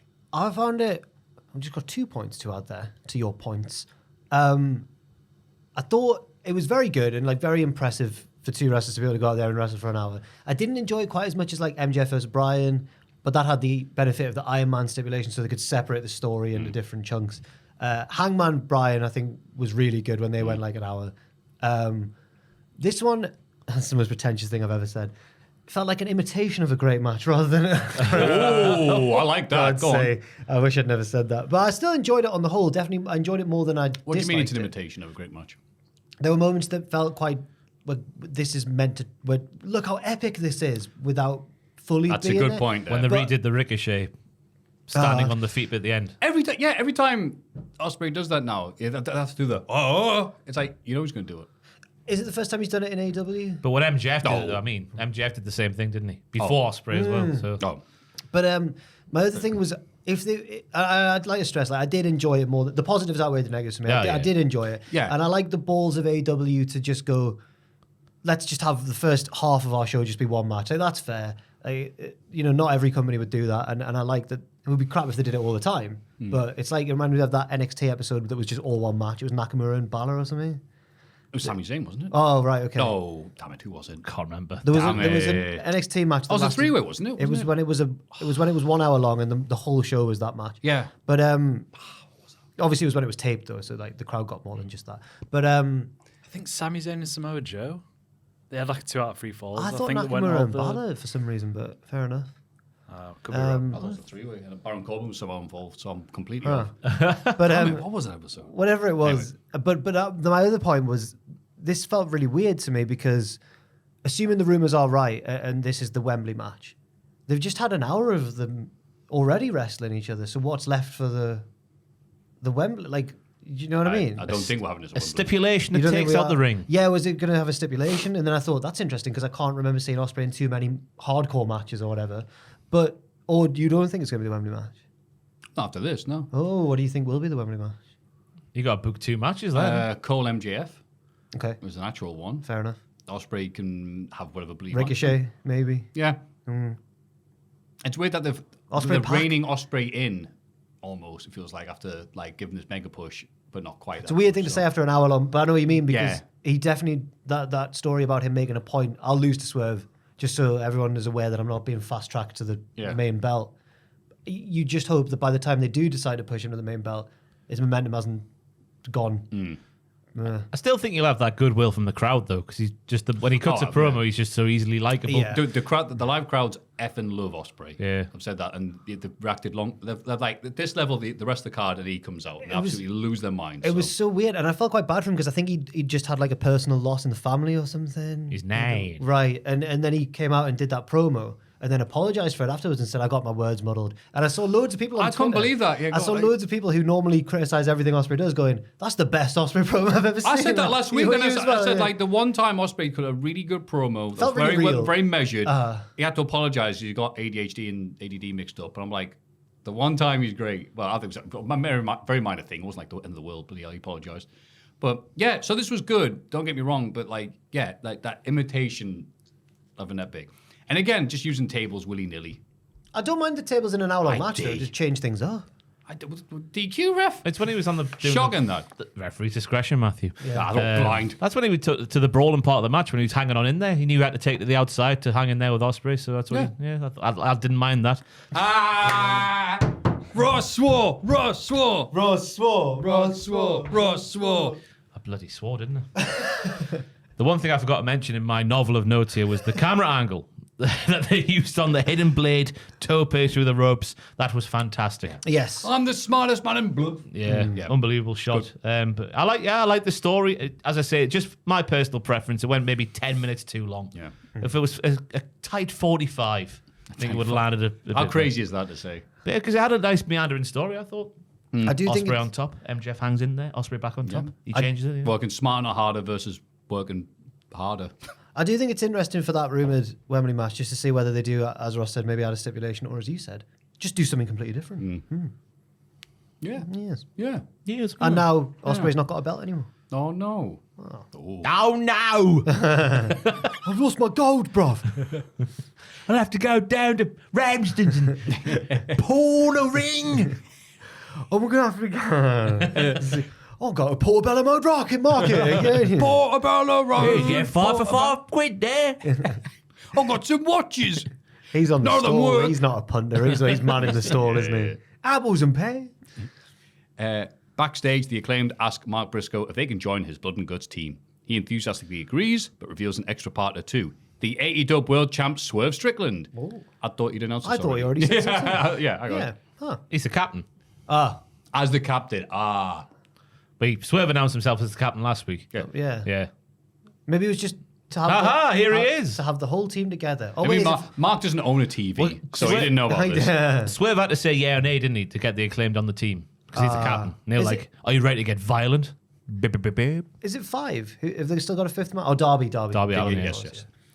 Then I am the learning tree, which I skipped.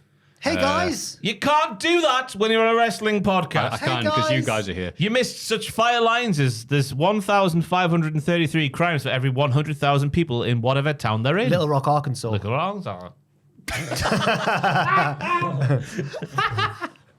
Oh, damn it. If I knew you were going to say that, I would have watched it. Yeah, Little Rock needs to improve its crime rate, says Jericho. Tonight is Dynamite 250, and he's been on almost every episode. Boo.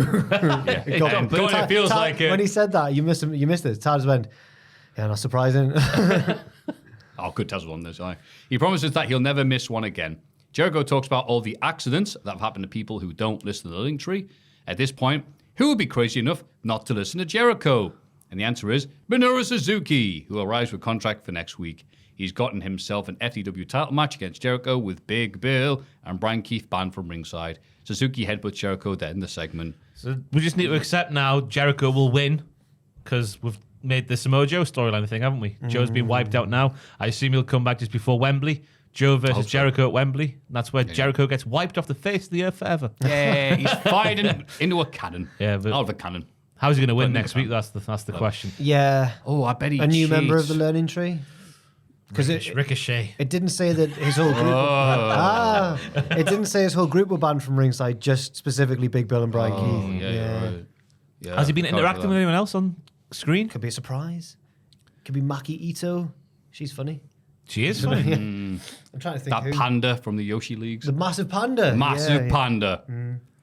Yeah, it's weird that, it's Minoru Suzuki. And I think it's the issue we've got with Forbidden Door every year. It's like, it's the same New Japan lads from 6 or 7 years ago. It's like, Suzuki shows up. I do like him, but I'm like, okay, I'm not hyped about that match at all. I think that, I might be wrong, but I feel like Suzuki got badly concussed like a few weeks ago. And now he's wrestling did, again. Yeah. God. I mean, I'm not surprised that Suzuki. So you're saying there's a chance that Jericho could beat him clean? No, I was initially there in my head surprised that Suzuki's back so soon, and then I remembered, it's Suzuki. Yeah. Suzuki, the end of the segment I thought was a bit disjointed and weird. He headbutts Jericho, and the other two lads just stand there and go, oh. It's weird. I don't know if he improvised it, and then they didn't know what He improvised a huge headbutt to Jericho. I mean, we can only hope. it feels like the sort of thing he would do. Yeah. He's still got that aura, Suzuki, where you're thinking, Jericho is going to get whizzle-wazzled here, but he'll escape somehow. Yeah. For me, anyway. Do you think so? Yeah. I think a new I would say he member, I hasn't. think. You think Suzuki will win? I mean, he doesn't have the aura. Like, he might win. I'm like, no, he's not. Oh, right. We know he's not I going to see. win. Yeah. No, but as a character, he still has Jericho's going to get... like Kane in 2001. Jericho's going to I get... think he did it battered. maybe a year or so ago, but now it's just like, it's Suzuki. Yeah. Oh. Maybe it would have been more effective if we'd never had the video tease of Suzuki in the build-up to I Forbidden. think that would have helped because I just confused things. I went one-on-one. I'm like, we're getting that Forbidden Door. And then we did. No, we didn't. Yeah. No, he meant now. Okay. He only does one video. Yeah. The Young Bucks and Okada could have promo backstage. They have all the gold and all the power. Ha ha ha. Swerve may still be world champ, but next week they'll beat him up so badly he'll have to vacate his title. Mercedes Moné comes along and thanks the Elite for banning Britt Baker from the building tonight. Okada asks Mercedes to do her dance. She does, and he hyperventilates. So hot. He was so... He's goon. He's such a piss taker. I'm loving comedy Okada. It was very funny. And I like that he didn't ask her directly. He was too shy, so he asked Matt to ask her to do her dance. Yeah, I like that the Young Bucks are sorting out Mercedes once again in terms of not allowing Britt Baker in the unit, so there's no trouble. Ooh, she's in the Elite, but not really in the Elite, but nearly in the Elite. Yeah. She will be in the Elite. But they also threatened to hurt Swerve so bad his title might become vacant. What could that mean ahead of his main event match with Okada? Mercedes. Wow. Mercedes. How do you say that? Mercedes. Jesus. Mercedes. Think of the You car. just said it like a Canadian there. Mercedes, money. Yeah. Really? It's like, that's not how you say it. Mercedes buddy. Mercedes faces Nyla Rose in a TBS title match. She tries to win with the lockjaw, but Nyla bites her way out of it. Mercedes still gets the win and rips up a Britt Baker sign to celebrate. The fan is revealed to be Britt, who chases Mercedes around the ring until security stop her. Security first actually stopped Mercedes. She's running away and they all grab her and then go, oh, it's the wrong one. Oh, did they? Yeah, at first. Because she's running around the ring. She's in the lead of the race. Yeah. She gets to the entrance ramp side where the security have just come out and they grab her and then go, Oh, no, we're protecting you. grab the other one. I guess they are protecting her in a way. Yeah. And Mercedes sells fear as well. She's proper heel. She's like, oh God. Yeah, her facials were good in this match. Yeah, she's always been good. Jesus Christ. She's never been a natural promo, but she can convey things well. Yes. Yeah. Yeah. I like the little trend that's happening now with any sort of shoot appearance or attack in a match. They're always described with some sort of Sting garb on. Yeah. Like last week, Stokely was wearing a Sting hoodie. This week, we saw Britt Baker with a Sting mask on there. I like that little thing, keeping the Stinger alive. Yeah. Outside of Darby Allin. They've Def Rebelled Nyla Rose. Remember Taz? Nyla Rose. Now she's just got a more generic sounding theme with no lyrics. Proper Def Rebel, which is a shame. I didn't go, oh, Nyla at the start. If it doesn't do that, it's not proper Death Rebel. Twitter Nyla got a little chance to show herself Yes. here with the in the middle of the suplex reversal attempt. She's like, have you lost your mind? I thought Mercedes played the chicken poo heel well, which I guess what you said already. Likewise with Nyla in the powerhouse role. Annoyed by this little fly I've written down for some reason. And a nice bit of poo-housery from Monet with the CEO glove with the nails on to show Britt Baker that her glove is better than hers, but not quite as nice as Michael Jackson's. Okay.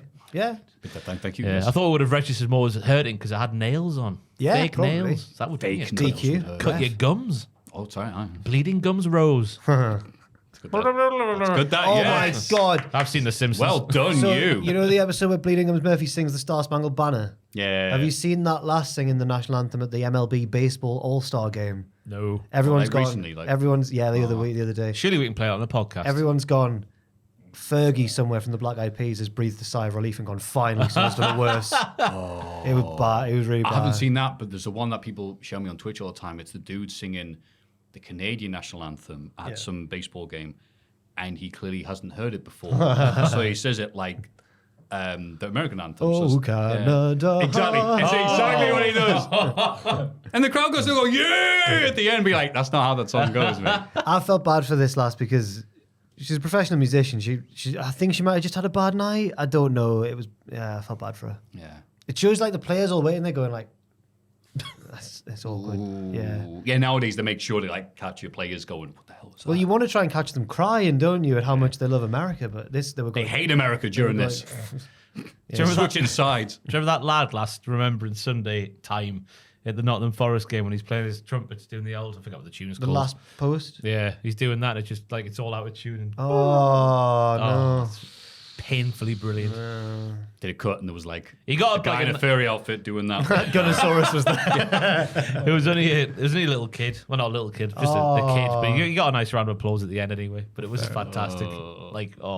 Yeah, one time when he used to do the hike, no one applaud. Backstage, Jack Perry talks about Darby Allin beating up Brandon Cutler to get his attention, but Perry doesn't care about Cutler and proves it by beating him up some more. Yeah. He tells Darby to come and find him tonight, and he'll show him the meaning of sacrifice. Yeah. So I'd have got it if this was Jacob Fatu or someone unhinged or Tamatonga. But yeah, Jack Perry's. I know he's like the scapegoat and everyone hates him and he's this horrible guy, but he's not a mad wild man. Like he's not. He's not out of control. He was born in the jungle. Oh yeah, he was. That's right. Sorry. I just thought this isn't the type of heel he is. He's not. Yeah, he's not Braun Breaker. He's more conniving than that. He's more. Yeah. I'm the scapegoat and I attack people. It's like a 10-year-old's idea what a cool dude is. Oh no. I'm surprised he didn't wear shades and drive a bike to the ring while he's at it. Oh, he died, yeah. Yes, basically. I thought his promos were getting better recently, but this one took me back to the insurance broker's voice of, come find me tonight and I'll show you what a real sacrifice There was looks one like. word in particular he said, I can't remember what it was, but he crammed like, it was when he said the S word. I can't say it. Oh, yeah. But he went, ask if I give her. Oh, yeah. It was amazing. He just sounded bored when he was talking again, which I guess is maybe he's going for I think he's going for a Raven vibe. I think that's it. That's because he even does Raven's pose as What well. about doesn't he? me? My sacrifice. Yeah. So, but yeah, it was a step back in terms of a promo. But I did enjoy him beating down Brandon Cutler because he should be able to beat down Brandon Cutler. He is the elite goon, isn't he? Yeah. Is he any more after this? We'll have to see, I suppose. He's like the Great Utah of the elite. Okay. The one they used to train. That's right. They used to beat him up and make him read books. Aye. Tony Storm, I can imagine him trying to go like quote the scapegoat, and he just goes meh. He went and saw some goats this week. I didn't saw he? that, yeah. And he bought his little like cut little off mask. goat head thing. Yeah. Like, why do goats want to see that? You freak. Weirdo scaring the goat. Tony Storm makes her entrance, but it's actually Mariah May. I was fooled. I was fooled. Yeah. She hesitates at the start of a promo. I think the crowd were fooled. And this could have been in the Hall of Fame this week. She finally says, "Speak, bitch." And both Taz and Excalibur go, whoa. I'm sorry, guys. I'm sorry. Speak, bitch. She's just so evil. I'm just angry what happened last week. Mariah says everybody saw it coming, except Tony Storm. But why did it take so long for her to betray the champ? She was having too much fun stringing Tony along, of course, and then realized she could beat her at Wembley Stadium. Mariah still loves Tony and never loved her more than when she was bleeding on her knees. That was her greatest performance, but now AEW is all about Maria. Mariah. All about Mariah. Like all about Eve. If I no sell it, it's Or like all I about- meant to do it. Or all about Gilia. Yes. All Gillian about Steve. Shane. I thought the delivery was on point because it was like nice and slow, but also like the pitch of her voice was a bit off, and that made it even more unhinged. I like the fact she was dressed up as this version of Tony Storm as well, because that makes the natural progression from dressing up as the old one. Right. Oh, we're going to get the old Tony Storm. I hope not. What? Do you reckon? She can't come back comedy Tony after what's happened to her. Oh, she can come back as a version of that without the comedy, but still with the old-fashioned like. Okay. Yeah. I thought we were going to get like war paint Tony Storm. Getting pied in the face by Charlotte. No, not that one. If you've seen All About Eve, you're like, oh yeah, this is it. Like, So I was going to say, Well, I have not. so it's about a younger, hotter model coming to take the place of the veteran. or yeah, whatever. it basically just comes in, gaslights everybody, takes the mantle. Right. But at the very end, it's very, very influential. You've seen the story play out and other things like that. So sorry, but like in the end, yeah, now that she's the big deal, you know, she opens the door and it's someone else, and she didn't even realize like, oh, it's the same thing that's gonna happen to me. And she's like too arrogant in her ways. So I thought that they were doing Sunset Boulevard with Tony Storm.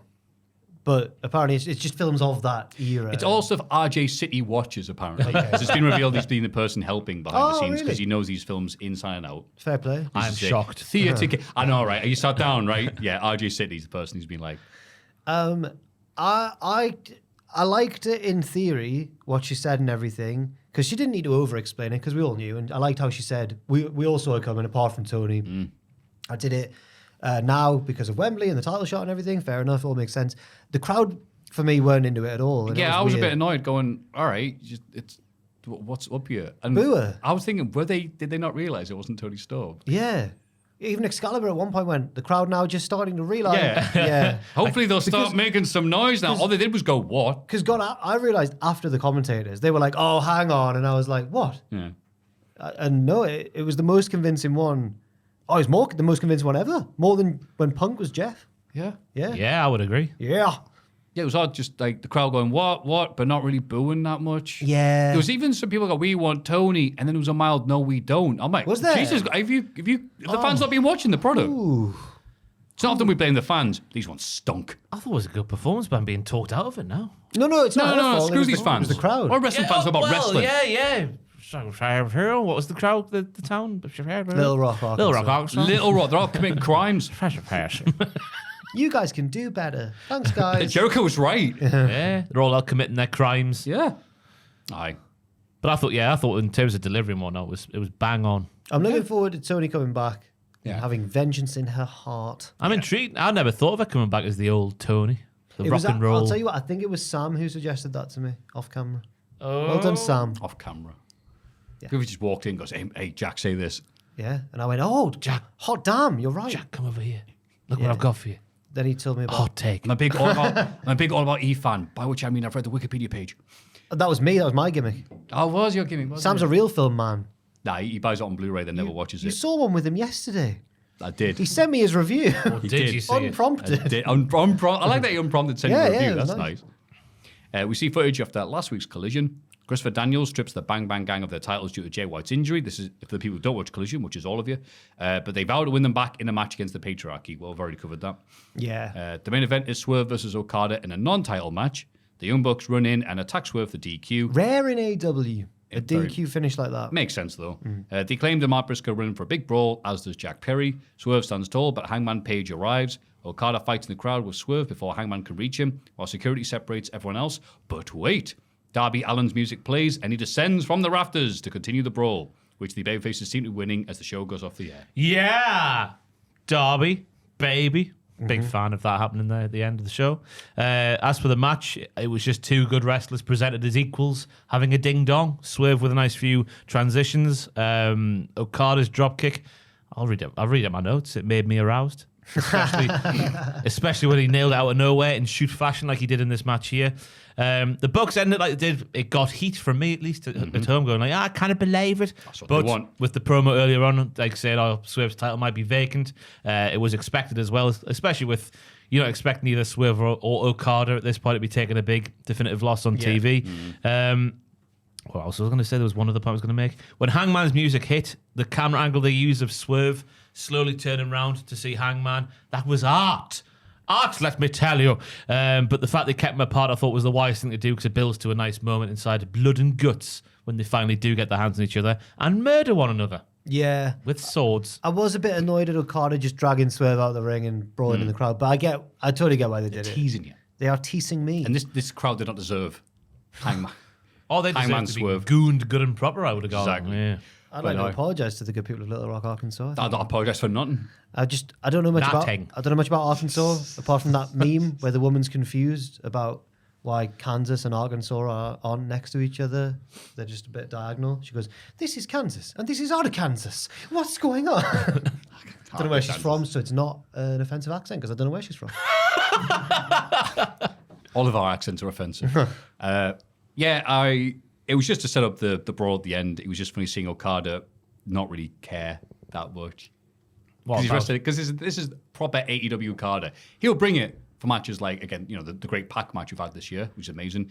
Here, he's just so slow. This is against the champion. He's been a heel as well, like. Yeah, so I mean, he's like, oh, you'll pull in a shift if it means something, but if not, it's like, nah, you're all right. This was meant champion something. versus champion. Yeah, it was non-title, but it was the main event. This is the That's elite what, no, it versus was Team funny. AEW. It was funny saying Okada go like, all right, how little can I do? This is what the good people of Little Rock paid money.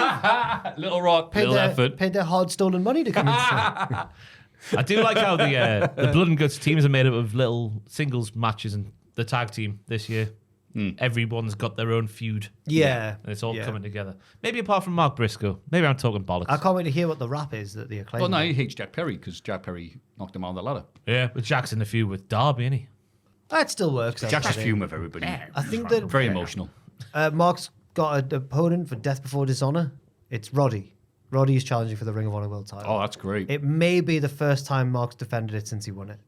I'll have to check that, but he's You not. hearing this, Wheeler Yuta? He's not defended it a lot. Anyway. Coward. No, Mark's defended it worse. He's not defended it at all. It's not his own fault. Nah, I blame him. A story came out this week that Ring of Honor is going to have more focus put on it, and I think, oh, good, finally good, because it needs it. They're going to start doing like block tapings for Ring of Honor. Yeah, good for them. We're still not watching it. I will. I'll be watching it. Liar.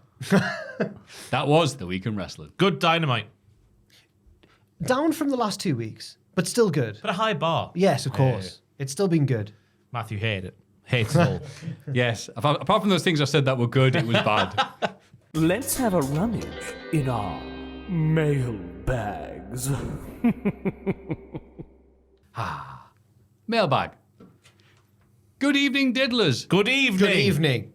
My question is, what is something to do with wrestling that you realised way later than you should have and made you feel stupid after you learnt the truth? For myself, I for years thought that superstar Billy Graham was Hulk Hogan.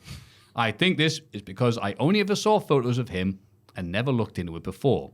I never saw Hogan and Billy in the same room and they look similar, right? I assumed it was some sort of Hulk Hogan indie gimmick before he made it the big time. Hogan would love this. Wow. Fair to say, I felt true, a bit brother. stupid after. I felt a bit stupid after I discovered the truth. Also, on a side note, it was really nice to meet Jack at Clash the Castle. However, I was sure to keep my distance after I witnessed firsthand what he did to poor Gary. No respect for Gary. No. Up the podcast, Maffew versus Deonna Purrazzo, feud of the year. Luke from Durham. Oh, Durham, sweet. Thank you, Luke. Like county or city? Please let us know, Luke. Thank you very much for your question. Both. Thank you, Luke. It is good to say that because, Hogan took like everything he could from Billy Graham. So, The took his dye, look, the he took beard. the tie-dye. Billy Graham started doing the brother thing because a biblical thing to begin with, like the brothers of Christ. Yeah. And so Hogan just went, yeah, that sounds good. It's weird how the biggest babyface ever, or the most famous one ever, actually took most of his thing from a heel. It's weird. Because Hogan was a heel. Yeah. All right. So what was something that you learned? We've been invited to meet Ainsley Harriott. Right. Oh my God, he's not even lying. Meet Ainsley Harriott and the top cricketers at England about them? Cricket's Taste of Cricket event. Where at? From Flora Smeaton. Don't say oh yeah, man. We get uninvited really quickly. But like, I don't know. Aidan just sent a screenshot of his email. Wow. wow. God of me. It's nearby, aye. Yeah. What's he making? Wood. Cricket bats. There was a thing we talked about on the podcast fairly recently where I didn't realise someone was someone's brother, and I can't for the life of me remember what it is. Oh, yeah. I can't think either, but I remember it Whatever, happening. it was fairly recent on the podcast. Oh, it's not Trent Seven and Clint Margera being brothers. We talk about that north. no. I don't know if that's a secret or if we're allowed to say, but they are apparently brothers. Whoops. Are they brothers? I know, isn't it mad? How different mothers, different fathers? I think they're full brothers. But one's such like a grey lion, and the other's like a hardcore twink. I know. It's weird, isn't it? Yeah, both of them think that was about each other, though. Let's be honest there. I said beforehand, but Crash Holly's gimmick of saying he was well over 400 pounds, I thought was legit, and he could just have really heavy bones Fair or enough. dense muscles, which I guess you could nowadays, but Crash Holly was not built that way. Yeah. Even when I'd already learned that wrestling was scripted or predetermined, I, for a long time, still thought that every time there was a title match, because the commentators got so excited on TV, that there was every chance of there being a title change, like at any given point. So I remember it was when Edge and Christian had that tag title reign, during like the feud with the Dudleys and everything. And I remember they were watching like a Edge and Christian Dudley's tag title match, and commentators were like, every time there was like a pinfall, they were like, "New champions, no!" And I was like, "We're so close, come on!" And even though I knew it wasn't real anymore, it took me a long time to realize that they would often weasel their way out of title changes on TV. Yes. Aye. Another one was, I forget what it was. It must be a Triple H move, because I know that Jim Ross would say it quite a lot. He'd go for one of his moves, goes, he's going for that patented move. And someone else in WWE or another company did one of Triple H's moves. Not the pedigree, but a different one of those. And he went, he can't do that. I was, what do you mean? Because that's Triple H's move. Patented it. And he thought, my mate thought for ages that certain wrestlers are going to do certain moves. So he used to ask, like, can Shamrock do a Hurricane Rana? Side by side picture of Trent Seven and Clint March. I'm just trying to look for He's similarities. looking for facial similarity. Like a CSI. It's incredible. Yeah. They've got similar shaped heads. Credit to the lads. Credit to the lads. Well done, lads, for having skulls. I've got another one, a silly one from when I was really young, maybe before I learned that it was a work. The first time I ever saw Shawn Michaels, because I started watching in 2000, which was when he was away. And then he turned back up to be like the commissioner or whatever. Yeah. And one of the commentators went, "Why is Shawn Michaels here?" But said it so fast. And I must have seen that same video package a lot of times, because I thought for a while his name was, I thought his first name was Why Shawn. I thought he was called Why Shawn Michaels. Like Wycliffe Jean. Yeah. So I thought it was called Why Shawn until, I don't know when I learned, but I felt very silly indeed. Yeah. Yeah. You went, ready or not, here I come. Yeah. You can't hide. It's the Fuji's, that man, isn't it? That's it. Well, Oh, Wasn't yeah, Wycliffe why- it? there you go. What's your dumb thing, Ross? He's done it. Yeah. He's done it. Probably not thinking Wycliffe Jean was in the Fuji's. Just because you dance a go-go, it don't make her a... Oh, no. Oh, he went for it. Sorry. Well done, man. Maxine, put your red shoes on. We're going to the disco. Hey, diddle diddlers. Hello. Hey, diddle diddle. Well, unfortunately, the bear video I sent Maffew didn't win the Hall of Fame. Good. Out of context, that sounds so bad. Maybe this question will redeem it. I used to absolutely hate Baron Corbin with absolute passion. But I eventually saw the light and realized I hated him because he was so good at his job, and I was supposed to hate him. Now he's in my top 5 WWE guys. At the same time, Jericho was my second favorite wrestler ever, and now I can't stand him at all. So my question is, who was a wrestler that you had a totally different opinion on of a few years ago, but that opinion has pulled a 360? Ooh. But I'm going back exactly where I started. Or a 180, actually. 180. 180, yeah. 180. Also, Jack just became Fraser. So, sorry, just because Fraser beat you to the Italian restaurant, it doesn't mean you're off the hook. Yours truly, soccer-playing golden retriever, Bud, a.k.a. Mike from Maine. Thank you, Mike Thank you, Mike from Maine. Fraser went to an Italian restaurant. Yeah, you've not seen the video. You don't watch the content. It's fine. Well, have you been to an Italian restaurant? That's what I care about. Watch the video. No, you haven't. Then try and join in with the banter. Okay. You're not allowed until you've watched the video. Okay, which video is this? WWE The Game. WWE The Game?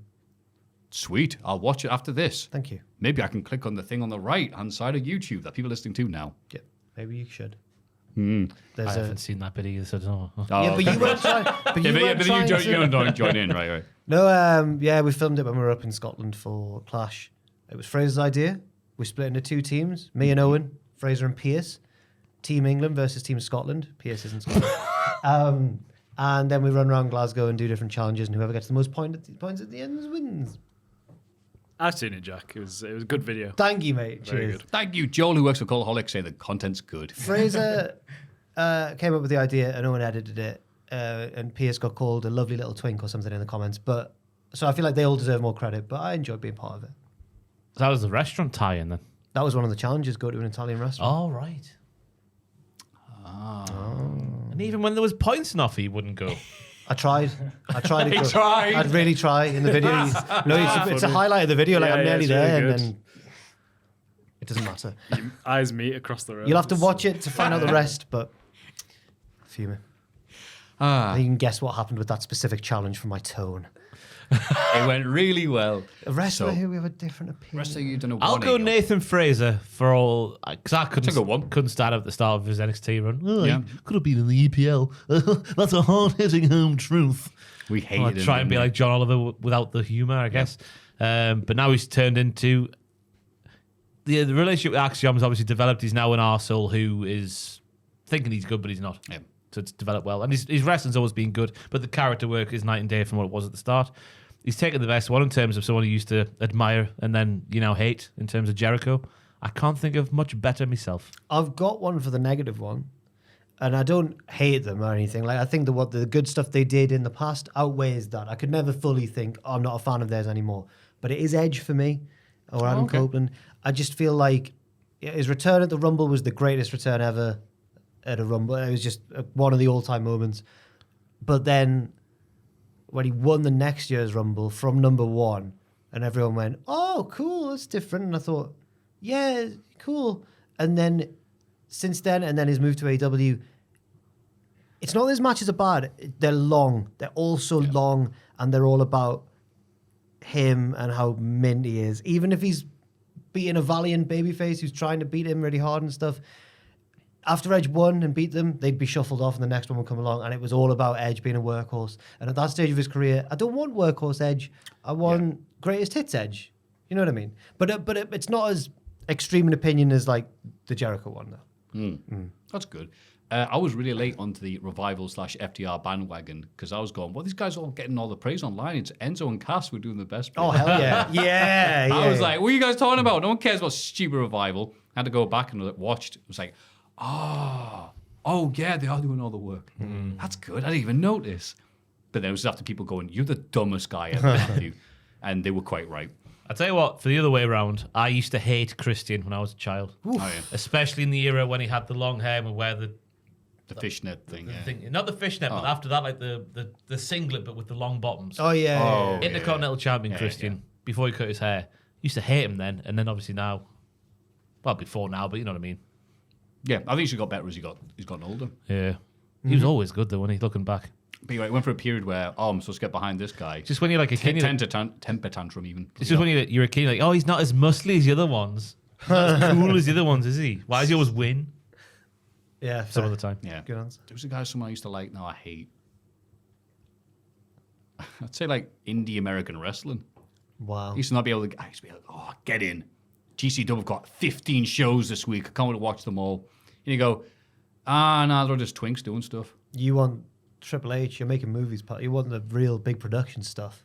No, it's just the match styles. It used to be where you go to see something different, and now you watch them and they're all trying really hard to do the same style. Maybe they all got signed, all those pioneers. I think there's a bit of me thinks that. Like how when NXT UK got announced or hyped up, suddenly everyone was like, looking, hey, you got a time for the first time in your career. Oh, that's interesting. You just got a promo about swearing there. Why is that? Oh, well, I mean, this business. You've never said that before in a promo in your life. Oh, I see where it's going. So, yeah, I'll go with that to be miserable. Cheers, lads, and condolences on the last Euros. I thought about deleting Twitter. It says Twitter for some time now because of the racist, sexist, homophobic negativity seemed to grow more and more. Now with Elon publicly supporting WWE Hall of Famer Donald Trump, I just can't use Twitter anymore. Of course, I can understand that you guys probably need the app for your work, which brings me to my question. Do you think the wrestling world would be better off without Twitter? On one hand, of course, Twitter is a great place for fans and wrestlers to interact, and sometimes it's a great way to catch up on the latest grappling news. Just want to say once more, thank you guys for all the work you do on the weekly podcast. It's really helped giving me positivity during some dark times. Keep it all up. Every single one of you is such a great and amazing person. Aw. All the best, Liverpool defender Philip Digan, a.k.a. Noah from Basel, Switzerland. Thank you, Noah. Thank you. Basil. Basel, B-A-S-E-L. Basel. Yeah. I'm hungry. Switzerland. Like Tony D eating basil. Yeah, thanks very much for the kind words as well. There. I think that I agree. Twitter's become, even the really bad stuff, the sexism, the homophobia, the racism, even all that aside, the discourse now between AEW and WWE, partisan loyalists, is so toxic that it's hard to make any point without being jumped on. Yeah. But I think if Twitter didn't exist, it would all just move somewhere else and it would carry on. Yeah, as long as the other places online to talk about wrestling are these nice, happy places. Right. I don't know if it's necessarily just Twitter. Twitter has definitely gotten worse since Elon bought it, though, in terms of its functionality as an app. Yeah. It's crazy. It's nice being there. Don't you can leave at any time. Just seeing how bad it's going to get. And you are right. I think every day I have to block or mute like 5 different people who come up on my feed.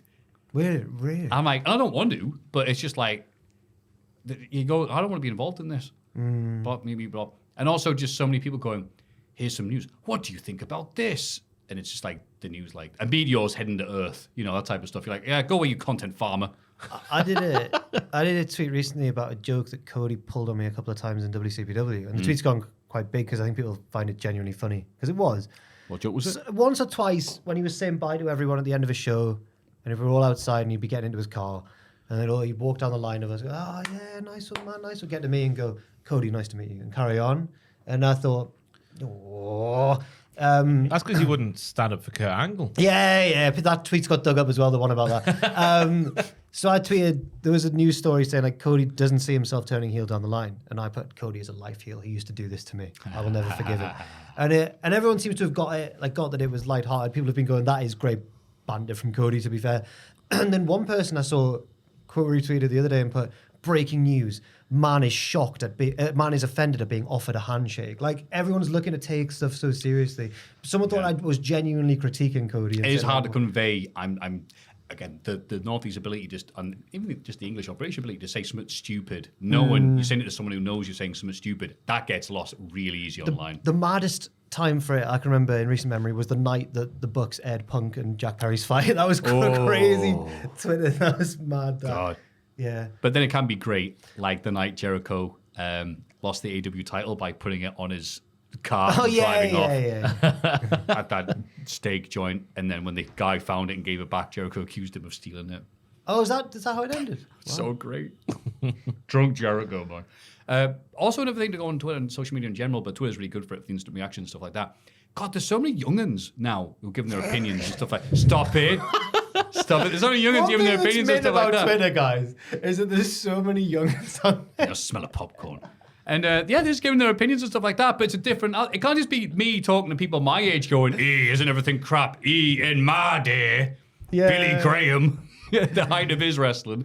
Yeah, it's good to hear like the young'uns talking and just saying their things and being positive and just going, I bloody love this. No, I like this wrestler non-ironically. I You're hate like, listening oh, that's to actually nice. Nah, the kids can do one. It's I'm fine. not See, I'm not at that point. I like seeing the difference and the generational thing, people coming up and going, I like, well, insert name of wrestler here. Yeah, what's wrong with that? What's wrong with that liking wrestling, you weirdos? And like, yeah, thank you for reminding me. It's supposed to be fun. Yeah, but if you like something from one company, that means you hate the other company. See, those people can get in the bin. I don't worry about them, but you can't just throw all the kids in the bin. One thing that's Just nice, some of them. as a recent example, is that you see people seeing, like, Will Ospreay for the first time now that he's in a Western company. Oh, Joe good, that's good. Henry's the main. Yeah, That's a great one, It's that, been nice yeah. seeing everyone go, oh, this guy's good. And it's yeah. nice to.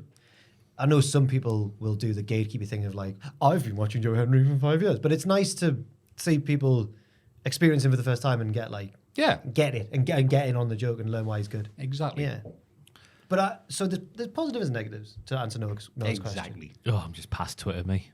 I used to obsess over it every day. I did too, man. What's the next thing I can post to get loads of retweets? Oh, let's think of a meme and a picture. Can't be arsed with it now. Yeah, I think I managed to screw up my brain for a while, thinking like I'd be walking places going, I should tweet this when I get back. Life is you're so... like, what are you doing? This is what you're thinking about. But most people are thinking like, if I take my chicken out the freezer, I could have that for tea. I'm like, I'll do a gif of Ahmed Johnson tonight and then do this stuff. It's just like, you should not be. Life's like just that. so much nicer not thinking about it. I think I definitely stopped checking it as much when it was COVID, because then you get tempted. That's the only thing there is to do. So then you realize, oh, this isn't doing me any good. And I think that was the moment where I was like, it's all right in doses. Yeah. Also, spoilers pisses me off as well. Spoilies. I know it's weird coming from a news aggregator like myself on this channel, since we're all aggregators here. Well, you're not. The rest of us are. We're all dirty aggregators, but spoilers piss you off. News coming tonight. I don't want to know. I just want to watch the show. People said to me, it's like, I like Cultaholic, but I have to unsub from them on YouTube. And I go, oh, why is that? I was like, thinking it's just something I've said. And he goes, no, because they keep on putting like the things from the pay-per-view the night before on the pics.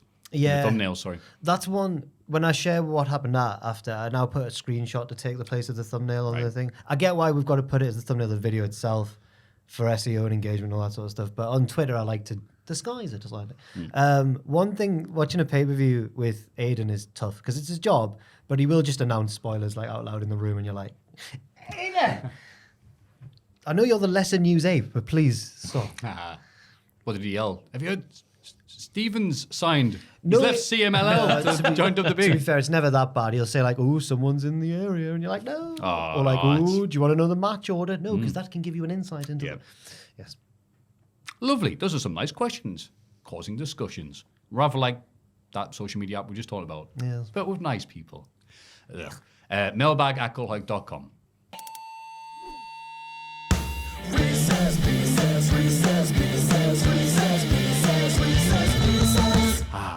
Wrist piss. One from the vault, says it. Ooh.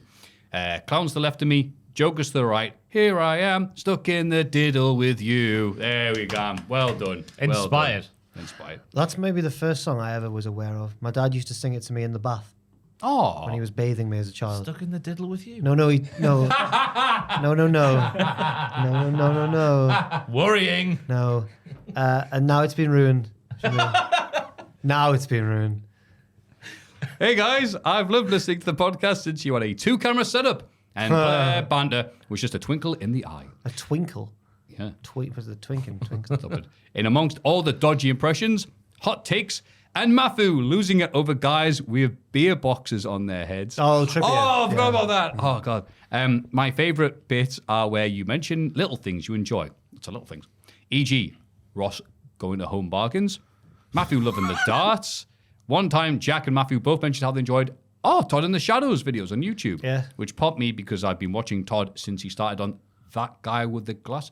I didn't know it was on That Guy with the Glasses. Oh, Bloody right. hell, I'm a newcomer to that. Yeah, me Tim. too, yeah. Anyway, because of this, and because I'm still waiting for Todd's best of 2023 list. Oh, okay, it's just from a while ago. Oh, Todd. I've made a list of music artists and bands Todd has commented on, and you have to give the equivalent wrestler based on the Todd description of the artist or band.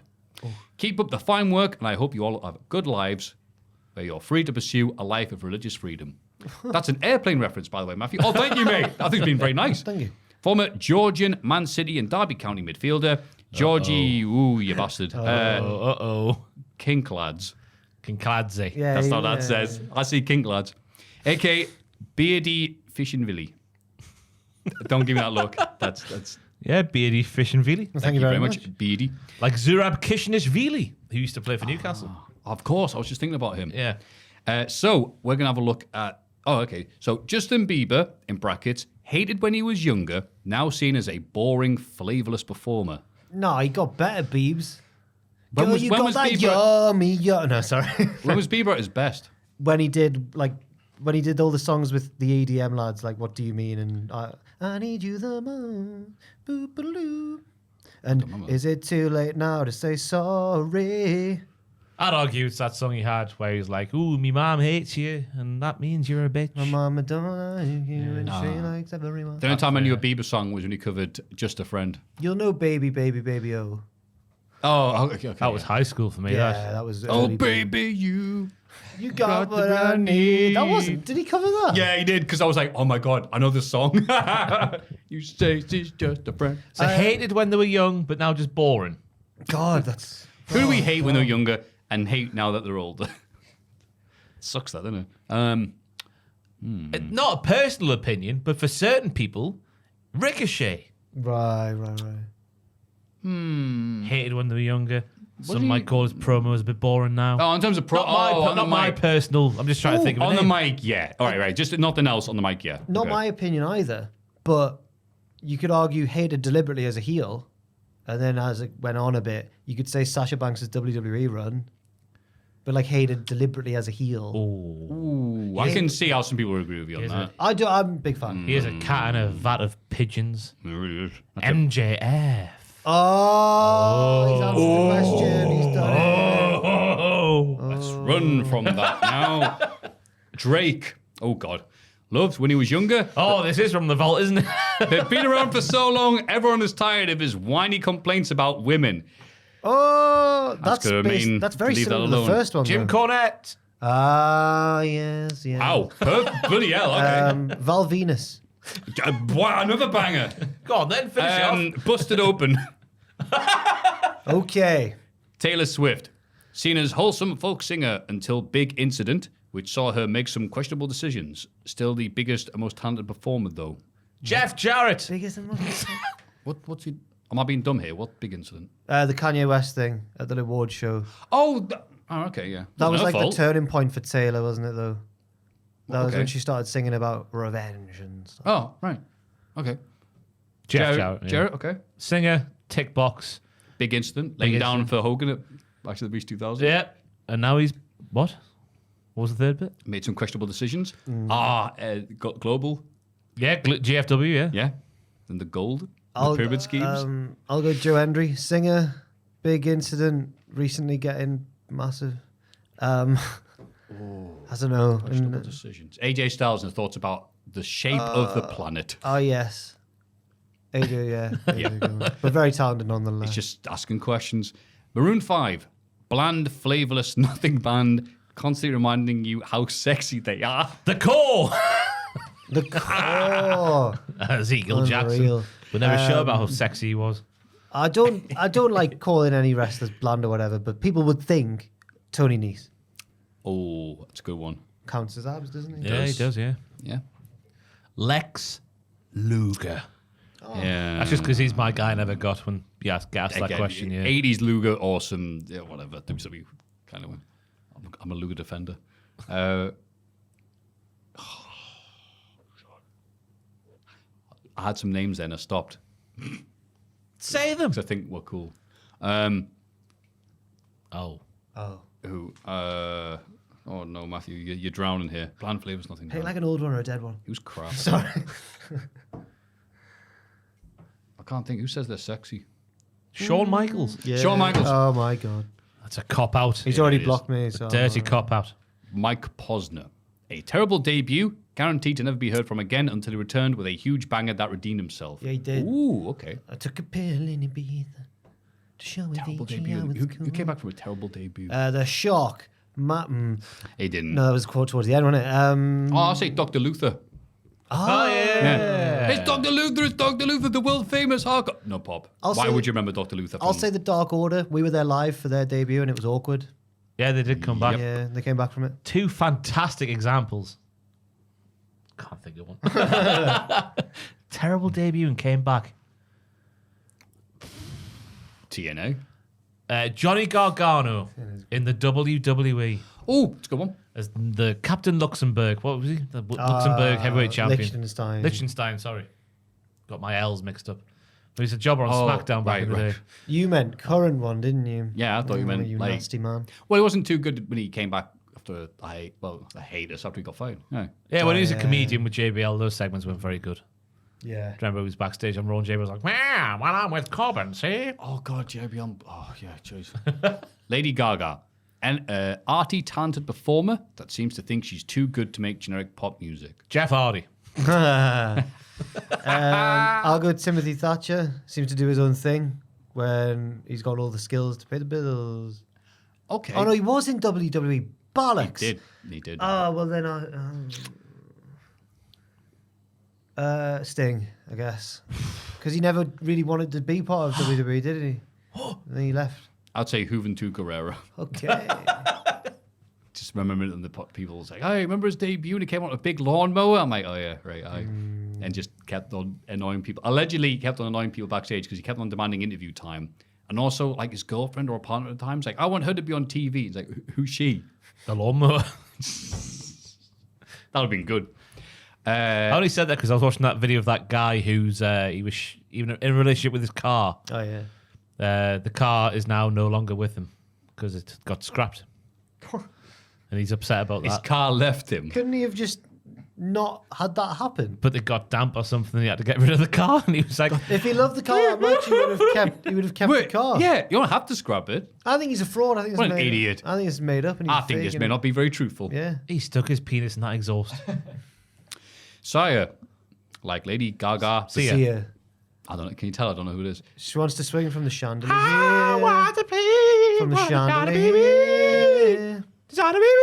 Oh, okay, I know that song. That other song with That's good. Shia Thank LaBeouf. you. I am titanium. Let's go bunting mental. Like That Lady was, Gaga. that was but, my toilet song in a nightclub. Oh, chandeliers, come on, Jesus. but she struggled in the independent music scene longer. She struggled, so she's more in an the, arty okay. one, he was on the indies longer. Oh. An artsy one. Artsy, an artsy fartsy. one. Yeah, Sia wears like weird wigs and that. Oh Or yeah. weird hair and glasses. I was gonna go for Tessa Blanchard until I heard the artsy bit. Yeah, and her struggles are self-imposed. I guess so. Yeah, that's not a good example. Sia's not squeaky clean either, though, so it's a good shout. Oh, okay. Oh, yeah. what's she done? She cast a non-autistic person in an autistic role in a film that she was directing or something like that. Or in a music video or something. Yeah. Okay, well... No, it was proper bad because the lass is like making weird faces and stuff. It was proper offensive. Sia was like, well, we thought about casting an actual autistic person, but I like this person. It was like really shoddy. Yeah. Dalton Castle. Struggling on the indies. Artsy, indeed. Sydney's Streamers. float, yeah. I'll go for, apart from all the weird Quackenbush, but like it ended. Ooh, One Direction. Hated for trying to bone your daughter as a group. Yeah, Jesus, as a mate. group. But The Bone Street Crew. but eventually split off with varying results. Oh yeah, it's good that. Okay. I mean, the Hardy Boys had lots of sex appeal, and then split off and had varying results. I suppose, even though there's only two of them. So I'll go Hardys. He doesn't seem happy about this answer. I'm trying to think of an answer, like, Oh, right. because all I can see is trying to bone your daughter as a group. Thinking, Jesus, who would I want to say that for? Mean Street Posse. Okay. They all split off for varying results. Varying results. One of them works at Aldi, one of them works at Little. How dare you? Will you stop? Chicago. See Maroon 5, but in the 80s. What did they do again? You're the meaning in my life. You're the inspiration. Who did the? Who did? Peter Cetera was brutal, the these Peter descriptions. Cetera was the lead singer, the guy who did the song from Karate Kid. You're the best around. No, the other one. Oh. Don't scoff I at me. am a man who will fight for your honor.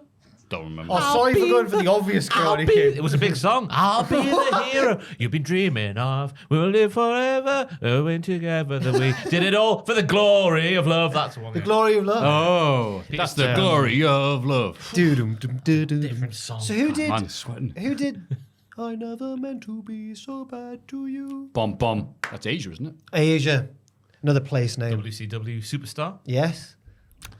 Yeah. She's like China, but bigger. That's right. The great cavalga there. Bloody hell. So, Maroon 5, 80s. An 80s version of lads who think they're sexy but are bland. Oh. I mean, Most of the wrestlers, wasn't it? it's Rick Martel, but he was good, though. He was good. Jimmy Garvin. Jimmy Garvin. You go for Yeah, the Freebirds. The Freebirds, but not Michael Pretty Sexy Hayes, because he was back then. Oh, ding dong. Hello. Maybe he's the rock and roll. No, they were boring. God. Lads who thought they were hot, but they weren't. But they were boring. But they were boring as well. All American boys. The Rougeau brothers. Rougeaus. They were so funny. Parlez-vous français?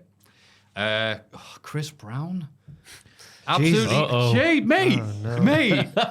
Absolutely hated because of a terrible incident. Should have been cancelled, but remains popular much to your chagrin. CM Punk. No. Matt Riddle. Jericho? Jericho. Yeah. Yeah, well, You've taken the good ones there. Yeah, let's move on. Willow Smith. Worst debut, but redeemed herself and now seen as a credible artist. Oh, so very Is similar to Willow Mike Smith a Posner. credible artist now? God. What was The Will most Smith's bad famous debut? thing Will Smith's done is being I whip my hair back and forth. I whip my hair. Oh, okay. and being tattooed on Sal. I think that was the right Smith. I thought he got Jaden Smith. Was it tattooed. Jaden? Maybe he's got both. He might have got both. No, I think you've got it right. I took a risk. I didn't know which one he had. I tattooed got on. the Smiths. That's just the same question as earlier. Isn't Yeah, it? well, yeah. Shut up. Wait, Eminem, the what- greatest in the 90s until he went a bit mad in the early 2000s and now is a shadow of his former Put some self. respect on Nas's name. Eminem was the best of them. Chef Michaels. Brett Oh, the Hitman.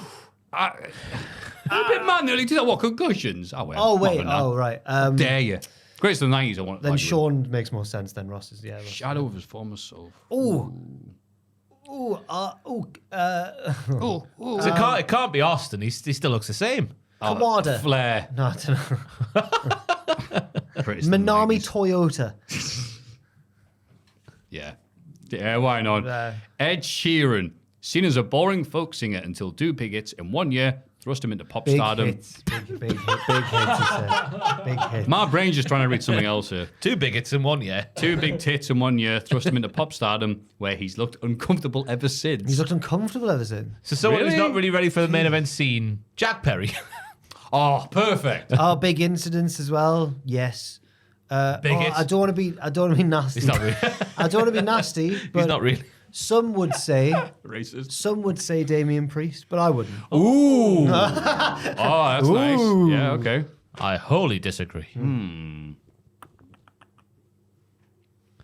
You picked the good ones. I've got nothing for them.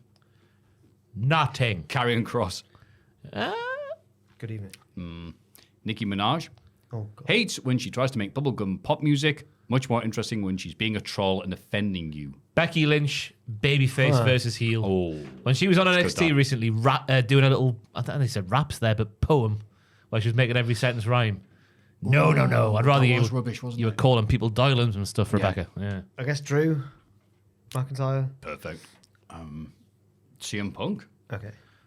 Oh, you're a nice guy. Hey, it's great to be back here. Something about AEW. Mate, whatever, Punk. Go back to hating people. By the way, Nicki Minaj's pop songs were class.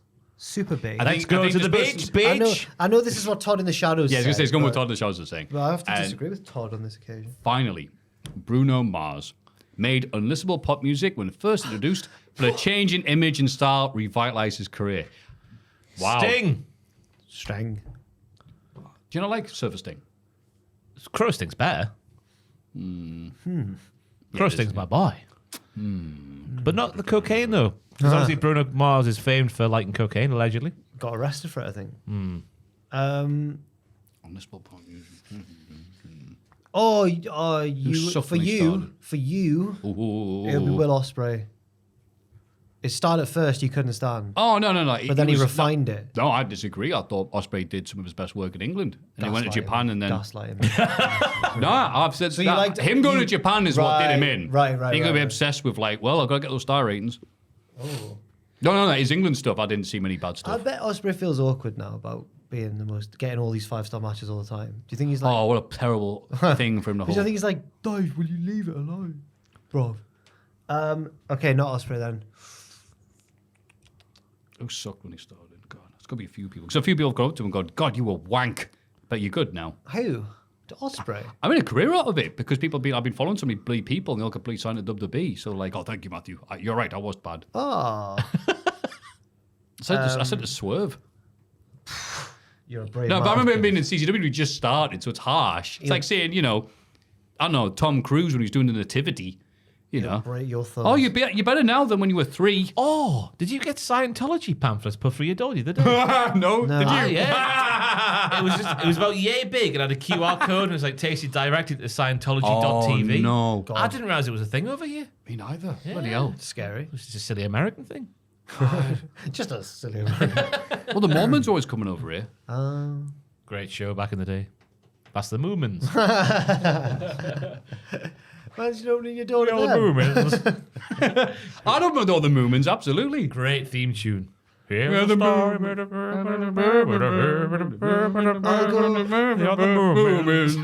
I've literally never. Like how we sing all the lyrics. We're the Moomins. I've literally never played it, but I'll go for the game No Man's Sky.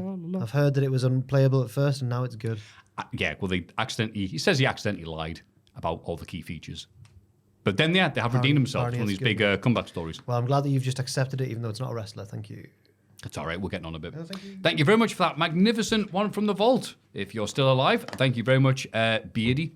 Yes, thank you very Want much. to send us one, or if you don't, it's all right, we'll use one from years ago. That'll be hilariously out of date from some of them. To be fair, that sounds like it was the end of last year. So some of those names shouldn't have been on there in the first place, I would argue. They're not like us. They're not like us. Okay, sorry. Mailbag@cultaholic.com. It's Cultaholics.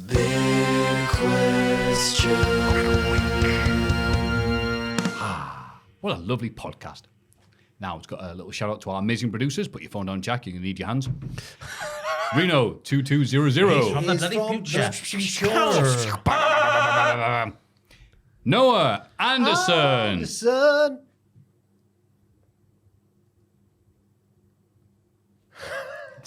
Anderson! Nearly had it. Levi LaRue. Levi We need to think of a new one for Levi. Do it for the thrill. Oh, he feels like a new pair of jeans. Misfits in action. Jimmy Gillen. What's he got this week? Jimmy Gillen. He's fast as F word. He's fast as F word. Jimmy. Poor Lash got a bit short. Lashy. Wow. Thank you, producers. Levi, not Lash. Lash is the wrestler. Sorry, Levi. Levi. Oh, it's hard to say that. LaRue. He's fast as F word. Reno and Noah and Jimmy too. There we go. Thank you. We don't know why you sub. Our big question this week is, what is your favourite long match? Yeah. This is in honor of the Could it be an NJ. hour? Could it be 50 minutes? It's a 45. long match. 30. No, 30 is too short. Yeah. Long matches. Ooh. Long, girthy matches. Oof.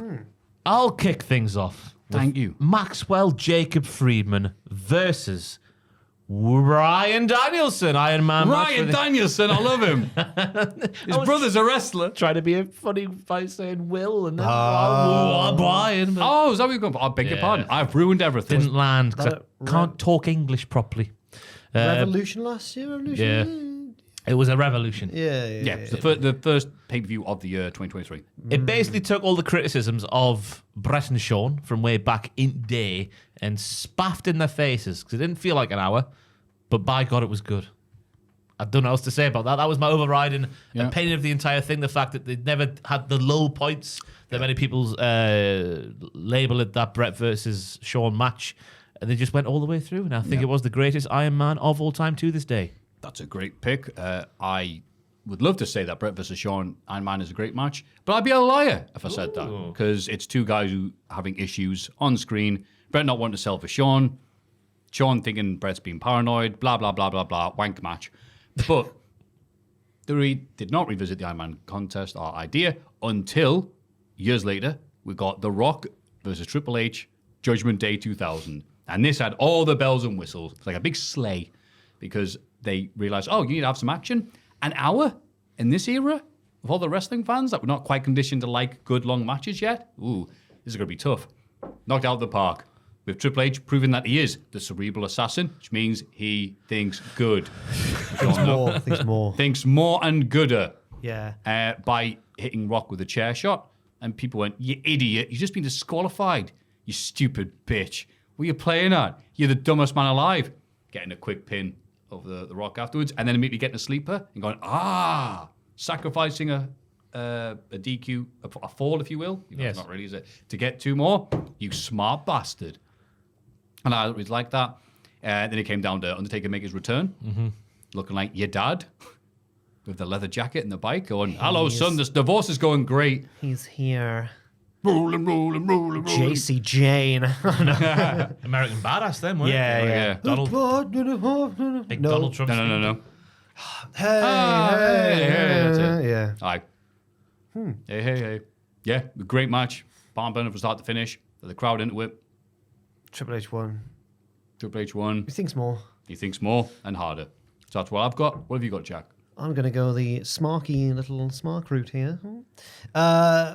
Okada Omega 4 from Dominion 2018, I want to say. So I've never watched it again, though. I only watched it that one time because it was very long and I don't have like an hour and a half spare, I don't think. When I've got an hour and a half spare, I don't think I'll rewatch Okada Omega 4. So I'm not sure if I would enjoy it as much on a repeat viewing. But in the moment, watching it live with Sam, I believe, at the time, on a reactions stream, the story was Okada Omega 1 feels like it's Omega's moment, but Okada's just too good and beats him. Okada Omega 2 is the one where Cody gets involved and threatens to throw in the towel. Okada beats him again. Or was it a draw? Yeah, I can't remember. I think it was a time limit draw. Okada Omega 3, now Okada is exhausted because he's been through the G1, he's injured. Omega beats him shockingly fast. So now it's like, who's going to win the 4th one? And finally, this is like Kenny Omega's big moment when he finally does it. It's long, but it's 2 out of 3 falls, so you do get it split into chunks a bit. And they were both just at the top of their game, and there's a reason people still talk about their feud because it was unbelievable. And I think that it's like the big crowning epic moment at the end of their feud. Personally, I still prefer their first match, but this was best long matches, and this one was like easily over an hour. I'm going to check how long it was. I didn't see the other 3, but I watched the 4th one with a mate, and he was explaining and it'd be like, this is why this, and everything you just said, basically. Yeah. But what struck me by that match, it was the one I'm thinking of, and I'm pretty sure it is, was how loud and intense the crowd was from start to finish. They were absolutely on fire. Yeah, the stereotype about Japanese crowds being quiet all the time isn't necessarily true. Yeah, it's all from old timers who stunk. Yeah, they're really quiet over there. I don't know why. It's just because they're so respectful. Yeah. I did a headlock for 10 minutes. Didn't say anything. Yeah, you gash. So what did they... is this the match? Is this it, Jack? Have you confirmed? I'm trying to find the length of it. Ooh. Found it. Slowly. The first time you said that? Results. Main event. It was 1 hour 4. So not an hour and a half. But with and Omega won, right? With entrances. Omega finally won. Yeah. He won the belt. And then he left and set up AEW. Bye. 6 months later. Yeah. Then you get mad. It's like, New Japan don't like me. And it's like, yeah, you used New Japan cameras to film your AEW video. And you didn't tell us it was that. There was that I'm not sure if that's true or not. There was that random gauntlet on Raw. When, first they did the one where Rollins lasted for ages. That's right, And then yeah. the one where Kofi lasted for ages. Yep. Both were really good. But I think just the They were first one great, for yeah, the I forgot shock. about them. The first one for the shock value. Can't believe that this is happening on late 2010s Raw. Yep. Yeah. Hangman Bryan. Hangman Bryan's an excellent match. Oh yeah, but Americans didn't like it because it ended in a draw, and they're allergic to draws. Like, ew, it doesn't make sense, dude. We need a Draws wanner. are where you put your clothes in. Yeah, we need a wanner and a longer. I love America. Yeah, I do. So I like some of it. Why I put my American voice on? just not Philly. No, after Man Night sent us all those videos going, haha, England suck. What a I don't know, we just dickhead. need to say it. Tell you who else bloody sucks. The US national men's team. They got knocked out of the Copa America in the group stage, didn't they? Yeah, they did. Actually. Yee and a ha ha. But they don't actually care about it. No, they don't, so it's all right. Yeah, trying to get any of the long matches. Does it matter at this point? We've all said 3. When they would do those big ass Survivor Series matches, Raw versus SmackDown, Yeah. and they were going forever, but they were great. Like the 2017 one, you know, 2016. That's one with 316. Shane and Jericho. Yeah. 2016 is the one With Shane and Jericho, isn't it? where it's That's one I'm thinking of. Braun Strowman gets counted out because Ellsworth grabs his leg from underneath the apron. Oh, yeah. But it's also the one where the Shield all team up even though they're on different teams. That was a good moment. Yeah. Those could be great. Ooh. Mega epics. Boys, What's up, both the first men's and the first women's Iron Survivor NXT. Yes. Those matches ruled. Were they that long? No, they're only like half an hour, aren't they? Damn it! But count them anyway. Yeah. The Royal Rumble matches of All right. 1992, 2001, 2010. 2010, Yes, it's there. 04. 2020, Oh no, 4. 20, It's if you can get past that. It's a but- good run. 2000, 20. Brock Lesnar, Yeah. Oh, yeah. and then Edge. 2018. 2018. Nakamura. Oh, they stand off at the end. Yeah, the old versus the new. New Blood versus the Millionaires Club at the end. No, Nakamura, no. Just go. Just go. No, it was good, but that was a really good rumble. I Yeah. think we've answered the question. We've done it beautifully because you have been here. Thank you, Ross and Jack. Thank you. Ross, what have you got for us until next week? Quizzes will be returning. Myself and Adam doing quizzes about musics. Try and guess the theme in 1 second. Oh, I like those All ones. sorts of hilarity will ensue, and other videos will also happen. I like watching those afterwards and try and beat either of you. And the ones you've done so far, no. I'm really sad when it comes to themes. You are really good at that. really sad. Jack, what have you got for us? Just continuing the normal update on twitch.tv/Cultaholic from 6 p.m. UK time every Wednesday. With me and Owen. We've left the Swans. And we've got a new job at Birmingham City. Oh. Well, we looked for a job on the game and Birmingham were open and they were like, come along, and we did. So now we're in charge of Birmingham. Let's get This them is in. our house. You got the American owners. Yeah, Oh man. God, yeah, we do. And we've realised that there's a regular in our streams called Villa Fan Dan. Oh, yeah, I know. He's a Villa fan, and we've just taken over the Blues. He's not going to be happy, but he hasn't come back any week since we've taken over. So he's either got wind of it, or he's just going to come back like the pizza box gif, and the room's on fire. So apologies to Villa Fan Dan if you listen to the podcast. Cheers. What about you? Lovely. New Botchmania's out. I It's not watched been it. taken down yet. Yeah, what do you think? I liked that you used the one I suggested. What are you going to do, Momo? In the crystal. Yeah. And I like how you put the big labels above their heads. I realise people might not know this fair because you do have to explain to people. Yeah, this is A-Dub. Yeah. I enjoyed that They're like, watching. what's that? I'd recommend watching it. Have you put Joe Hendry in it? Yeah, it's joined us. But no, thank you. And I'll be continuing to watch WCPW because people are loving it. That's all right, because I'm off by then. What's up with your voice? Huh? You all right? I'm just getting emotional. Yeah, I was gonna say, I'll be off by then. No, I'm off by then, so that's all right. I only make one more appearance on camera, so I'm fine. Phew, it's over. I'll be there still. Yep. Looking good. You're doing good segments. Looking terrified. Kirby's backstage. terrorising the offices. Yeah, that's funny. Yeah. Yeah. Hendry looking great. Yeah. Damo walking around in his gear in the offices. He took was the great. lift down to the lobby to get it back up for a shot where we needed him coming out of the lift. Yeah. But apparently he went all the way down to the lobby and people were just looking at him in the reception. Like the door opens, he's just there, still wet and naked. Oh, good times. Good thing to be. Mailbag@cultaholic.com, patreon.com/cultaholic. This has been Jack. This has been Ross. This has been Maffew. And the lovely Joe as always. Hello, Joe. And what we're going to say to end this. I love sniffing paper. No. Let's say it on 3. Yeah, go on, Ross. 1, 2, 3. We all knew. We all knew not to do it. Bye. Sort off.